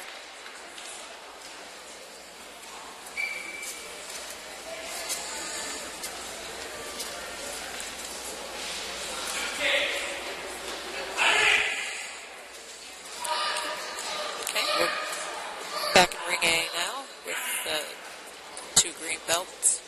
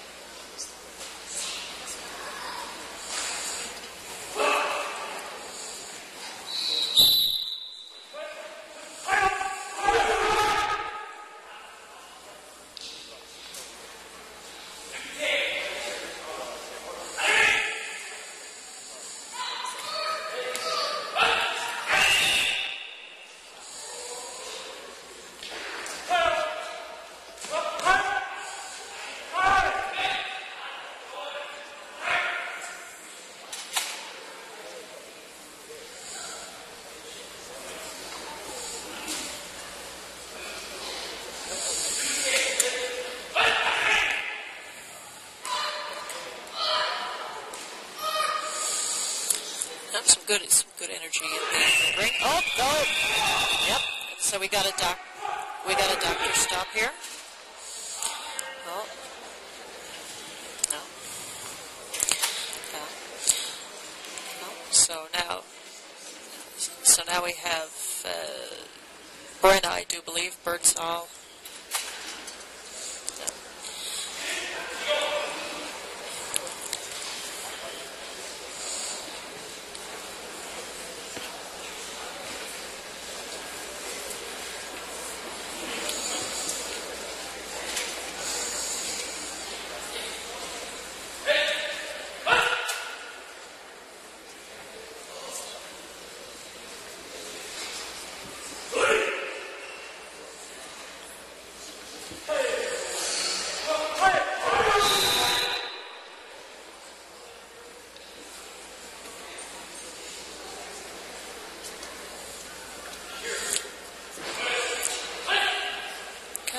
We're back in Ring B. Allen was just awarded a Wazari.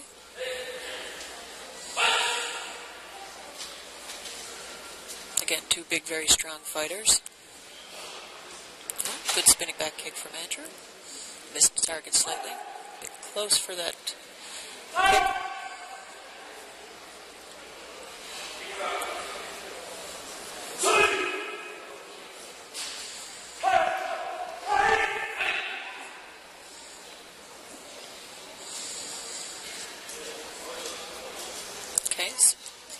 Allen was pushing a bit.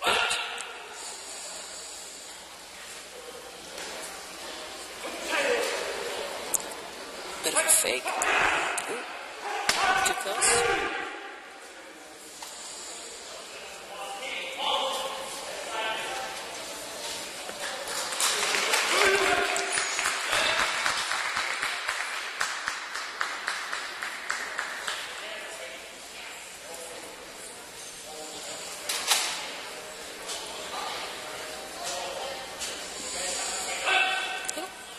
Just awarded the match.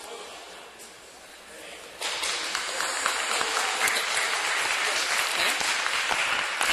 And like Alan said with the kids, it's always good when the adults show good team spirit too.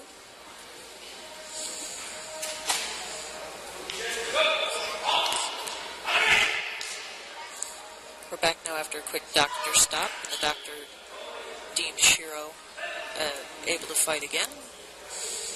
Well, oftentimes, usually a bit of a hit to the nose is enough to make your eyes water, but after a few seconds, you're fine.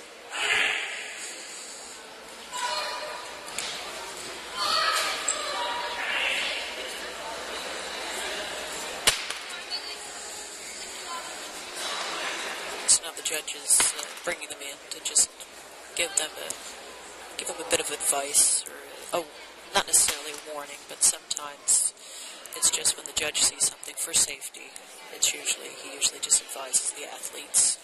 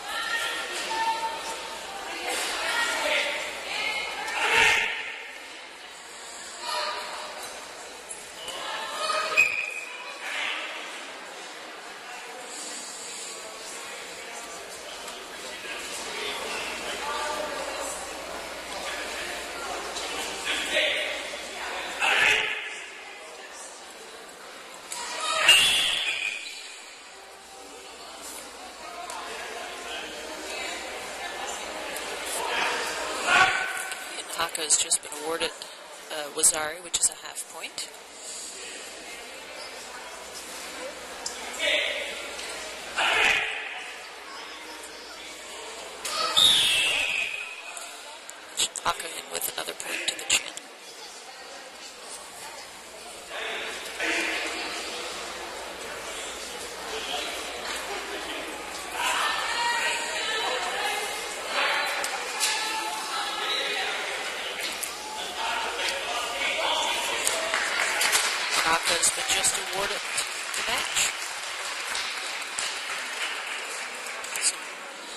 good fighting from those two guys.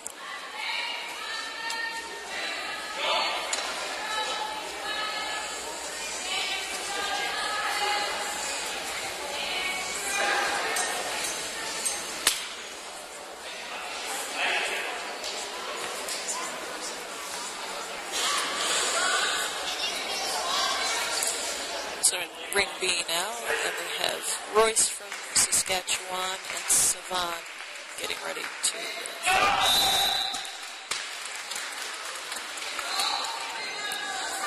And Sensei Maneric from Saskatchewan is being the center judge. He just upgraded an attack to Savan for Wazari half point.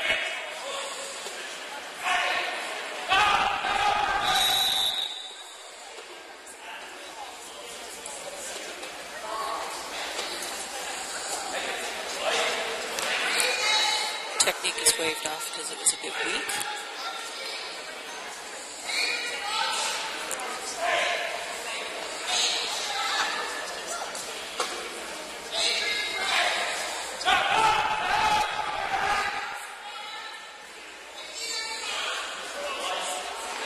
The weak technique waved off again.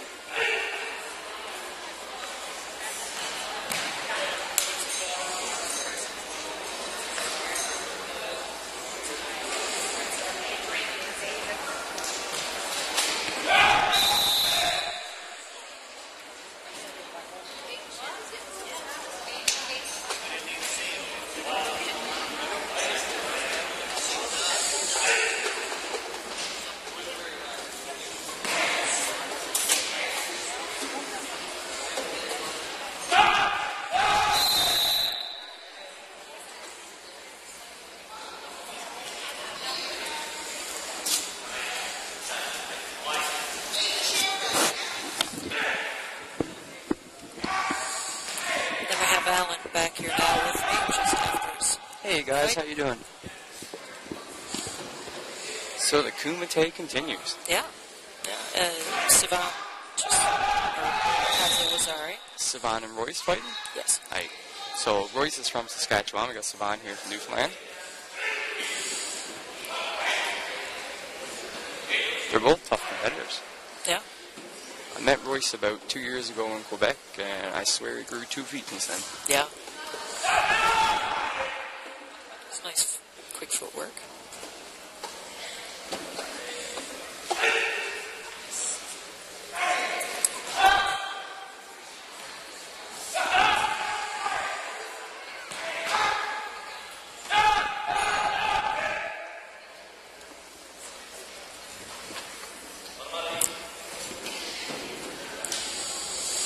You did a lot less kicks than I expected from you.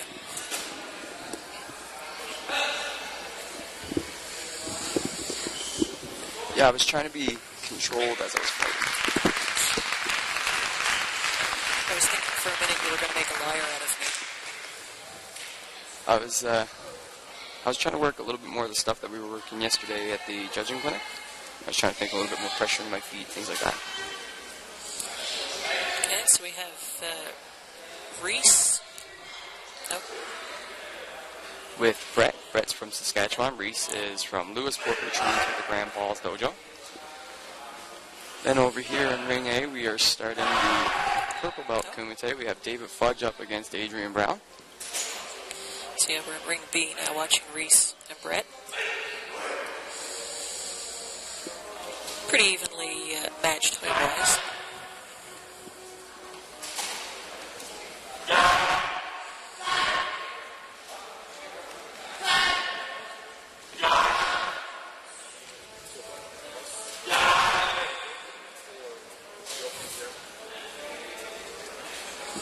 Yeah, it's a good match. Yeah. They're both high-energy fighters. And the nice long reaches. Makes it difficult sometimes when you're fighting fighters with longer arms. Oh yeah, tell me about it. Well, you're fairly tall, so you usually don't get anyone that much taller than you. I've got a few fairly tall fighters. For the most part, we're pretty close, yeah. When I was in Saskatchewan in previous years, my friend Brett in Saskatchewan, he was a competitor. He's got a bit of a punch advantage on me.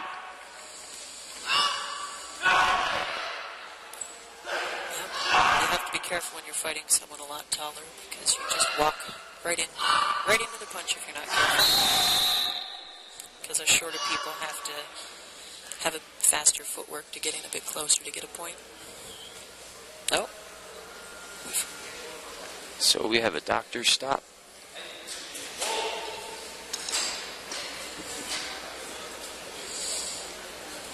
Okay, so they're discussing now how the hit was. Was it light, was it moderate, or was it heavy? Now we're back to ring A with the purple belts. We have David Fudge Aka and Adrian Brown Shiro. You can tell the Aka side because there's a little red tag hanging off the belt.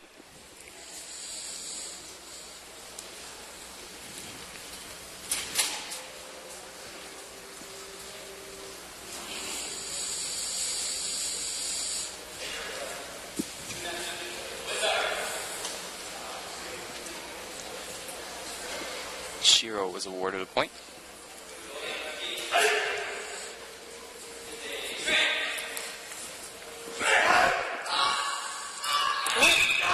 Nice punch.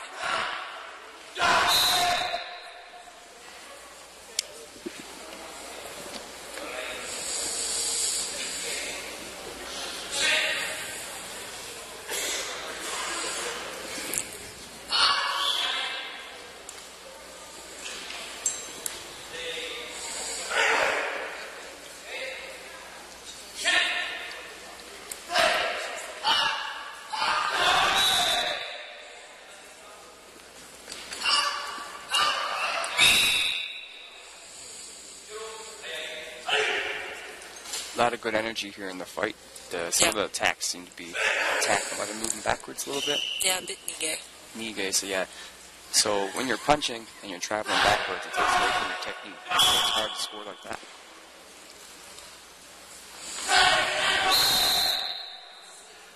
That's very common in the younger kids in the lower belts for Yeah. nige. Yeah. Even some of us adults sometimes. Oh yes, oh yes. Actually, I just got a Nige when I was in the ring then. Oh, I thought it was from this angle. I thought it was weak technique, but I guess it was a nige. Both, I think. Oh, okay. One of my kicks went out just a little slow, so until I got a little better technique. And there's a move where Andrew attacked me, and I kind of shift backwards while punching.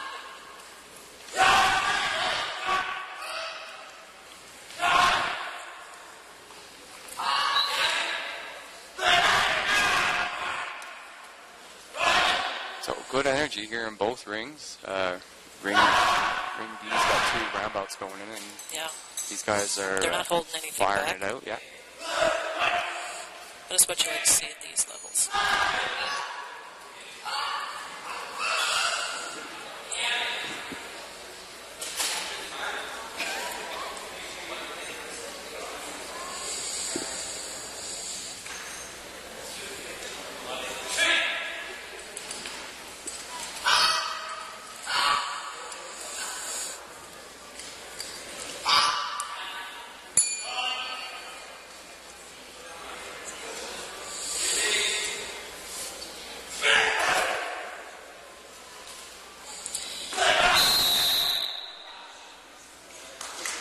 And we're just finishing up with the 2 purple belts in ring A.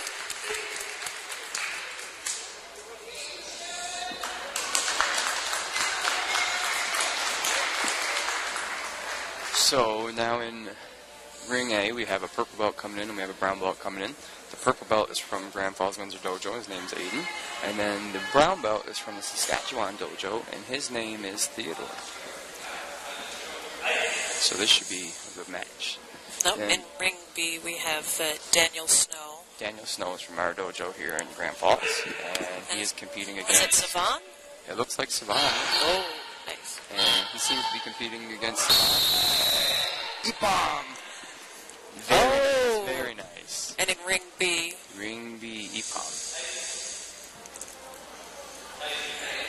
and in ring B it looks like... Oh, that's not. He's calling... Sensei says he thinks it's Tachi. tachi be in your stance. So he asks for a second call, and they agree with the sensei. Sweet, sweet move, though. So, Tento. So now, Yep, Saban's in put ring- at a disadvantage. Yep. This is in the ring Ring with the B. colored mats, ring B. Yep, ring B, we have a Tento going. Daniel knocks Savant down. And Saban pro. And Daniel just executed a nice roundhouse kick to the face. And Sensei says, torn eye. Weak. And we have a doctor stop here in ring A. Hey.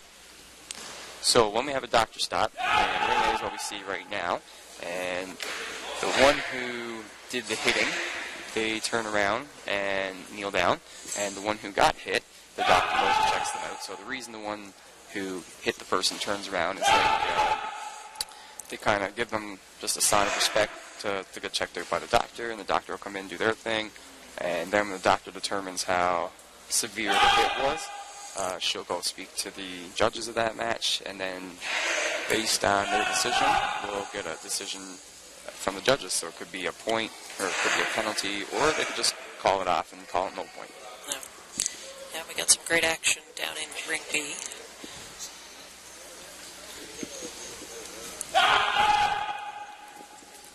Yeah, so now we're still just in ring A waiting for... Yeah, they're just right here. They're waiting for the judge's decision and figure it out if they were moving together, if they were far apart. Oh, we got a Joe guy in ring B. Yeah, so generally, like I was saying earlier, a lot of the hits are usually they usually look worse than what they are. And anyone knows getting a hit to the nose hurts. It can make your eyes water a bit. But for the most part, most of these kids are tough. They can handle it.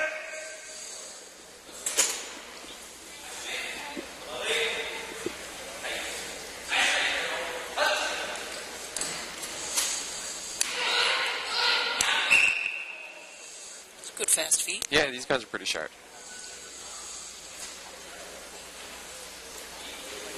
So their judge is calling them up now, so there's something that he probably seen in the match that he'd like to just talk to them about and kind of help clean the match up a little bit.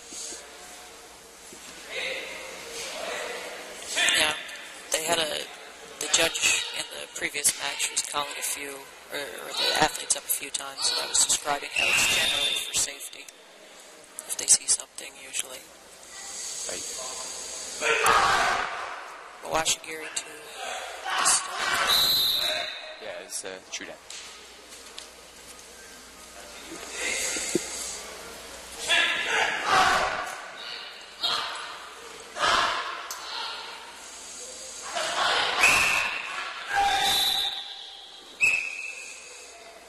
Bit of a push with that technique. Right. So all of our techniques need a snap. That was a really nice kick. It was blocked. Yeah, it was just nice and smooth. Oh, yeah.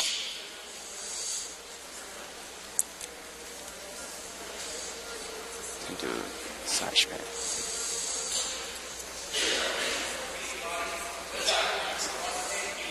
Okay, so it wasn't blocked. It just looked for it. I went straight through. Right.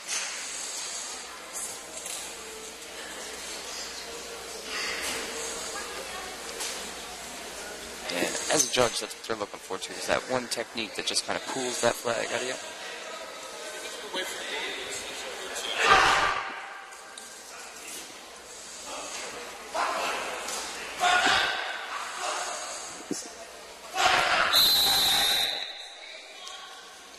So up in ring B right now, we have Curtis versus Brett. Those guys are both from Saskatoon. And some good high energy in that match.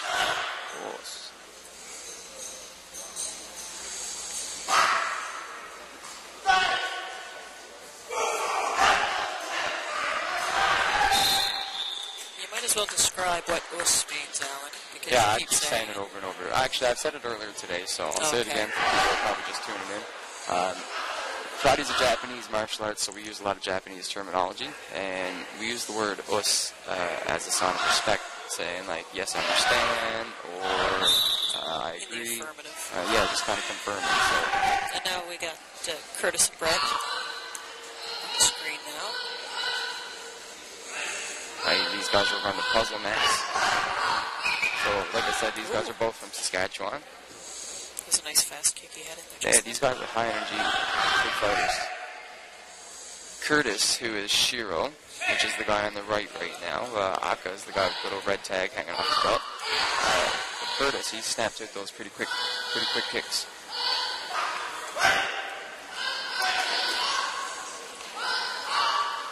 Yeah, this guy Brett's pretty fast too. Yeah, no, definitely.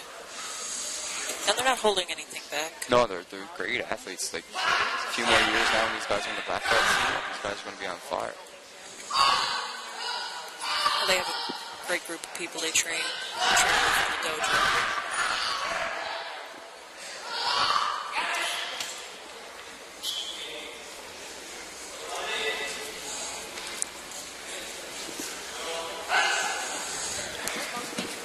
Shiro is awarded the match.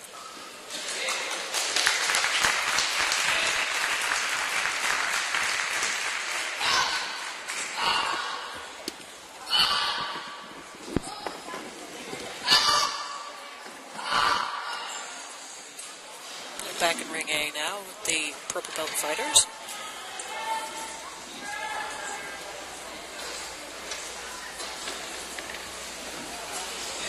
So what I want to do is I want to put the camera in front of you guys.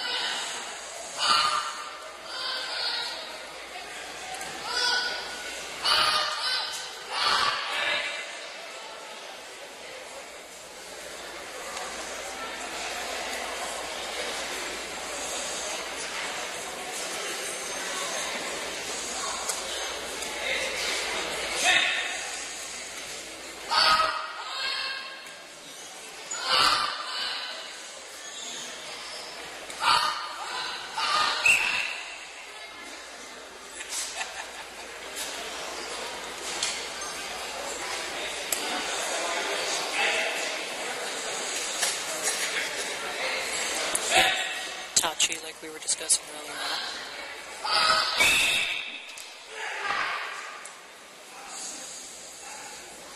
So, flags are out. Flags are out for red. Aka awarded the point.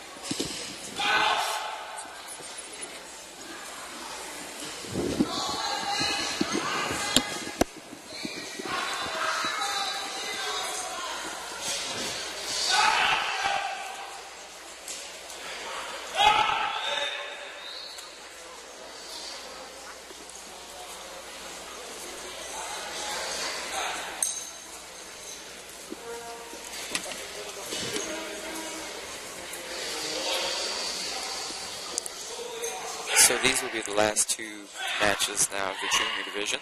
And then after these guys, we'll be doing our opening ceremonies. And during the opening ceremonies, we have the Grand Falls Windsor Concert Band playing.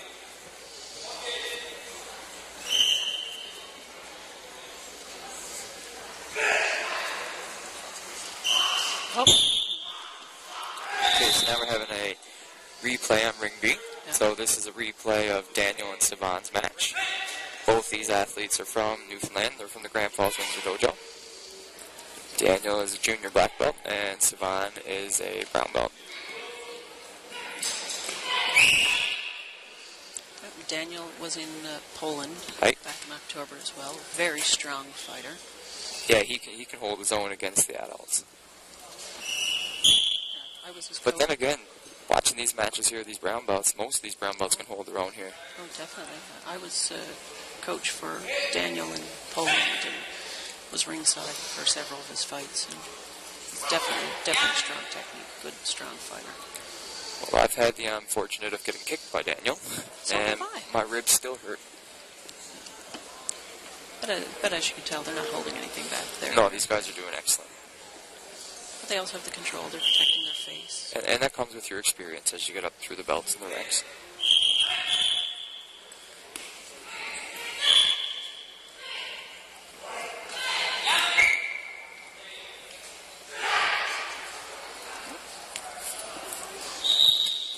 Spinning back kick was just out of camera range, I think.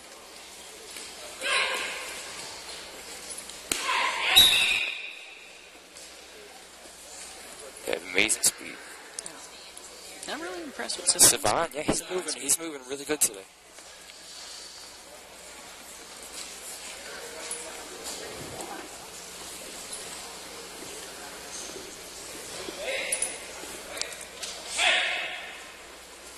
We're back in ring A with And we're back to the live feed, ring A. We have Kumite going. This is Adrian Brown and Theodore. Theodore's from Saskatchewan. Adrian's from Grand Falls Windsor Dojo. Both doing excellent. I'm really impressed with Adrian the past few times I've seen him compete. He's a strong, solid little dude. Really picking up. Yeah. Big doctor stop. Kick to the face.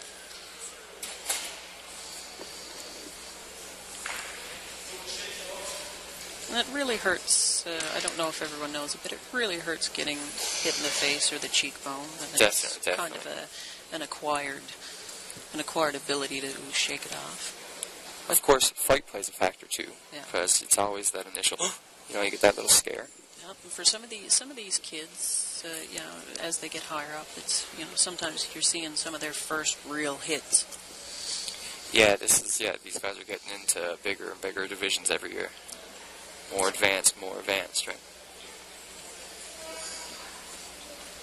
Now Dr. Higgins is assessing him to make sure he's okay. She also trains with us here in the Grand Falls Windsor Dojo. So she's very familiar with karate. She's a purple belt. Purple, yeah. So our doctors here, they're both very familiar. Actually, both of the doctors here, their sons. There's three of them here because we have Andrew Harbin, who was competing with me in the ring. He's also sitting in as medic, so Andrew competes as well. So they all have a lot of karate knowledge, and between the three of them, they should miss a beat. I was saying about Andrew earlier on that he'll hit you and then check to see if you're okay. Yeah. It's funny. It's actually I hit him, and he was more concerned about me than he was himself. But that's why we love Andrew. Yeah, no, it's excellent. That's the kind of people you want to have to compete with, right? Definitely. And that's the good thing is I find about karate is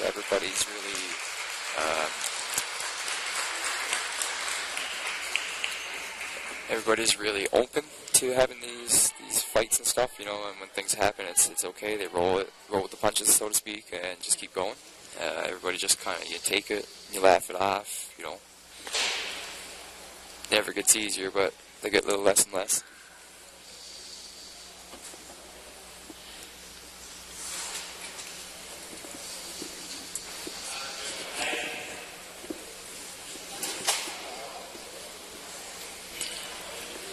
So while we're waiting for the doctor stop, we're going back to Ring B. And in Ring B right now we have Daniel versus Brett. Daniel Snow from Grand Falls, Brett from Saskatchewan.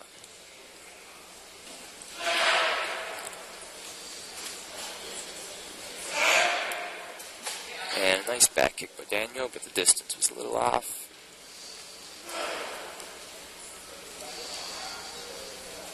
Yeah, they both are. Yeah, Brett's staying right onto him. Yeah. Both myself and Alan can attest to how much Daniel's spinning back kicks hurt. Yeah.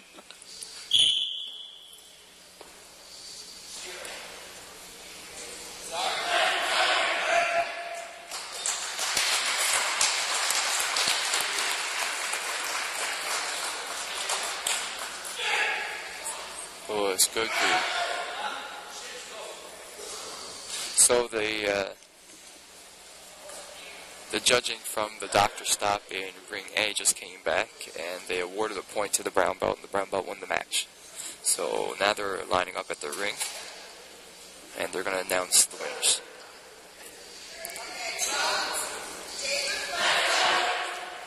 So we have David Fudge in third.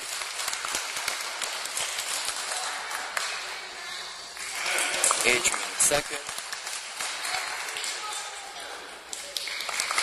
And Theodore in first place.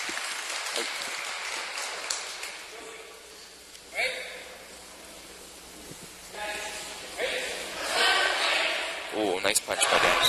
So now we're back to ring B with the colored mats. These guys just got to stop. Now they're back to the lines. Sensei is upgrading the punch to Yoshi, which means upgrade. So Daniel got a point for that one. Now they're going again. Oh, time.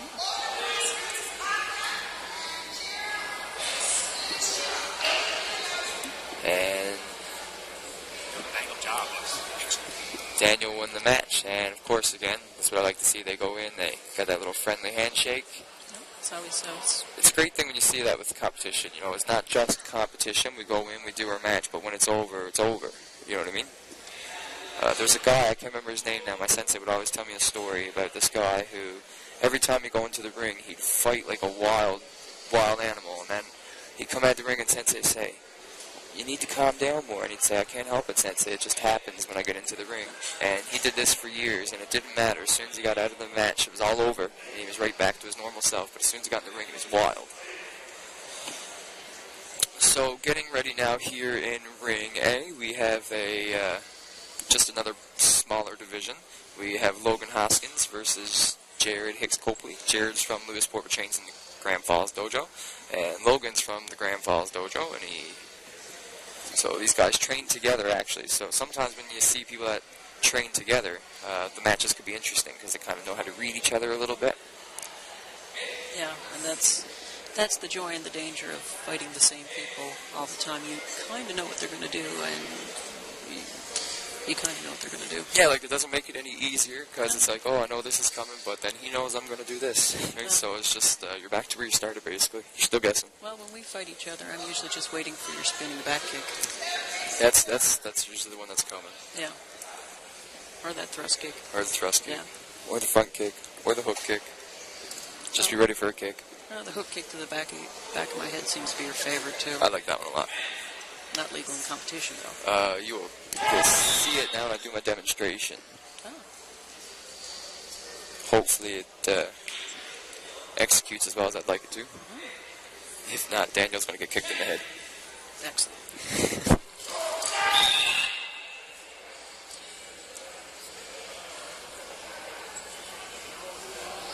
Okay, so we have 3 white flags, and the center judge has awarded Shiro Awazari. The center judge in this match is Don Crow. Don is from Saskatchewan. Don has been all over the world competing, different places. I first met him in 2008, and he's been a black belt and a national level and world level competitor, I think, since then. Yeah, is a World Cup competitor. Yes. Right. Yes. And that's pretty much an invitational. I believe World Cup is an invitational only in tournament. I think they pick the top 2 athletes from each country. Or it's the top 8. Is it the top 8 men and top 8 women? Yeah, there you go. The top 8 men from the world, and then the top 8 female from the world. And then they have competition with them. It's nice energy from Jared.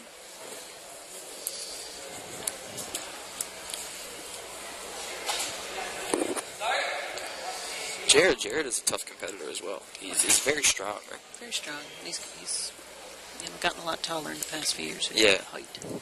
Now, for some of them, it's that awkward period too, because when they're growing, they don't really know their own size anymore. I remember a few years ago when Michael started shooting up, and he was always tripping over his feet. Oh yeah. And then all of a sudden, he hit that one day where everything kind of got dialed in again, and boom, now he's solid on him.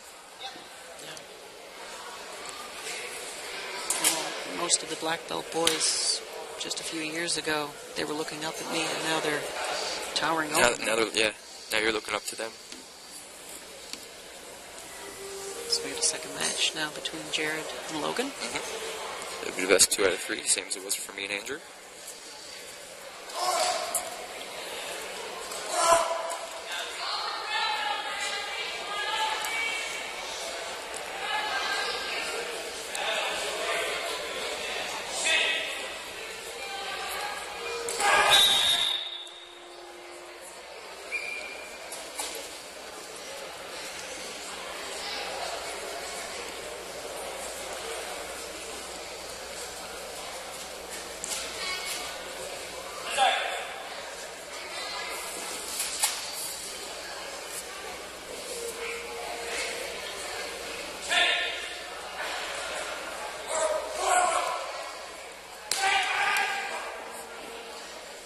Logan's really picked up his kumite in the past a little bit too. He has.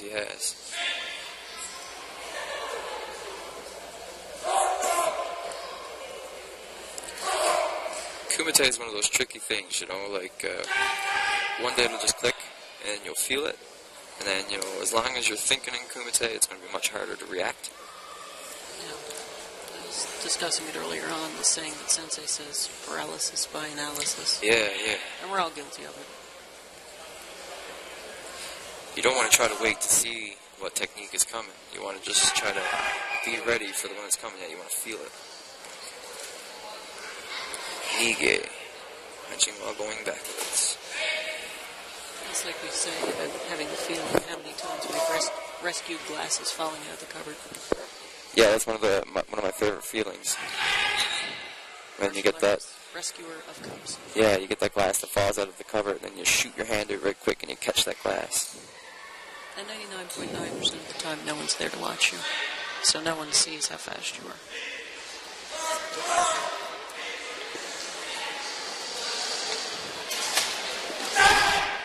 Jared's staying nice and composed, nice, steady look on his face.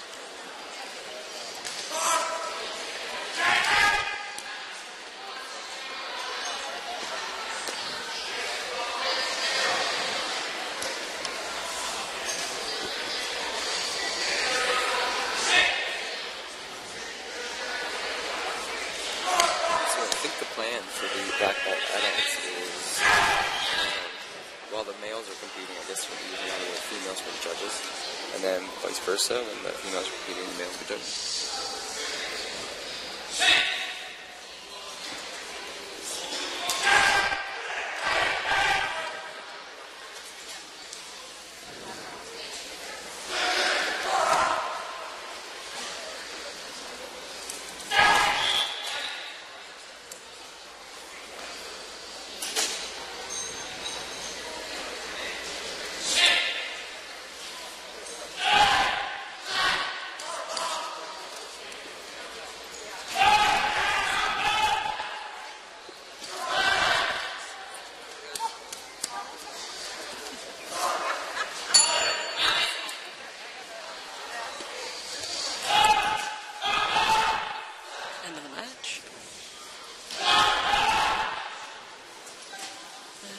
Takes the match. Hey. Now we're going to line up. We have the brown belt males youth going again.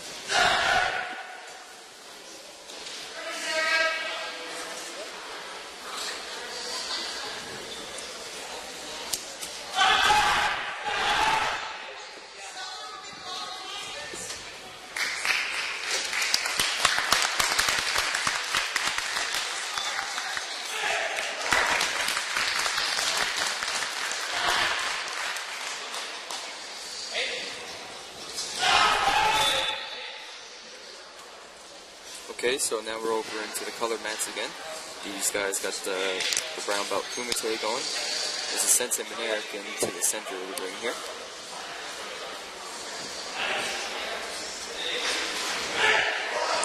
And so it's Savan is red, Aka, and Brett there.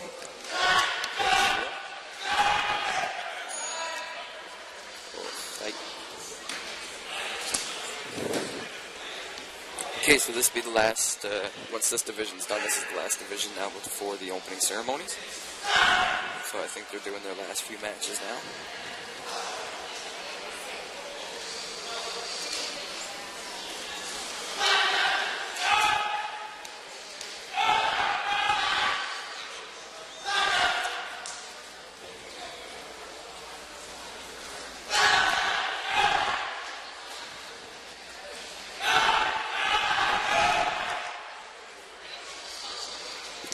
Quick flurry of punches there.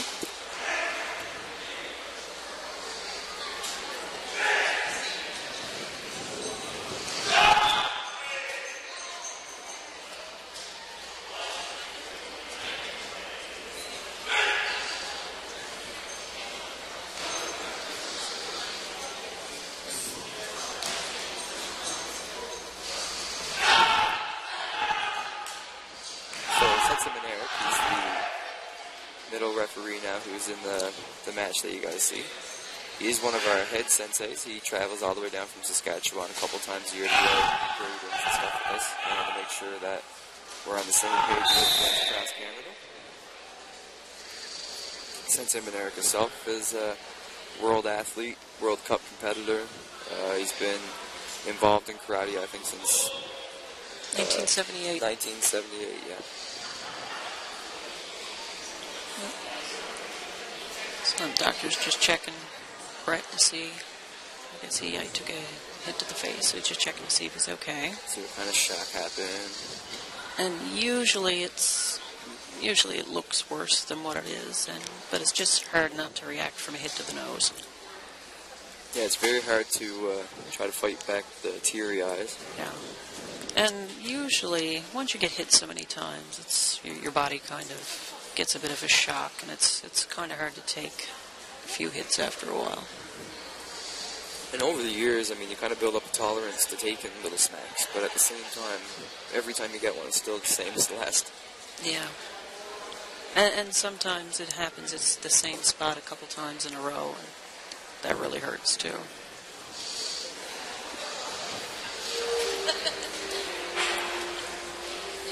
So I'm going to actually sign off again here in a few minutes because I got to go practice my demonstration that I'm about to perform for these guys during the opening ceremony. So I'll catch up with you guys again when we get back, and San, you'll be with you guys until the match finishes up, and then we'll have our opening ceremonies. So stay tuned, and we'll see you guys soon.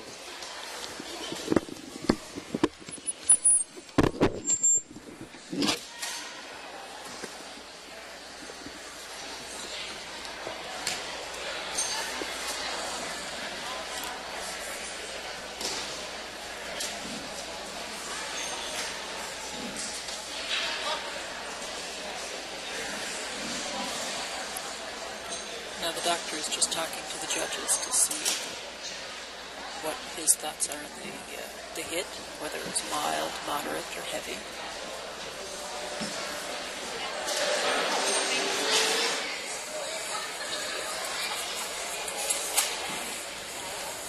Like Alan said, now after this match we're going to get ready for our opening ceremonies. We'll have a few demonstrations.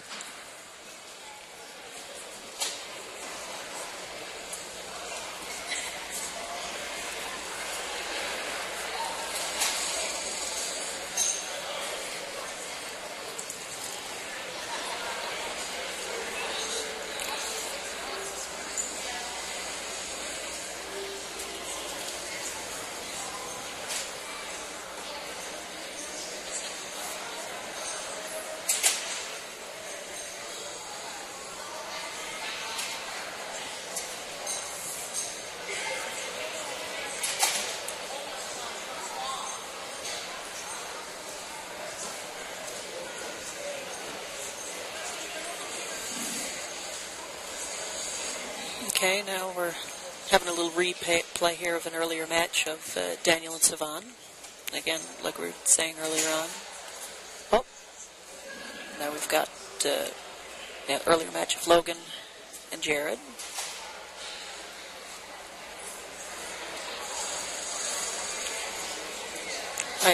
I train with these two regularly. They're very good athletes.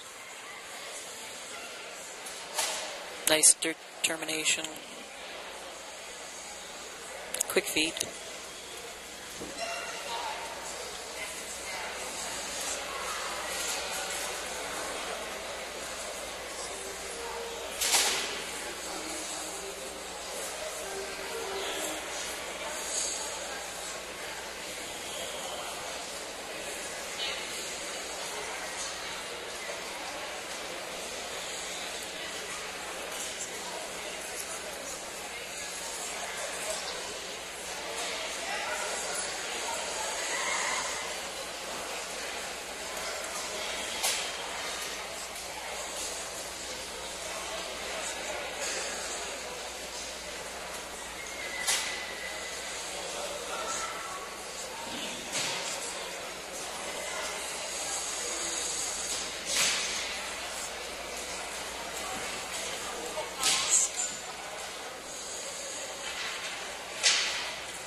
Okay, now the doctor is talking to the judges and deciding if they're going to award a point or a penalty, depending on the hit, if it was mild or moderate, if the athlete was moving in, moving back, or stationary. Oh, and Savan just got a warning. And that's a doctor stop. Apparently the doctor has deemed that Brett's hit hard enough to take him out of the match. So Savan, even though he had a penalty, he was awarded the match.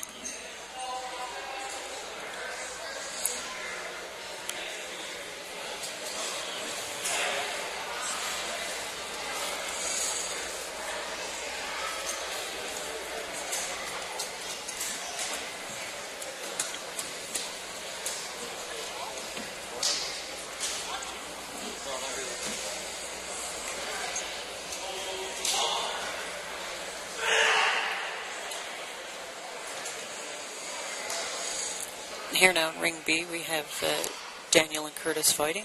Daniel's Aka, black belt from Grand Falls, Windsor, and Curtis is Shiro from Saskatoon.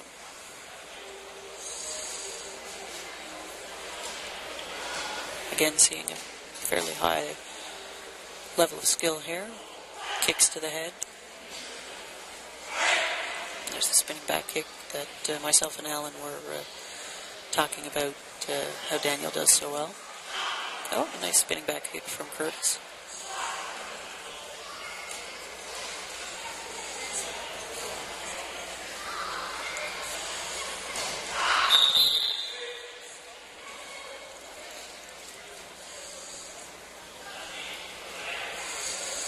So, Tachi, so weak stance.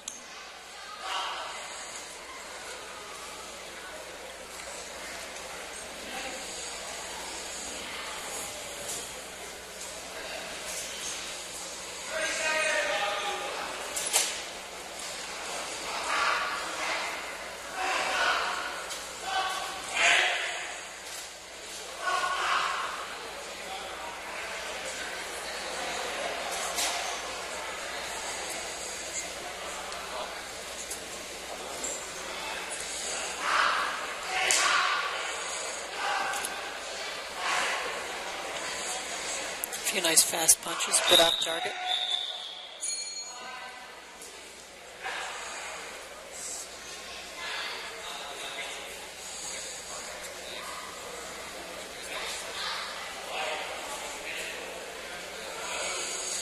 Okay, so where Daniel fell, or put a knee down, it's called tento, so now the advantage is to Curtis.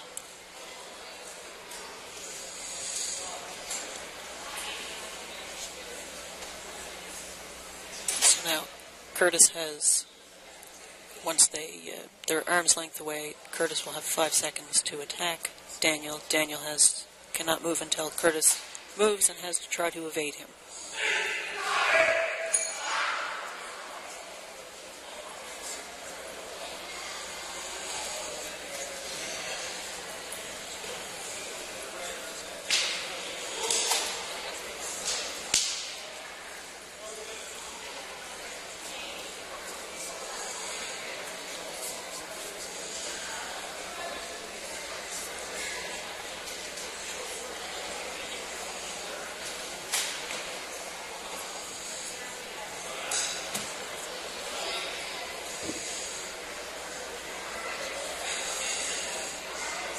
Okay, so we're going into kiddie set, which is overtime. So now it'll be 90 more seconds. And then if no one scores after 90 seconds, the judges will make a decision.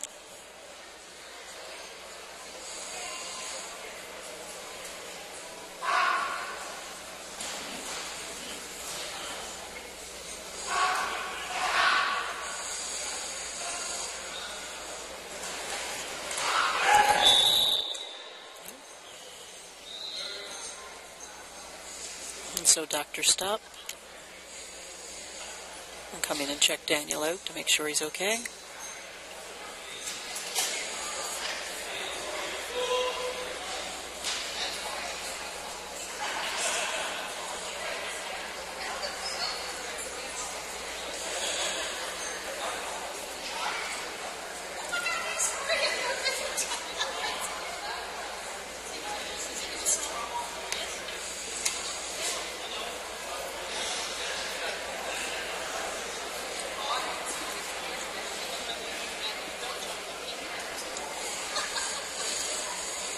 And the doctor's just discussing with Daniel his punch to the face. Not uncommon. Like I said earlier, it's karate, it's not knitting, but the grin on Daniel's face lets me know that, yeah, he's fine. Again, once you compete with people and train with people, you kind of learn what their tolerances are for hits and, when something's bad versus it's just the optics sometimes. A hit to the face looks worse than what it is.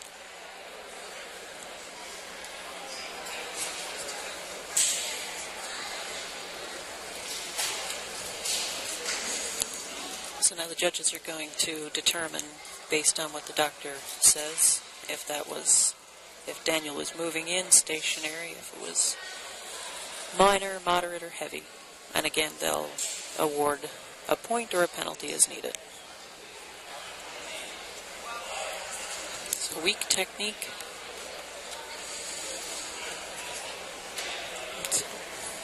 And so there's another Tento.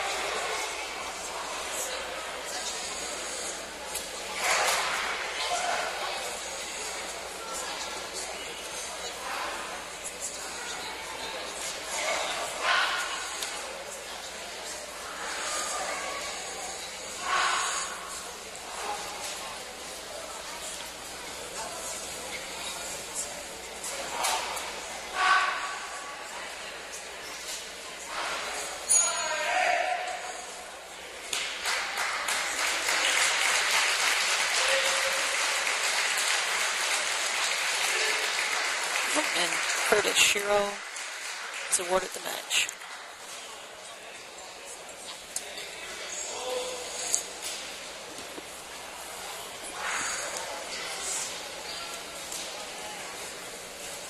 Now this is the end of this match, so like Alan, I will be signing off to get ready for the opening ceremonies, so please stick around for that.